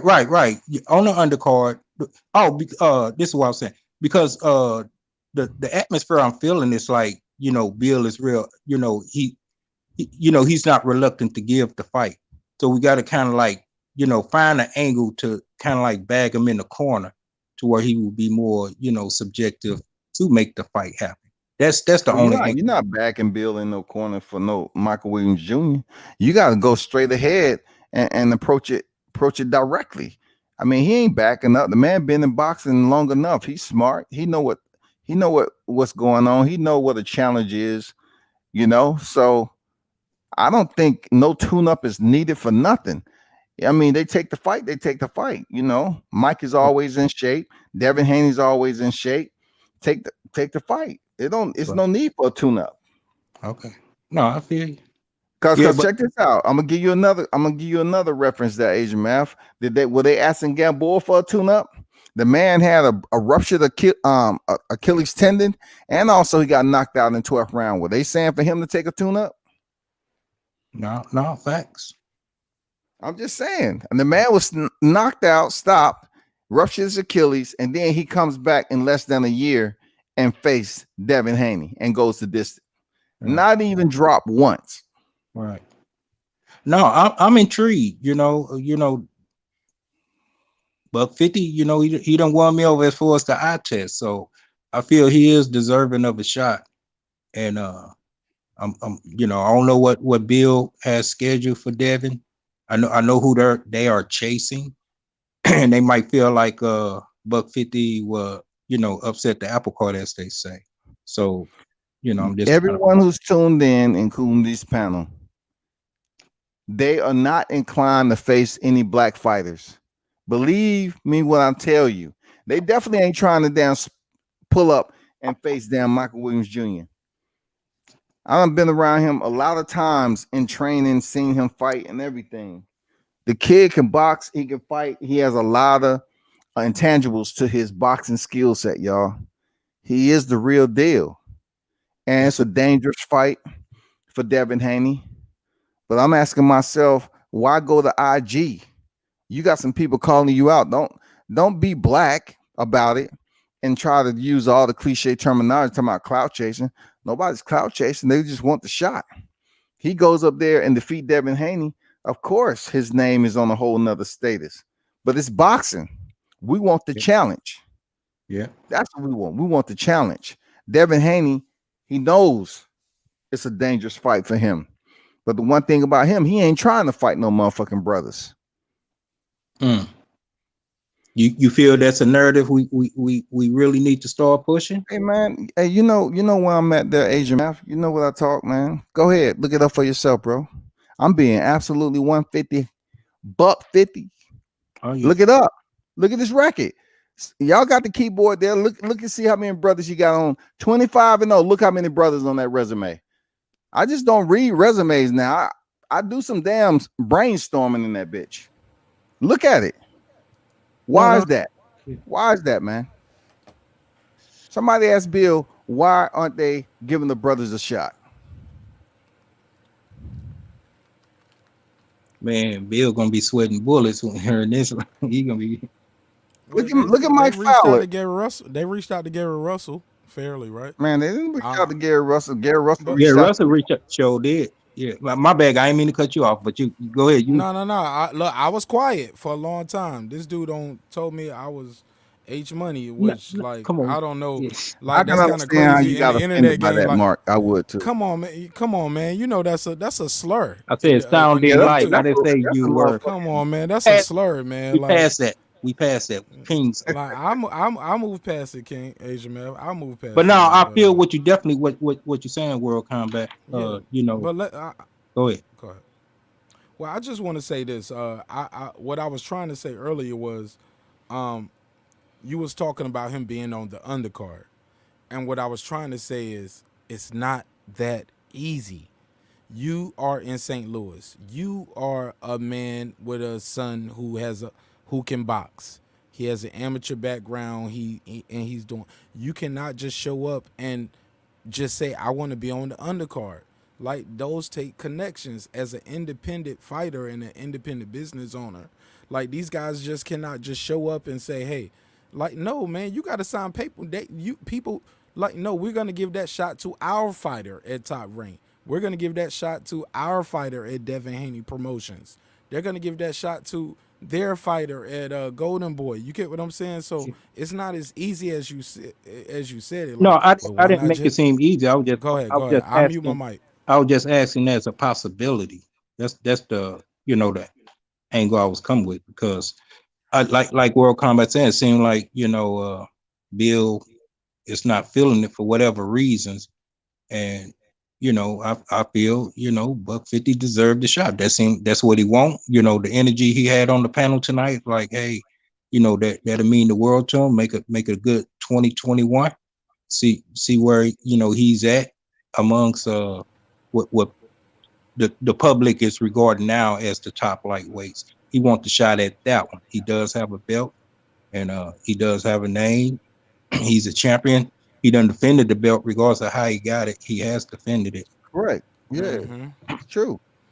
That, bro, you saying everything I'm saying. How did I turn to Age Money though? That's what I'm trying to figure out. Like, because that was my question to you. But like, you can't put them on the undercard. You can't just show up and be on the undercard. You have to like, and the money that he asking for ain't nowhere near the Gary Russell money. So all I was just trying to say, it's not that easy to just be up on the undercard. Like, and like, they're independent artists. It's like you asking somebody with a record deal to do a battle rap with you. Like, this battle rap could end your career, but it'll make my career. You get what I'm saying? To put it in music terms. But with that, I digress, man. Anybody else want to say anything else? But I just want to see the fight, man. Like, that's it. I'm not saying he gonna go in there and watch Devin. I'm not saying Devin gonna go in there and watch him. But I do like the angle where World Combat is coming from. Why not in this climate that we're talking about? Why not? Why brothers can't get some money together? You the boss. Correct. Get the man get a stop kid an talking about people opportunity, hating. man. Like that, yeah, it ain't no hating. Get a kid an opportunity, man. Like y'all got, the stories are similar. You both are undefeated. We can build the storyline right here, like we've been building all these other fights. That's all I'm trying to say. Let's build the fight. Let's make the fight.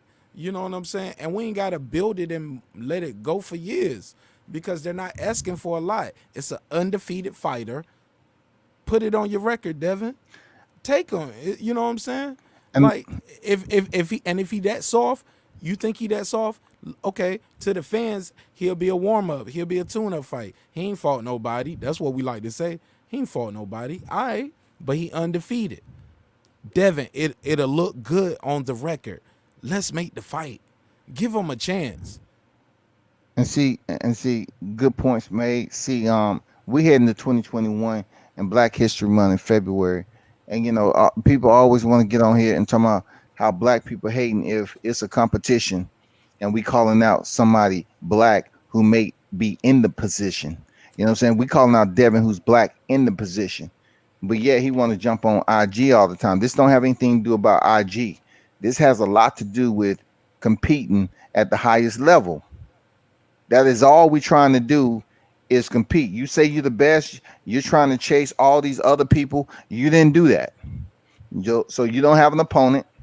Y'all basically screwed around all these social media groups, and knowing damn well you wasn't going to drop the Gamboa date. You just came off not too long ago. You faced an 11-0 Abdulayev, haven't fought in the U.S., and then you face Alfredo Santiago, 12-0. Michael Williams Jr., 14-0. What is the excuse that you're using? You know what I'm saying? You always talking about blacks this, break bread and all that. But when I start opening my mouth, you go on somebody else's platform several times over and say I'm hating. I said, no, I gave you warning this was coming. And I truly believe Michael Williams can beat Devin Haney. William Haney knows that. Devin knows that. And he ain't gonna bully Michael Williams Jr. He can't. He's the black Paulie Malignaggi. He understands that. Long as he on the end of that jab and that nose right there, we'll always have a target all night. I just think for the reasons that Mark Nash and Scott just said, it makes the fight, the fact that Haney is not taking the fight, it makes me really just look like, yeah, he doesn't want it because it looks good. If anybody right now was to take Devin's if he was to lose to Williams Jr., that's kind of no shame on him. Oh, it's the young boy. He could come back. He could bounce back. Yeah, it's good for $150 and all, but it's like there's a safety to it rather than because it's coming. I really think it's coming. I mean, that's no disrespect to Haney. He doesn't hit hard enough, but it'd be a good fight to be competitive for the sport, for the culture. I really think that at the end of the day, it's just not gonna happen. I see Jalen wants him to fight Rolly. Why? Like, nah, I'm with World Combat. Let's go ahead. And first of all, you've got a champion. He defended it. So I'm going to call him a champion, whether it's paper or whatever. He has defended it now. So why don't you solidify your championship? Just like I was telling $150, go ahead and make that billboard. Go on and put that commercial out. Right now, the only thing we've seen from Devin Haney is he can outbox certain type of boxers that aren't really elite fighters or whatever like that. These are certain type of boxers, or they were elite fighters that are past their prime. In the case of Gamboa, that's coming off of injuries, and he couldn't even get out there. So why don't he go against? If you want to prove that you're the best, this young bull, this crazy 14-0, even let's say $150's record is padded. Okay, he was 14-0. He was up and coming. He called out my name, and you seen what happened to him.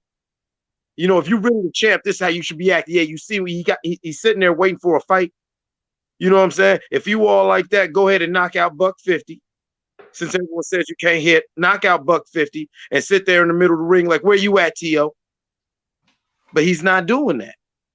And it's not because, he fights bum, he don't got a record. They got a history, like people keep saying. They got a history. There is a reason why he's out here running in the middle of the night.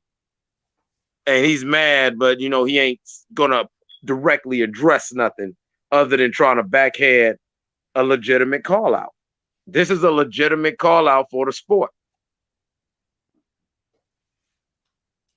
Talk to him, Mike. I mean, I'm just saying. I mean, all right, Nash, on some MC stuff. Like on some MC, and you're a producer too, even like somebody want to I got better beats than you. I'll bust your ass on these beats, blah, blah, blah, blah, blah. You feel what I'm saying? So on that level. What up, though? So if somebody's saying, yo, I'll do this to you lyrically, or I'll do whatever, and you're really in a rap battle or a rap tournament, or you just really at that stage of your career where you're competitive with your craft. This is, what I'm saying? If it's a legitimate whatever, aren't you going to take that, or are you not going to entertain that? The only time you'd be quiet as a church mouse is if you could really prove that there's nothing for you to gain when there's a lot for you to gain. Here's the thing, though. And I'm gonna put that out there with this, and I'm gonna try to address that in this situation, even though I'm not a champion boxer. But I do have a show, right? And I have battle rap before, so I'm gonna answer it like this. I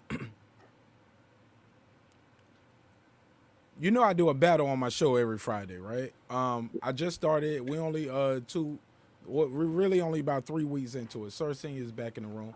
Sir, I'm sorry earlier, man. I ain't mean to embarrass you, man. I hope you cool with that, man, and you can take a joke, man. But it made the champ laugh.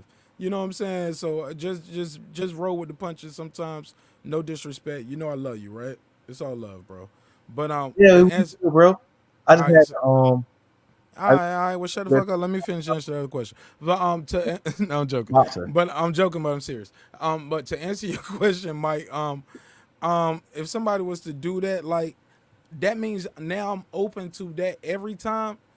Okay, like people already talking to me, but like, when you gonna battle Donnie V? Low key, niggas have sent me that email. You know what I'm saying? But I fuck with Donnie V, and I like Donnie V. But I like the idea of even building that battle up even more. You get what I'm saying? Right. You know what I'm saying? Niggas already talking to me like, when you gonna battle Donnie V? And I was like, I gotta do some more research and let's let this build up. But shit, right after that, he had the shit playing on Joe Budden. Joe Budden played the diss record he made for Donnie V. I'm like, damn, the kid is moving out here. He moving and shaking. That nigga is touching every spot from 1,000, saying from 1,300 subscribers, Martin Nash, to million subscribers, Joe Budden. He was played both days. He is literally out here working. Every time he sees something live, he click it when it say hip hop, and he trying to jump in. And I gotta respect that passion, cause it works. So to answer your question, yes, I like the hunger and the passion. That doesn't mean me as a fighter or a guy who's an MC or a battle rapper have to engage in every competition, because sometimes the risk is higher than the reward, because these guys are good. And especially if you've been out there more, you got more fights, more things they can pick and poke at. Like, I got a song called Father's Day out there. This dude, Donnie V, would do, he would talk about my unborn child in the song that I cried about in the video.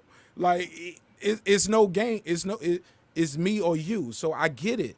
You get what I'm saying? So where the money at? That's what I'm saying. Like, the risk got to match the reward. So I get where the Haneys might be coming from. You know what I'm saying? Because if it was that easy, like when people be talking about who you fought, well, he 15-0, right? My man, it's more people out there 0-15 than it is 15-0. Exactly. When you get into professional fighting. So let's stop all that bullshit, who people fought. I don't give a fuck who you fought, especially when you start counting these knockouts. Who he knocked out? How many people he fought? Well, he was a cab driver. He was at Taco Tuesday. I know, no disrespect, World Combat. I know that's your joke. That's your bar. I stole it. I stole your bar. But the Taco even that, man, like you still putting them to sleep. Thank you. They go to Like, sleep. come on, bro. These are grown men, yo, and you laying them out. I agree with you. That's the energy I'm kicking. Like, I understand why Devin might not do that. Bro, and for it's all not the easy reasons, to knock out a grown man, bro. Like Right. I said, and I've been hit and I've hit people, and I've been doing it long. Now, granted, I am not no professional fighter. I have done amateur shit for my unit in my arm. When I say in my army, I did amateur shit for my unit when I was in the army. But but that's the extent of my amateur boxing career and my little taekwondo shit I did, learning that shit, man, and doing that. But I never did tournaments in taekwondo. And, I was just always doing, we called them punseis. You know what I'm saying? And you had to know your punseis to elevate up in levels and belts. But with that, I digress, and I'll mute my mic. But, man, I compare it to battle rap, but man, you can't take every fight, man, and every shit ain't reward through a reward. Let's say Joe Budden does reply to Donnie V. Oh my God. It's big for Donnie V. It's already big for Donnie V that Joe Budden even played the clip of his diss, even though he didn't say his name. He just played his voice. And it's something that he can send out to people like me, and we put it on our show, and we talked about it, and we got the clip. Because once you hear him, you know that's his voice. So with that said, I'm saying, like, it's the risk worth the reward. But I think if you're going to say, I'm doing it for the culture and let's get money, you my brother, I'm going to help you get this money. Like, my man, you a boss. You Bill Haney, man. And we all respect Mr. Haney. Even the father, he's not out here disrespecting that man. He's not disrespecting his son. He's not disrespecting what they accomplished. He's always saying the Haneys are kings in this shit. Man, they deserve what they got. They earned everything they got. We just want a shot. Give us a chance. And I don't think nothing is wrong with that. I think it's admirable. I think it's respectful. But I also think it's cool to say, hey, give us the shot, but hey, we're gonna beat your ass. But we'll take the low number and we'll give you a rematch clause, the whole 9. We'll give you a chance to do it again. But we know we're gonna win. and we'll take just give us the shot. What's Th- wrong that- with that? What's wrong and with that? that's what I'm saying. Like, That's what why I'm is that saying. clout chasing? Why is that hating? Like, no, it's clout chasing if Mark Nash, 5'11" and at quarter, I'm 6 feet with Tim's, but you know what I'm saying? I'm walking around 220, 220, solid. You know what I'm saying? World Combat. If I say I want to fight Devin Haney, I'm clout chasing, right? You've been around me in the physical. This ain't just you two with me and you. I'm a big dude, man. I can't fight Devin Haney at 135 or no weight. You get what I'm saying? Yeah, This it'd be man- catch weight. Man, I'm gonna need more than the catch weight, my nigga. Like, I'm gonna need a year. Billy Blanks, Tybo. I'm gonna need P90X, Floyd May. I'm gonna need everything, nigga. I'm gonna need a fat transfer. You know what I'm saying?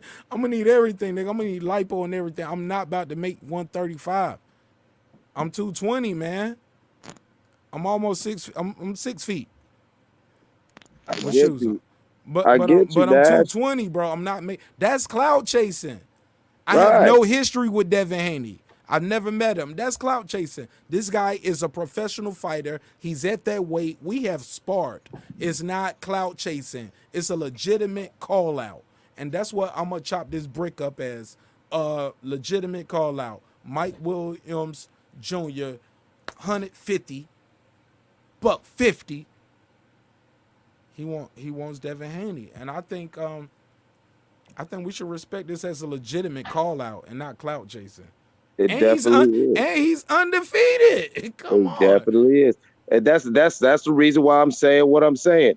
For like you just said, he's offering a rematch clause. He's offering a cheap. He's offering a cheap price. Like it ain't even about you got to pay me nothing. To where if you really He are the barely, cheap- bro. He's not even look at the taxes, lawyers, trainers, manager. He ain't even gonna clear 6 figures on this fight, bro. Thank you. That's You know what I'm saying. So I he's understand. asking for an opportunity.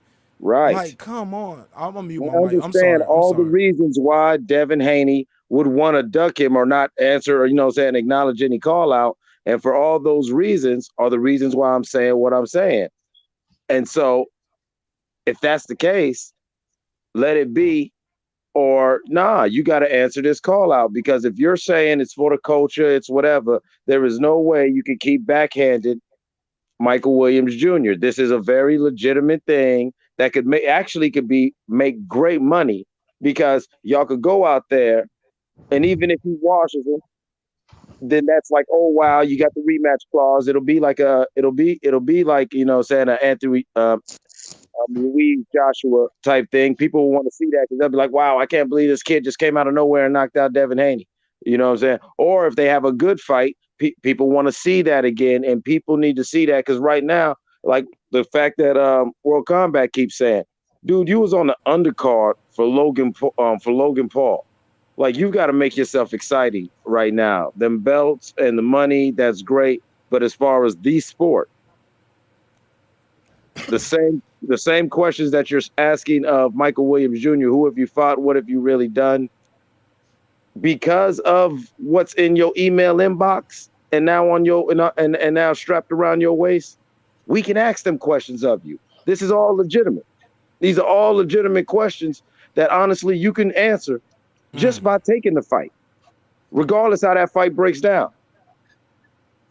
You can answer all them questions like, you know what? Dev Haney was a true champion. He went in there. He fought the young bull. Okay, he didn't get it, but, no shame on him. As a matter of fact, I can't wait for that rematch. That's the worst case scenario for Devin, unless Devin is really, truly worried. Something happened in that sparring session. Scott might know that backstory, and I'm sure one of these days we'll get 300 to tell the story. But I'm telling you, I've been in enough fights. I've been around the fight game. I've been around just that sort of environment where, you've got to do this, man. Like, even like MC stuff, even on some street stuff, not even trying to take it there. This is something like, this dog is really shitting in your lawn. And to take Scott's ball from the other day, you don't catch a whole bunch of bulls grazing on the same field. That shit'll stop real early. Because if you the big bull, you're going to start lowering your head and telling people to move around. You got a young bull on your grass. That's all I'm saying. Go ahead, pass that around, man. Everybody hit that blunt right there. Who want to smoke?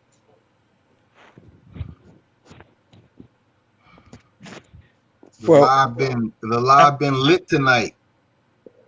Man, we just having fun out here. The live was lit. Nah, man, we having fun, man. We having fun. We still keeping it popping. Go ahead. No, I was just saying it was real entertaining. Speaking to the brother, and I hope he get the fight by hook or crook. You know. And Man, he gonna get it by skill and will. Trust me, he gonna get it by skill and will. And we gonna help him get the fight as much as we can. But like I said before, man, I even told him the first time I traded dialogue with him, I said, if Junior is everything you said he is, and I believe you at your word, why would the Haney take the fight? It's too much risk, you know what I'm saying, too little reward. Fuck the money you offer me, nigga. This too touch of a fight. Niggas ain't gonna, like, the networks ain't gonna pay me enough to take this risk.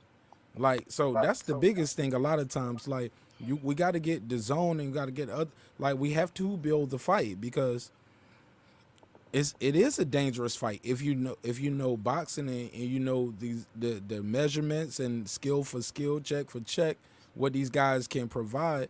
Also, keep in mind, Devin isn't being marketed as a knockout artist. You get what I'm saying? So that's what makes the fight even harder to sell. You know what I'm saying? Am I tripping? Y'all cut me off if I'm lying. Devin Haney is not considered like look, we don't even consider Bud Crawford a knockout artist. We just say he's a great fighter, he's tough. We don't consider him a quote unquote knockout artist. But he's being marketed he's being marketed as a 2.0 Floyd Mayweather. That's what they want him to be, a 2.0 Floyd Mayweather. That's his marketing point. Yeah, man, that's the kiss Top of Rank death ain't for pushing him boxing, like just Top Rank SAB. ain't pushing him like that. Like, if you know boxing and you respect boxing skill for skill, check for check, you know what you looking at. You like, yo, this is different. And I ain't seen this in a long time. This looks like Floyd versus Gotti sometimes. But you seeing it over and over. It's Floyd versus Gotti again. Like versus Molina. It was Floyd versus Gotti. The way he did him. Versus what's the dude beat Pacquiao? Marquez. No, Crawford didn't fight Marquez. What's the dude? Jeff Horn. Like the way he beat him up, like the way head, body. Like it was reminiscent of things you have seen with Floyd. So that's why some people liken him to Floyd. But the business decisions is where people have a problem with Crawford. We don't like his business decisions. Cause we like, man, you could be this guy right now. Like, why are you not doing it? And I think that's the problem with like every time he re-signs with Top Rank now is definitely considered a duck. Or like, nigga, you better put this contract on the camera. Like you got to tell us your personal business. Like, cause fans, we don't care about what's going on with you after boxing. We don't know that. Like, the man is from Nebraska, right? He's a millionaire over and over again at this point.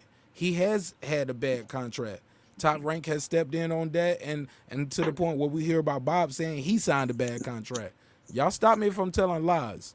I don't want to just overtalk, but all I'm just trying to say is I understand it before, but at this point right now, like when you put things out there in the atmosphere, and y'all see me on my show all the time, I wear the hats. I buy the hats from the Bud Crawford website, the legitimate hats.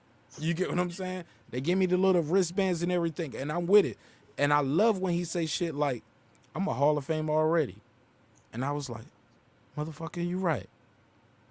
Because Sylvester Stallone is in the Boxing Hall of Fame for playing Rocky. And he ain't never fought nobody in real life like on camera and won no championships. So, yes, Sean Porter's a Hall of Famer. Danny Garcia, Terrence Crawford, EJ, they all Hall of Famers. We are living in a new era of greatness, and we gotta accept it. We gotta own it and appreciate it. And we gotta stop saying guys are scared of nobody. But as fans, man, we cannot allow them to Mayweather and Pacquiao us again, man. Like, no, man, we got to put that pressure on both sides, man, because pressure busts pipes, but it also makes diamonds, and we gonna find out the best fighting the best. And I just love the fact that on the PBC side, we are seeing that. But I don't want no excuses because there's only one champion on the other side. If y'all got all the money and y'all stop paying all these other guys money that already got losses and followed each other. Man, make this fight happen. Make this one guy happy because he got that other belt and he's the only undefeated one left. And he's a lineal champion, 6-time champion, several times over. Make the fucking fight happen. Fuck that 60-40 shit that y'all talking about. Treat him, Al Heyman, you understand greatness because you come from Floyd, right? And Floyd come from you. Y'all are from that same tree with the Errol Spence shit. Man, treat that man right. You know what I'm saying? Y'all saying boxing some slave shit? Man, treat him right, man. Do him right. Cause if we talking about far as the sport of boxing, he has accomplished more than Errol Spence Jr. Nobody can't deny that. If you try to argue with that, you're lying.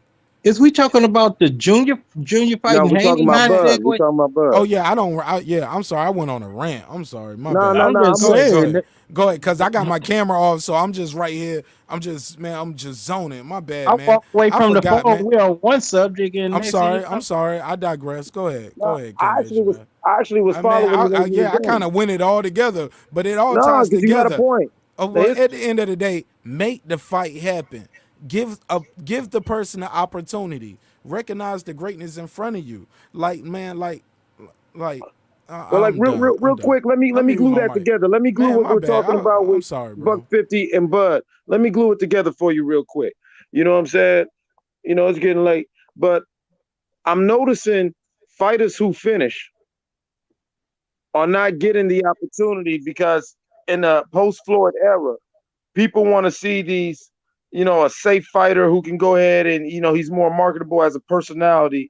And everyone's afraid of having their franchise or their franchise fighter slept.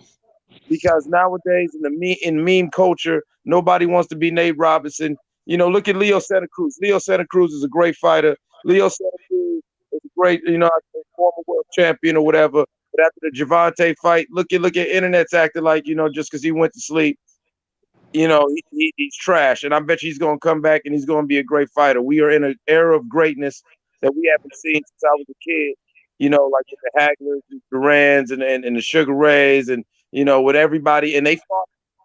But I don't think cats fighting each other right now.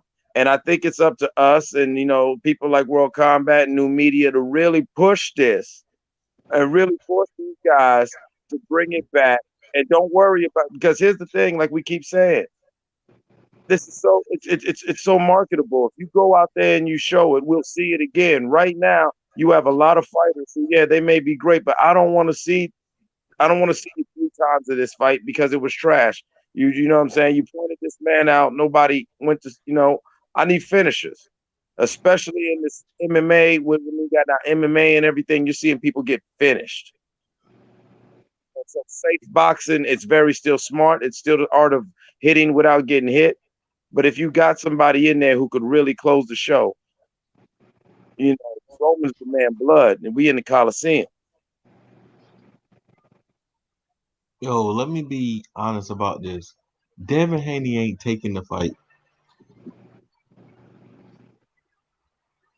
Devin Haney is not taking the fight. Because I watched Michael Williams Jr. fight, and the short fights he fought, and if you weigh in his competition, still his footwork, how he dodges, his movements, his punch placement. Devin Haney have seen that. He's actually has sparred this man over almost 2 years ago. And he don't remember. He doesn't. Sorry, I don't mean he don't remember. He doesn't forget any time he's sparring. He says that often, even on his lives. He don't forget almost any sparring, especially if they were anywhere good.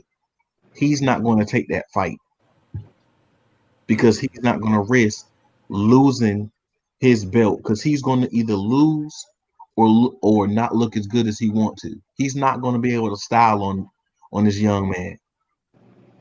He's not going to be able to style on him how he wants to keep doing in his career. So he's not going to take the fight. Think about it, what he did with Gary Russell. Let's just keep it real. Like, I respect Devin Haney. I respect Bill Haney. And I've talked to him a bunch of times. I mean, the videos show it. I've been on the lives. I've spoke to him, multiple times. And I respect them.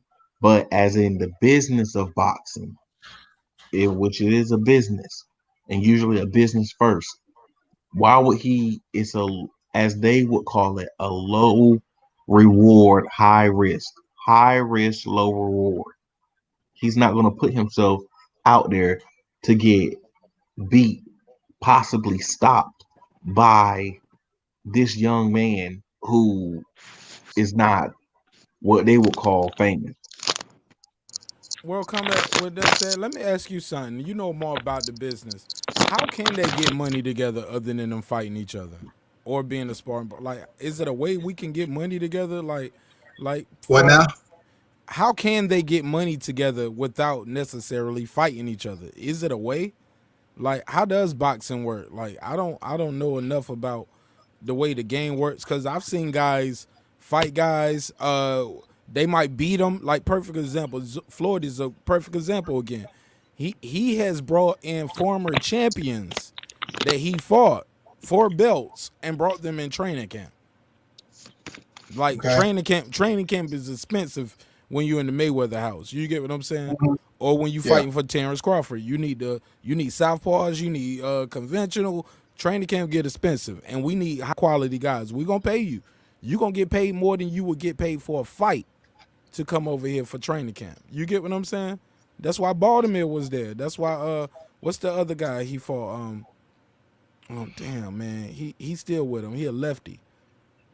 What was your question initially? But my whole point is like, is it a way for these guys to get money together? Like, let's say Devin don't want to fight. Like how? No, it's not going to be. Like, does he have to make the fight? Like, does he have to? What does he have to do to build it up enough to make Devin have to take the fight? Or like, shit, nigga, if you can't get the fight with me, nigga, like, my training camp costs that $150,000 that you want. Like, we can still get money together. Like, I don't know. Oh no. Like what? How does that even work? Like what is you can't Bill, do that with. I'm You just can't trying to do say, that with ego. What does You Bill can't do that say with though? ego. What does Haney say to say why they wouldn't fight him, but they will offer Gary Russell $2 million?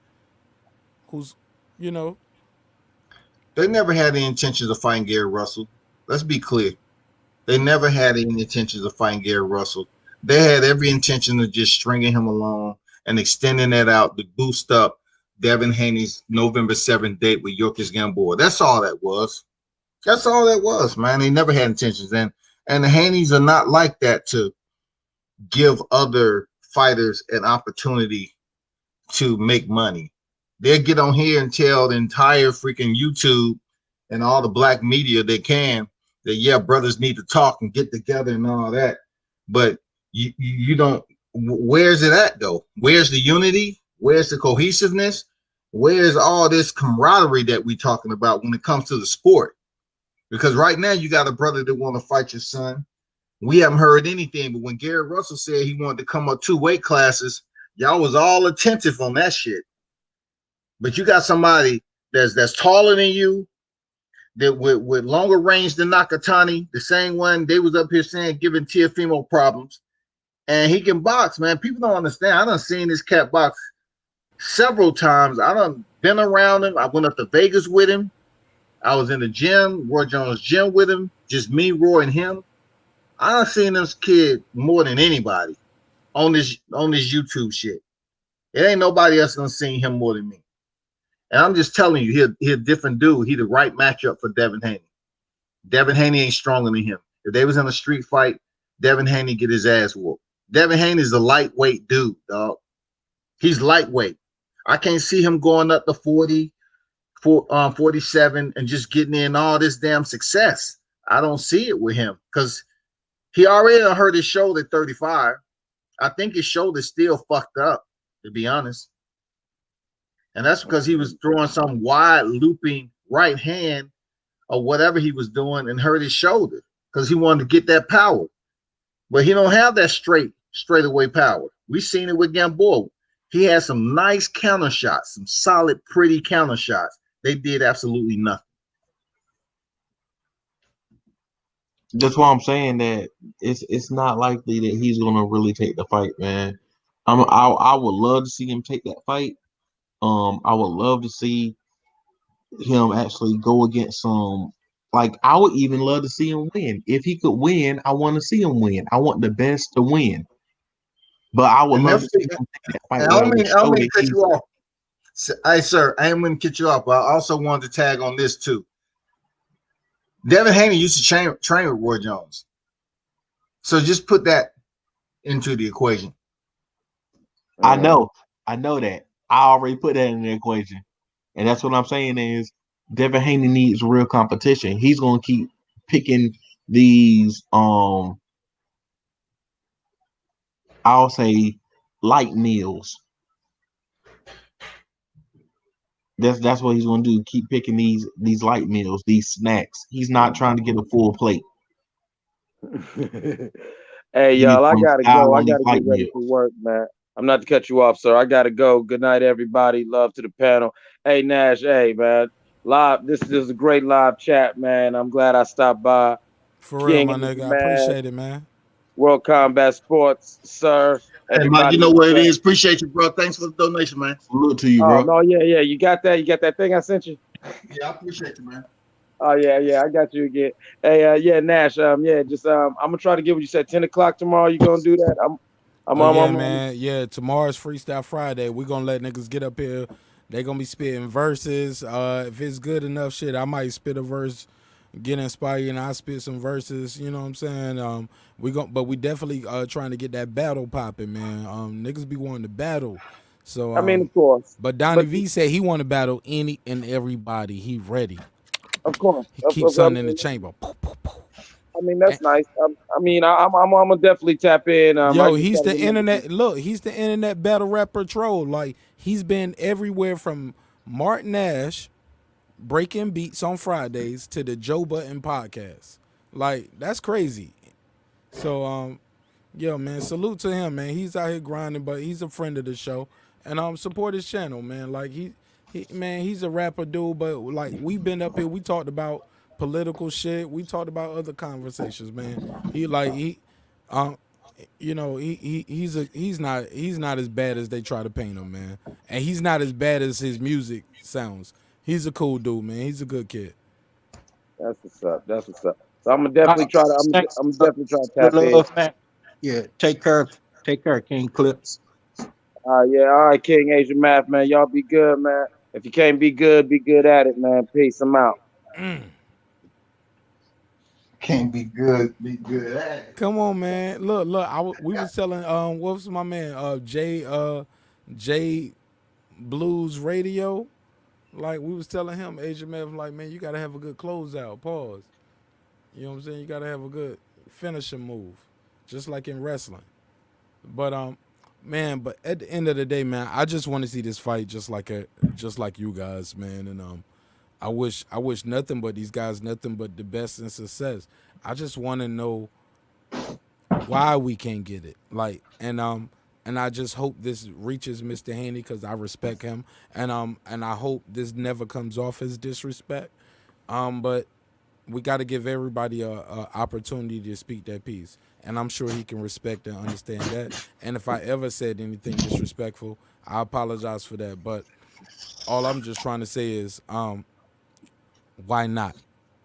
That's the way these YouTube streets cross and intersect. Someone going to see the feed, and someone going to have something to say as far as response. Oh yeah, because I changed it. Yeah, hey, look, Asian man, what I did halfway, once the champ came on, I changed the name of the stream. So halfway through, so if it refreshed, it looked like something different.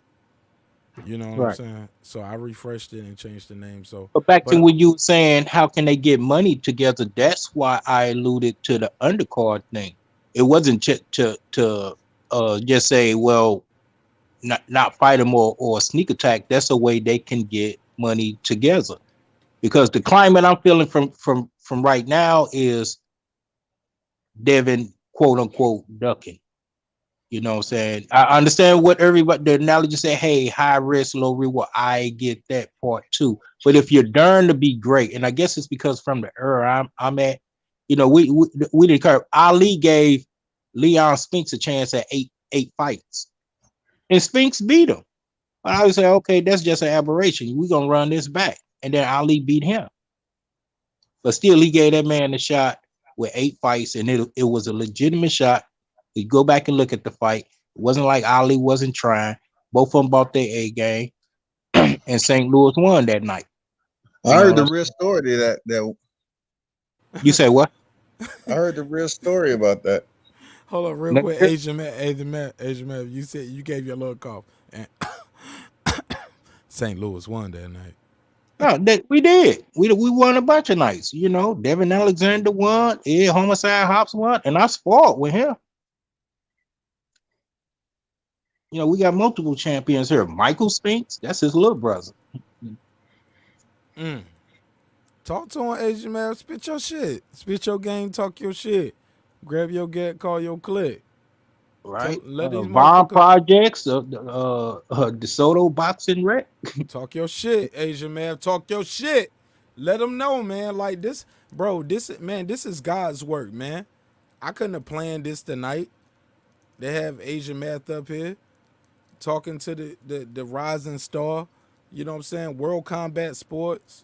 Sir Senior, we got some jokes, but that's my man. You know what I'm saying? Like, right.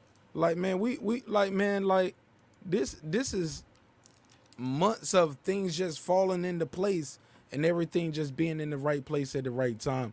And oh my God, man. And I just want to ask you guys, do you think, like, what do you think? Like, matter of fact, let me ask you this, World Combat Sports. Do you think Bill Haney has heard any of this Michael Williams Jr.'s whispers going on right now? Oh, I know for a fact. It's stuff I just can't mention, you know, on here. But hell yeah, he had. Is he upset? Is he upset? He want this shit to go away? Does he want it to go away? Like, or like, is he gonna be mad at me if he see me on another panel and I pop up and I ask him about Michael Williams Jr.? I can't sit up here. You're a grown man. You have your no. own I'm asking you what you hearing in the whispers. So what's whatever repercussions you take on your own will and power. Hey, my man, right. I'm all for it. If Bill Haney like you say, you play for keeps. If Bill Haney say something on your channel about something I said, you say, "Well, Bill, I can't help you there. You need to go over there." Because I'll definitely tell him about his son Box Rec like I did. He said I was a hater. You know, they was at Taco Tuesday the first half of his career, period. No, that's another thing I was gonna. I didn't mean to cut you off. Well, that was another thing I was gonna ask him is how did he feel about going over there in Mexico or over there, you know, cross seas, getting some work in. Man, they've been there, done that already. They're not gonna go over there for 11 fights. But everybody stops over in Mexico. But you know, some people just take advantage of it, and because they have this ultimate plan to build up their record at a young age.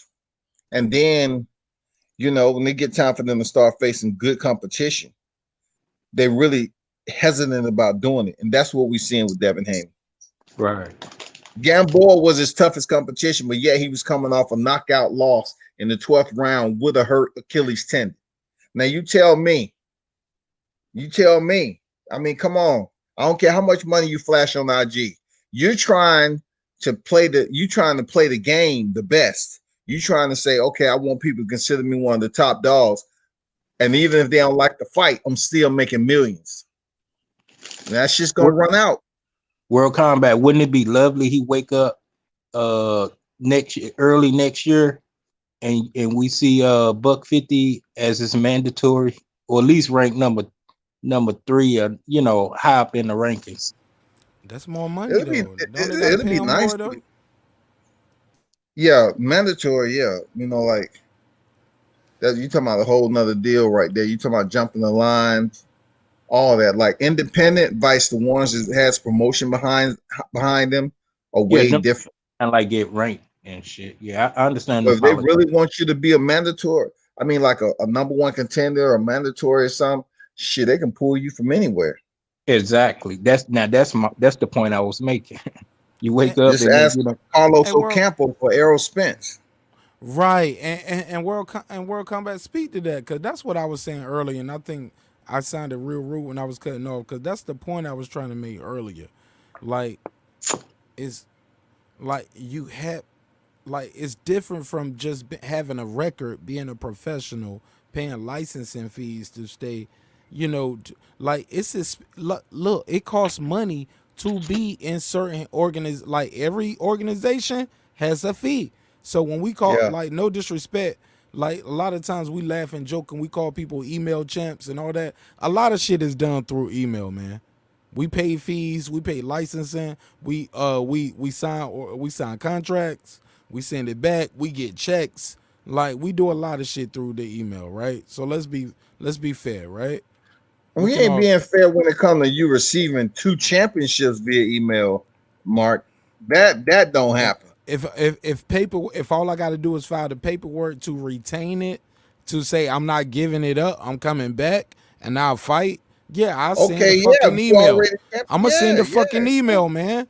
And I send the email. So what we talking about? I'm What doing we my talking job. about, usually the real You ones can't. fight Hold for a up. vacant title. World Combat. With all due respect, you can't do it. Martin Can't do Nash what? can't. Martin Nash can't do it. Can't do what? I couldn't just send the email to the WBC and say, yeah, I'm still the champion, and here's my information, and here's my name. No, man. Like, We no, getting I off was. topic. You talking about receiving 2 belts via email? How 2 did you- legitimate belts. Like, who that email came from? Could Yeah, Martin Nash send it? Hold on, let me WBC. ask you this. World Boxing Council. Could Martin Nash send that email and be the champion? I'll wait. No, World Combat, let me explain something, please, because we cut from the same cloth as far as our age wise. That didn't happen in our era. You know what I'm saying? I understand that a new technology came and people communicate with email since the early 90s and all that, but that didn't happen. You know what I'm saying?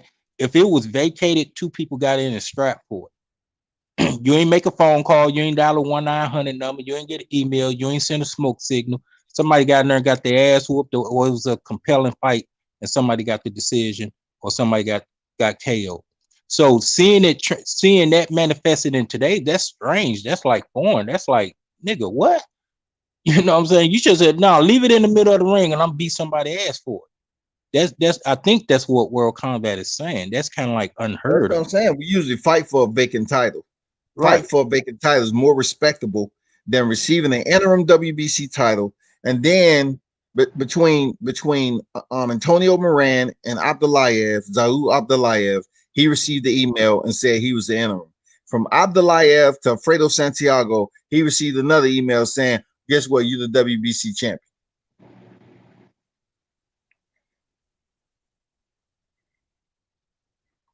Don't be Google searching shit now.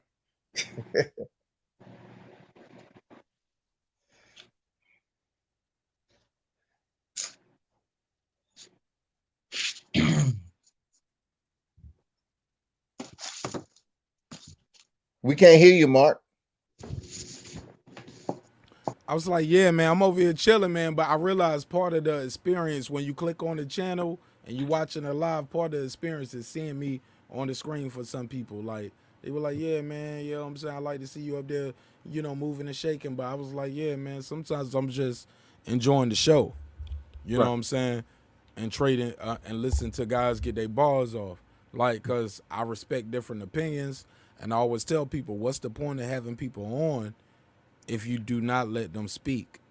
Right. And I know I have a bad habit. Like, I'm passionate, I'm entertaining, I'm geeked up a lot of times at the just this whole experience and just trading dialogue with you guys.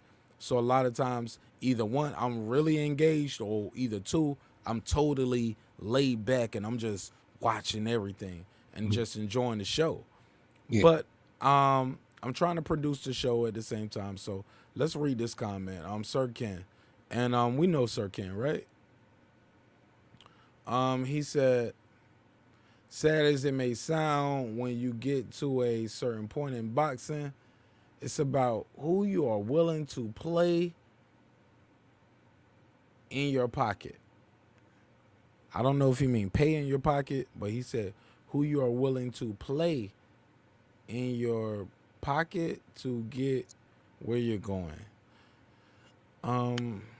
Yeah, whatever. I don't know if I read that right, but I'll leave it on the screen so you guys can dissect it. Jalen Thompson said, "What's up, Martinez? Salute." I told people Donnie Vino what's up when they was asking about me battling him. Yeah, I think he was trying to say like in $1 Million Baby, you know, you got to pay certain fighters and all that, and after it get to a certain point when the politics come in, it's not about, you know, who got the skills, it's who could pay the bills. And Right. so yeah, and I understand that. But look, man, at the end of the day, man, I just feel like the fight, it can be marketed like they can sell the fight like easy, even if they think it's an easy fight for them. And when I say them, I mean the Team Haney, of course, right? You know what I'm Right. saying? Even if you think like, hey, this is an easy fight, it's something good you can sell to the public. You get what I'm saying? He's an undefeated fighter.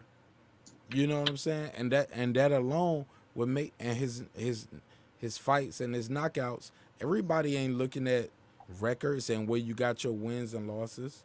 Some people do.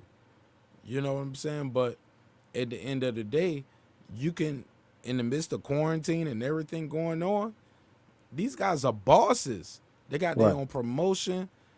You know what I'm saying? Like they got a following. They got the label behind them. Like we talking about music, they got the whole label behind them. Man, drop the new album, man. The new album is Michael Williams Jr. Drop that new album, man. Shoot, the fans gonna buy it. We gonna buy it. Win, lose, or draw, you gonna get your respect. We gonna respect him because we gonna help build the fight. and how many fights do Teofimo have? 16. 16, Right, and dude got 14. 15. Let's pull it No, up. he got 15. Oh, Williams 14-0. 14, Right, no. that's what I said. 14. My bad. My bad. I thought I said 15. I'm sorry. Yeah, so that's only 2 fights less than I'm gonna Teofimo. cut my camera off. I'm embarrassed. But I respect Haney. You know, once again, that's unheard of from my era, getting a belt like that. But he has defended it, so you know, I'm not just going to shit on it since none. But that's still kind of like unheard of. You know what I'm saying? And based on how he got it, then he should be subjected to defending it against any caliber of competition, even if it's a internet boxer.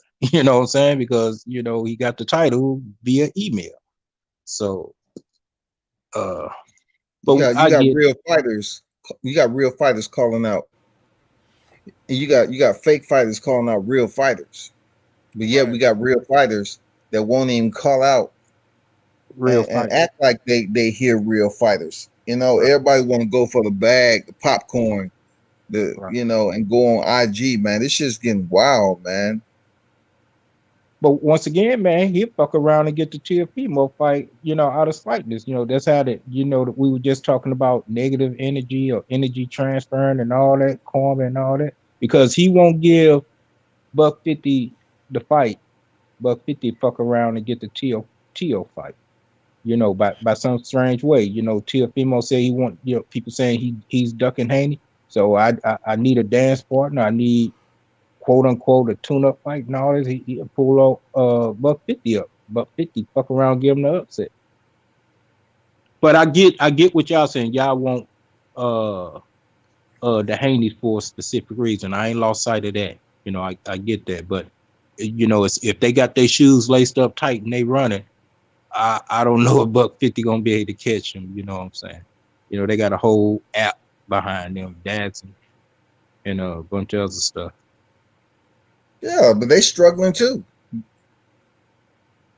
The zone But it's a struggling different type of too. struggle though. It's like You said it's a Like, different type I'm of trying struggle. to Yeah, it is. get the money to pay my rent at But $5,000 versus getting the money to try to pay my rent at $5 million or 500,000. You know what I'm saying? No, we 150,000. That's what he said he'll fight him for. So we can look at it this way too. When we talk about the zone, we just had a 5-0 boxer fighting in the bubble, female, going in there against Estrada, who was also undefeated, and she knocked the chick out in what, 7 seconds or 10 seconds. The girl to act like she never, defended a punch whatsoever. I'm telling you, they got some garbage fights on there, man. And at least with Michael Williams, you're getting a quality fighter that's backed up by Roy Jones. You know what I'm saying? Roy Jones is teaching this guy. So when you put them two in the equation when it comes to boxing, a legend and a prospect, people are gonna look at that boxer different. They should look at it different and say, yeah, let me fight him. But then they might look at him and say, he might cost too much. Because this is what people don't understand. These fighters, they cost too. Like, whoever's the A side got to pay for the B side. You got to pay that fee now. You got to pay these fighters. The B side don't come in and pay for the A side. That's not the way it works. Yeah, that's why the A side always demanding the biggest share.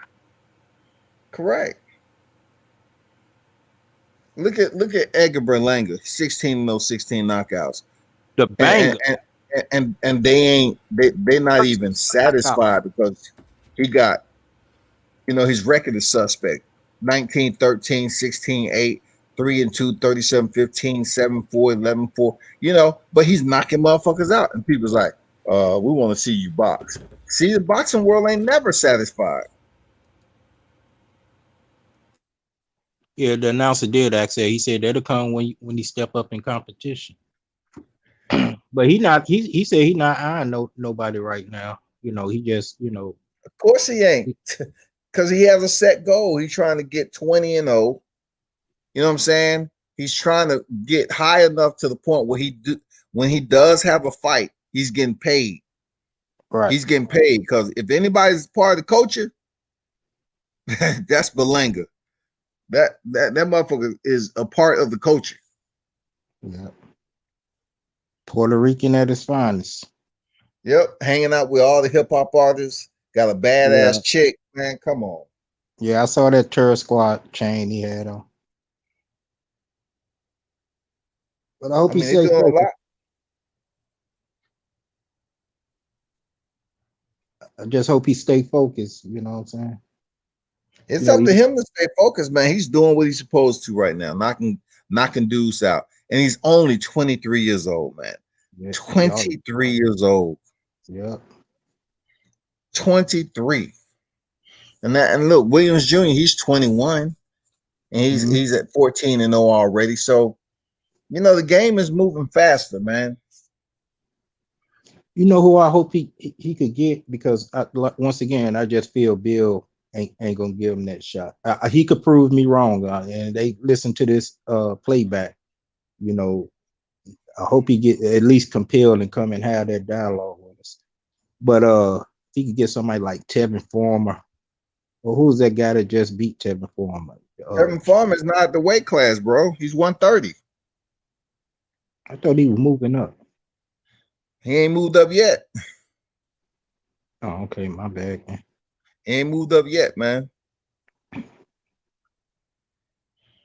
I mean, they got history. Like Williams Jr. has history with coming up with Shakur Stevenson. Devin Haney, man, he just came back from Terrence Crawford. Them went through the doghouse over there, man. Man, he's been with so many names in boxing, but it's different routes. You know what I'm saying? People got money behind them, and they get the exposure. They get the opportunity. Whereas you got an independent, you got to do things different because they have to make sure whatever opponent they get, their opponent costs a certain amount of money. So on the regional level, this is how it works. I'm not sure if a lot of people understands this though, but on the regional level, the A side has to pay for the B side. The A side has a ticket. The B side has a ticket. Say it again. Say it again, World Combat. Start and tell them what that ticket means. And tell them what all entails in that. The A side in boxing, especially, we just talking about on the lowest level right here, regional level. Mm-hmm. If you pick your opponent, you just can't go out here to Walmart and say, I'm pick the opponent. And then that opponent from Walmart said, you know what, if I'm gonna go in there and fight, you gotta give me $1,500. It don't work that way. Mm-hmm. You know what I'm saying? Like, just say you get an opponent, that A side pick an opponent that's halfway decent. Minimal, that opponent may ask for $1,000.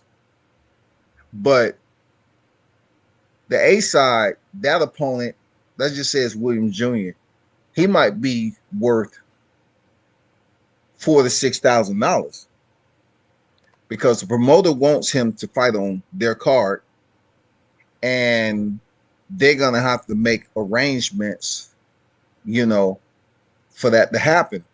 Between Williams Jr. being the A side and this fighter being the B side. But then again, if William goes into a fight and he's the B side, then that A side got to pay worth Williams' worth. Williams at that time, he could have had 2 or 3 more wins. He could be worth $8,000. So the A side pays for the B side. Period. The B side come to regional fights, they don't pay for shit. Remember, I told you that. When the B side step in the house, it's a free ride. It's a vacation. Only thing they pay for is medicals. They pay for medicals. And basically what they're saying is he has a respectable record at the weight class that it would look good on Haney. Even because at this level, people are already saying, quote unquote, Devin Haney is not really fighting big names, or he fighting an old Gamboa. You didn't even stop an old Gamboa, right? That's the narrative, right? You have a cover right now, even in the midst of quarantine. Nobody's expecting you to have a star-studded matchup with Tank Davis or, you know what I'm saying? Like I'm not expecting to see him fight Ryan Garcia no time soon.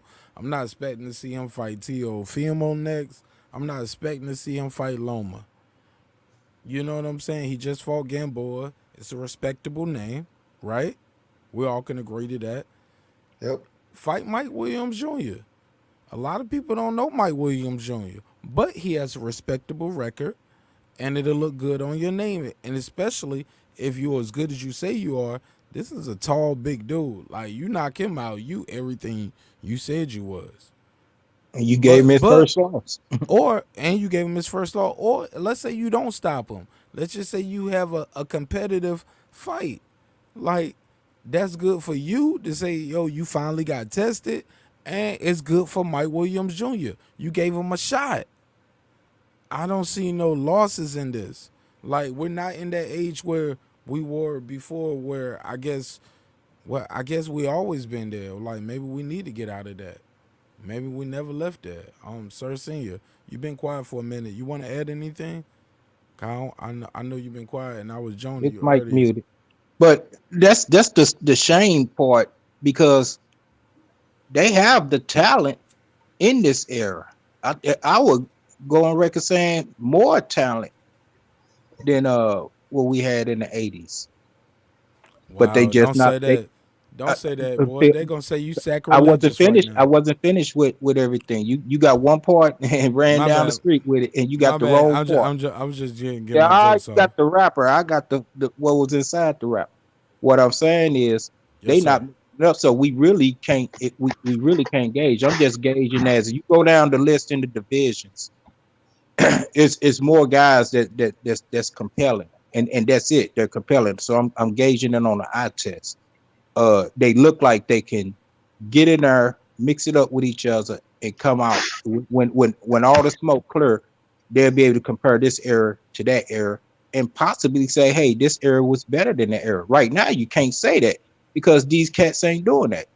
I would if I had to watch 3 years of boxing, but I got to pick an era, I'll go back and rewatch all the 80s fights instead of watching Devin Haney fight Gamboa, Tank fight Leo Santa Cruz, Bud fighting Green Machine, or whatever the case. You know what I'm saying? Nah, 154, they kind of like getting it on a little bit. It they making it interesting. Herb got in there with J-Rock. J-Rock got in there with Charlo. They mixing it up. Charlo got in there with Lubin. You know what I'm saying? So they cool. I have no problem with the 154, but all these other divisions, man, these cats just sitting around just, yakking and sending fake term sheets to each other and all that shit. And it's real disinteresting. But once again, it's compelling. It grabs our attention. Like, it's a lot of matchups that hasn't been made. We're looking like, dag, this would be a good matchup. Yes, the Bud and Spence fight as well. Now, I'm not saying who's at fault why the fight's not happening, but these cats is not mixing it up. So let's talk about it, Asia Mav. Let me change this thumbnail. Go ahead. Let's talk about it. I mean, it's common sense why certain fights aren't happening. Everybody want to focus on the money part of the fight versus the legacy part of the fight. They're so quick to say, okay, well, I want to fight somebody who's going to make me a whole bunch of money versus I want to fight somebody who got a whole bunch of talent to prove that I'm the best. Now, obviously, you will want to try to do both, but fighting somebody with talent should be your top thing if you want to be the top man. But people don't want that. They want to keep their name ringing and make a whole bunch of money over anything else. Common sense says if you look at a fighter who's coming into your weight class that you've been there almost your entire year, pretty much your entire career, is coming into your weight class and you know that he's a monster, and then you go fight everybody on the other side instead of fighting him. Common sense says, you know what that is. I want to make this money and I need to practice more, but I'm going to play it the hustle way. I'm going to play it the light skin way. I'm not going to keep it real. True. Which I don't understand because half these cats, they done kind of like cash out. Haney, they got millions. Tank should have millions, and the list goes on. Even Ryan Garcia, he should be done, made millions off his pro career so far. So I don't see, what's the holdup? They're talking about we letting it marinate. Like everything gonna turn into the Mayweather Pacquiao and get, bring in $100 million check. I don't see that with these cats until they start, banging with each other. Well, that's the thing is most of these, and then you got to understand that these children who are barely adults don't want to catch no L, and they don't really want to fight either. And these are boxers, these are fighters, and they don't really want to fight. So so common sense says if people don't really want to fight on the street, they rather grab a gun. Right. These boxers are similar because you see that when they're not in the ring, what are they doing? Yeah. Now, if that's their mindset, no, they definitely don't compare to the 80s. They definitely don't. That's my point. Because there's not these Sugar Ray Robinsons anymore. Because the Sugar Ray Robinson said, hey, you talk too much junk at this fight, I'm going to fight you next week. Exactly. I'm going to fight you in 10 days. Right. And I'm going to fight champions in 10 days of each other. Win, lose, or draw. And then in the next 10 days or next month after that, I'm fighting another champion. Yeah. The Roy Joneses will go and fight everybody. I'm gonna fight heavyweight this fight. I'm gonna fight welterweight the next fight, and I'm gonna fight back at heavyweight the following fight after that.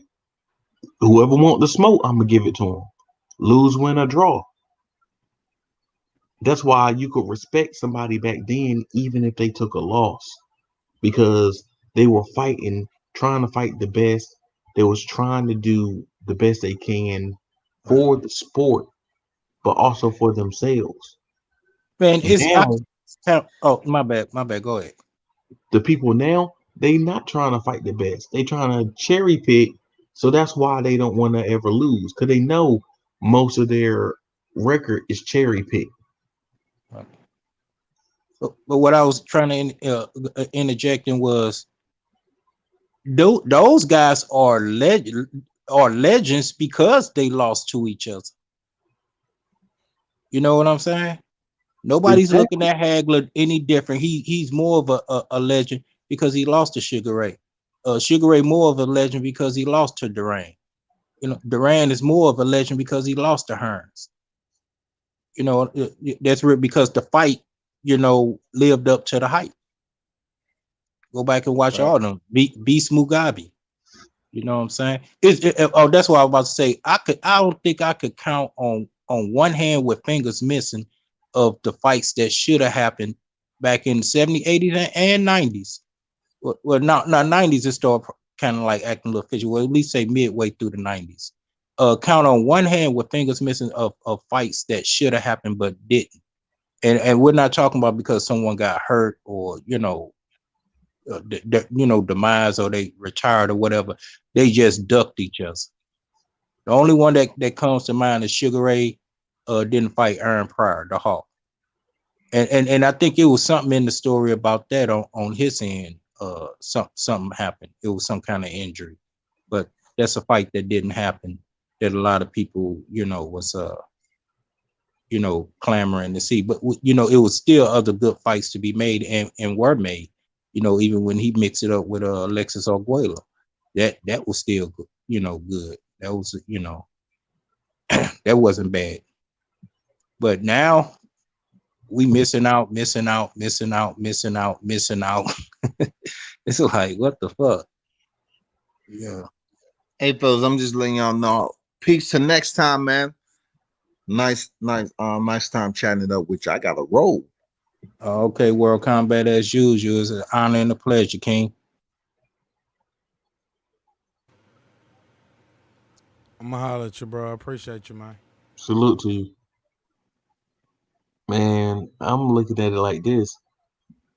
I want to know why Riddick Bowe wasn't, you know, talked about as much as he needed to be. He only got one loss. Because he threw that belt in the trash. That's why. I think that's where Duck very first came. He said Lennox Lewis want this belt, he got to get it out the trash can. And now they got the email champ. We had the trash can champ, now we got the email champ.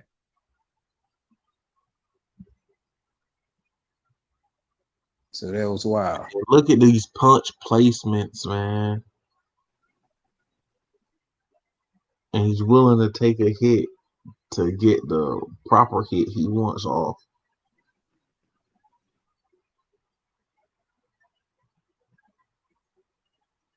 Oh, watching the Porterway podcast. Did y'all see that?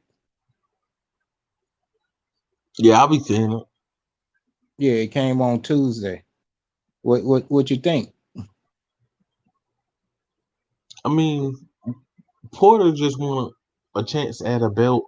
He has no chance at getting a belt from anybody but Bud. Bud will be the only person who would even entertain fighting him, and that's because he's the mandatory, and that's it. If he really was about that life, he would have pushed the mandatory.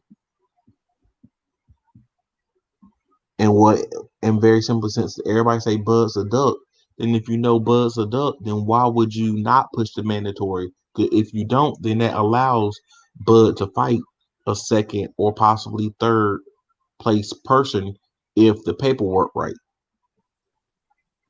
How much you think they trying to give for that fight? About $1 million and a half, and that's what I would give him. All right. Because he can push his mandatory and get the money he's supposed to get off of Well, that. you know, Bob gonna be in the barbershop tomorrow. I don't know what time. I don't think it's gonna be at night. It's gonna be in the day. Yeah, he's gonna be in the barbershop tomorrow. Yeah, in the daytime sometime. But that's my thing is very simply, that's honestly good business. Why would you pay somebody who you don't even want to fight? Because at first he was saying that's my friend. Then Bud came out with, okay, yes, that's my friend. And there's really no need for me to fight him. because I can get a belt from somewhere else. If I need to fight him, then I'll be the argument then. Ali Then and all of a Holmes sudden- was buddies, and they But- still got in the ring with each other. And Holmes KO'd. Okay, what I'm saying is that's the same thing as Errol Spence fighting Charlo. Errol Spence will never fight Charlo, even if he fights the other Charlo, where they're not with the No, same. Laura was in that camp, and he was willing to fight Laura. Did he fight him? No, well, they're not in the same camp right now. But did he Laura, fight him? I mean, both of them are still pro yet, so I guess it materialized whenever Charlo went on record saying, "I don't care what camp he in. He in the way. I gotta get him." So Charlo won him. I don't know how Laura responded, but Charlo went saying, "Hey, we buddies," and they sparred together, trained together. He was Laura was under Derrick James. I understand that, but I'm saying Errol Spence is not saying. Errol Spence said he would never fight Charlo. I mean, once again, I don't know that they for one, they're in two different weight classes right now as we speak, but it would be different, both of them with Ali and Holmes were both heavyweights, and so it wasn't no discrepancies as far as weight goes, and so they got it on. I feel you, but it's just that it's funny that people will say that, oh, well, Bud fans move the goalposts, but it's really the Arrow fans that move the goalposts, because when Thurman was doing the same thing Errol is doing now, it was against the role of boxing, is against what's best for the fighters. All that is bad. But now Errol's doing it, it's somehow okay and good business. When Devin Haney or anybody else said or Ryan Garcia, all of them said I'm gonna fight other people and then come back and fight you. Oh, they were a duck. These people are duck. They ducking. But when Errol Spence say it, oh well, he's a man of his word. Yes, he's a man of his word saying I'm a duck. Look, I ain't gonna go saying who woo woo wop and all that. Once again, it just shows why this era ain't fucking with, the era when I was a teenager. But if you go through, but then they always trying to hold Bud's career to everybody else. Well, in Bud's career, when they put somebody in the ring, Bud handled them. It's very few people Bud did not demolish, even if it went 12 rounds.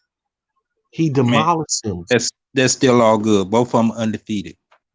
I ain't even gauging by the knockouts, because unless it's somebody on Bud's resume that I feel like Spence can't knock out, then I'll be like, okay, But I don't see nobody on Bud's resume that Spence won't go in there and demolish. No, nobody. You start naming.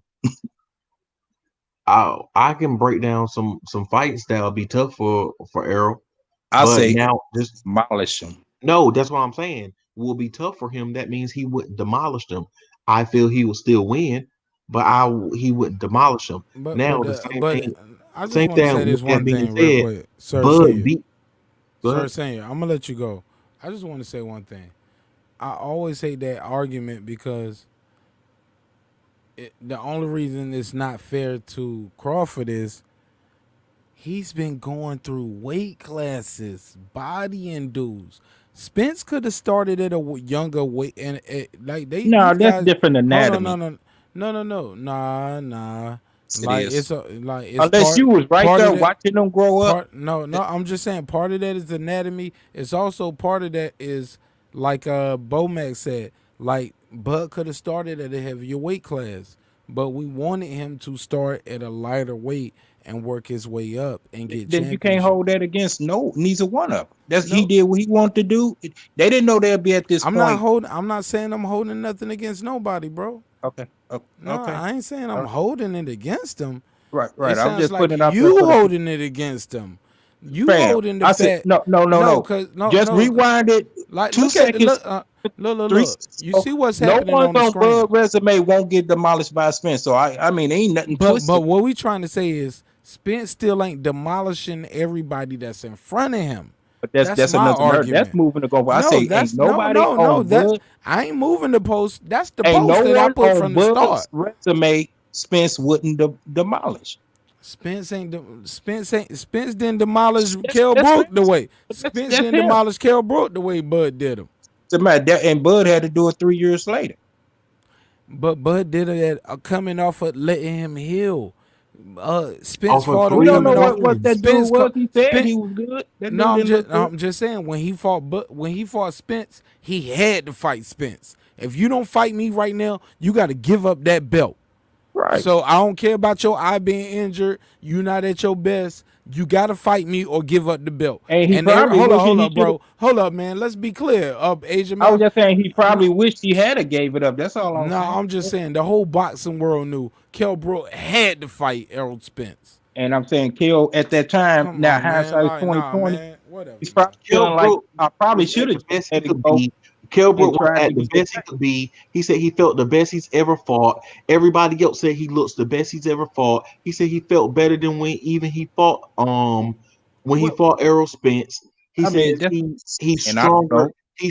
He said he's stronger and he was obviously heavier and everything. Man, that's the else, same and stuff he Bud said to demolished Spence. him. Bud He said demolished him like this, he was a child. He man. He beat said the same. This go Bud- listen to the. Bud I ain't trying to beat him over talk like if Bud were fighting me. Yeah, sir. I mean, I heard you say that multiple times. All I'm saying now, this is for something new. Go back and listen to and hear what he was saying about Spence. We talking about Kell Brook, that is, to the build up of the fight. I bet you heard the same stuff. Oh, I'm better guy. Oh no, you just got to know with Triple G. Oh no, I'm good. He's gonna get these chocolate brownies. It's gonna be over. Go look at that. Don't listen to me. He got the Bud thing going on. You can easily find the Kell Brook pre-fight and listen to what he was saying about Spence. The same thing. Oh, I'm gonna do it. He's coming over here. He's in my backyard. We don't play that. Yada yada yada. Look what happened. You sure Triple G didn't put that damage on you? Oh no, I'm good. I'm 10,000%. No. You look how he handled Triple G. It was nothing. Spence is not even half that fighter. I get him. It's easy work. It's easy work, man. I tell you, man. It's easy work. Go listen to it. If you hear anything different than what you just heard me say, I'll cash up you $1,000. Go play it back. He wasn't tripping off his eye. He was tripping off nothing. He was saying he was good. He said the same shit. He was good. He did say he was ready for the fight, but he said that he was healing. He healed up. I watched it. But he did not say he's the best shape of his whole career. He didn't say that he's coming off wins and he loves the fact that he don't have to. I don't think it's much difference in between the two from what he was saying about Spence to what he was saying about Bud. We can't gauge on that. He probably learned a few new words after 3 years to say. You know what I'm saying? And he won't weight drain like he blatantly said. He said this is one of his first fights. He won't weight drain. One of his first fights, he was not weight drained. So he was at his top better than ever. Now look how Errol is it's taking him apart. And I don't want to interrupt. It's a point you made. I'm gonna have to go back to it. So, but anyway, go ahead. It's a point you just said that I'm gonna have to go back to. Go ahead. Oh, well, the point was the weight drain thing. They asked him now how his son is 2020. When I said, well, he probably wishing he should have just left that belt, left it there in the middle of the ring and let Spence fight somebody for it. Since you finna come down here and be weight drained. But no, he was talking all that stuff. Oh no, I'm good, mate. I got the chocolate brownies. They fresh out the oven. They ready for him and all that. Now after he got his ass whooped, I'm weight drained. No, that didn't make sense. You know what I'm saying? Then he's a professional. He know his body. He said, man, look, let me get reacclimated to the welterweight division before I take on this dude. Because I know he didn't want to fight Spence. He didn't. If it was a truth serum or that Wonder Woman lasso to tell the whole truth, that dude did not want to fight him. He did that shit out of what's that word? Just to save face. You know what I'm saying? And he thought he could get, but he really thought he could beat Bud, and he thought he would knock him out. That's funny because he didn't think he could beat Spence. He didn't think he could beat Spence. Listen to what I'm saying. Listen to what I'm saying though. I heard you. Go ahead.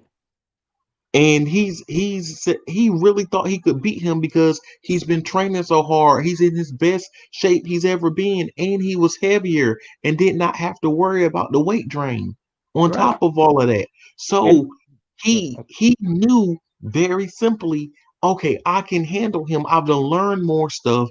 I done came back. I'm 100%. I'm more than 100% because I've learned from even the flaws that I had before. And I done came on a 3-fight winning streak. I'm about to demolish this dude. I'm the best thing since sliced bread now.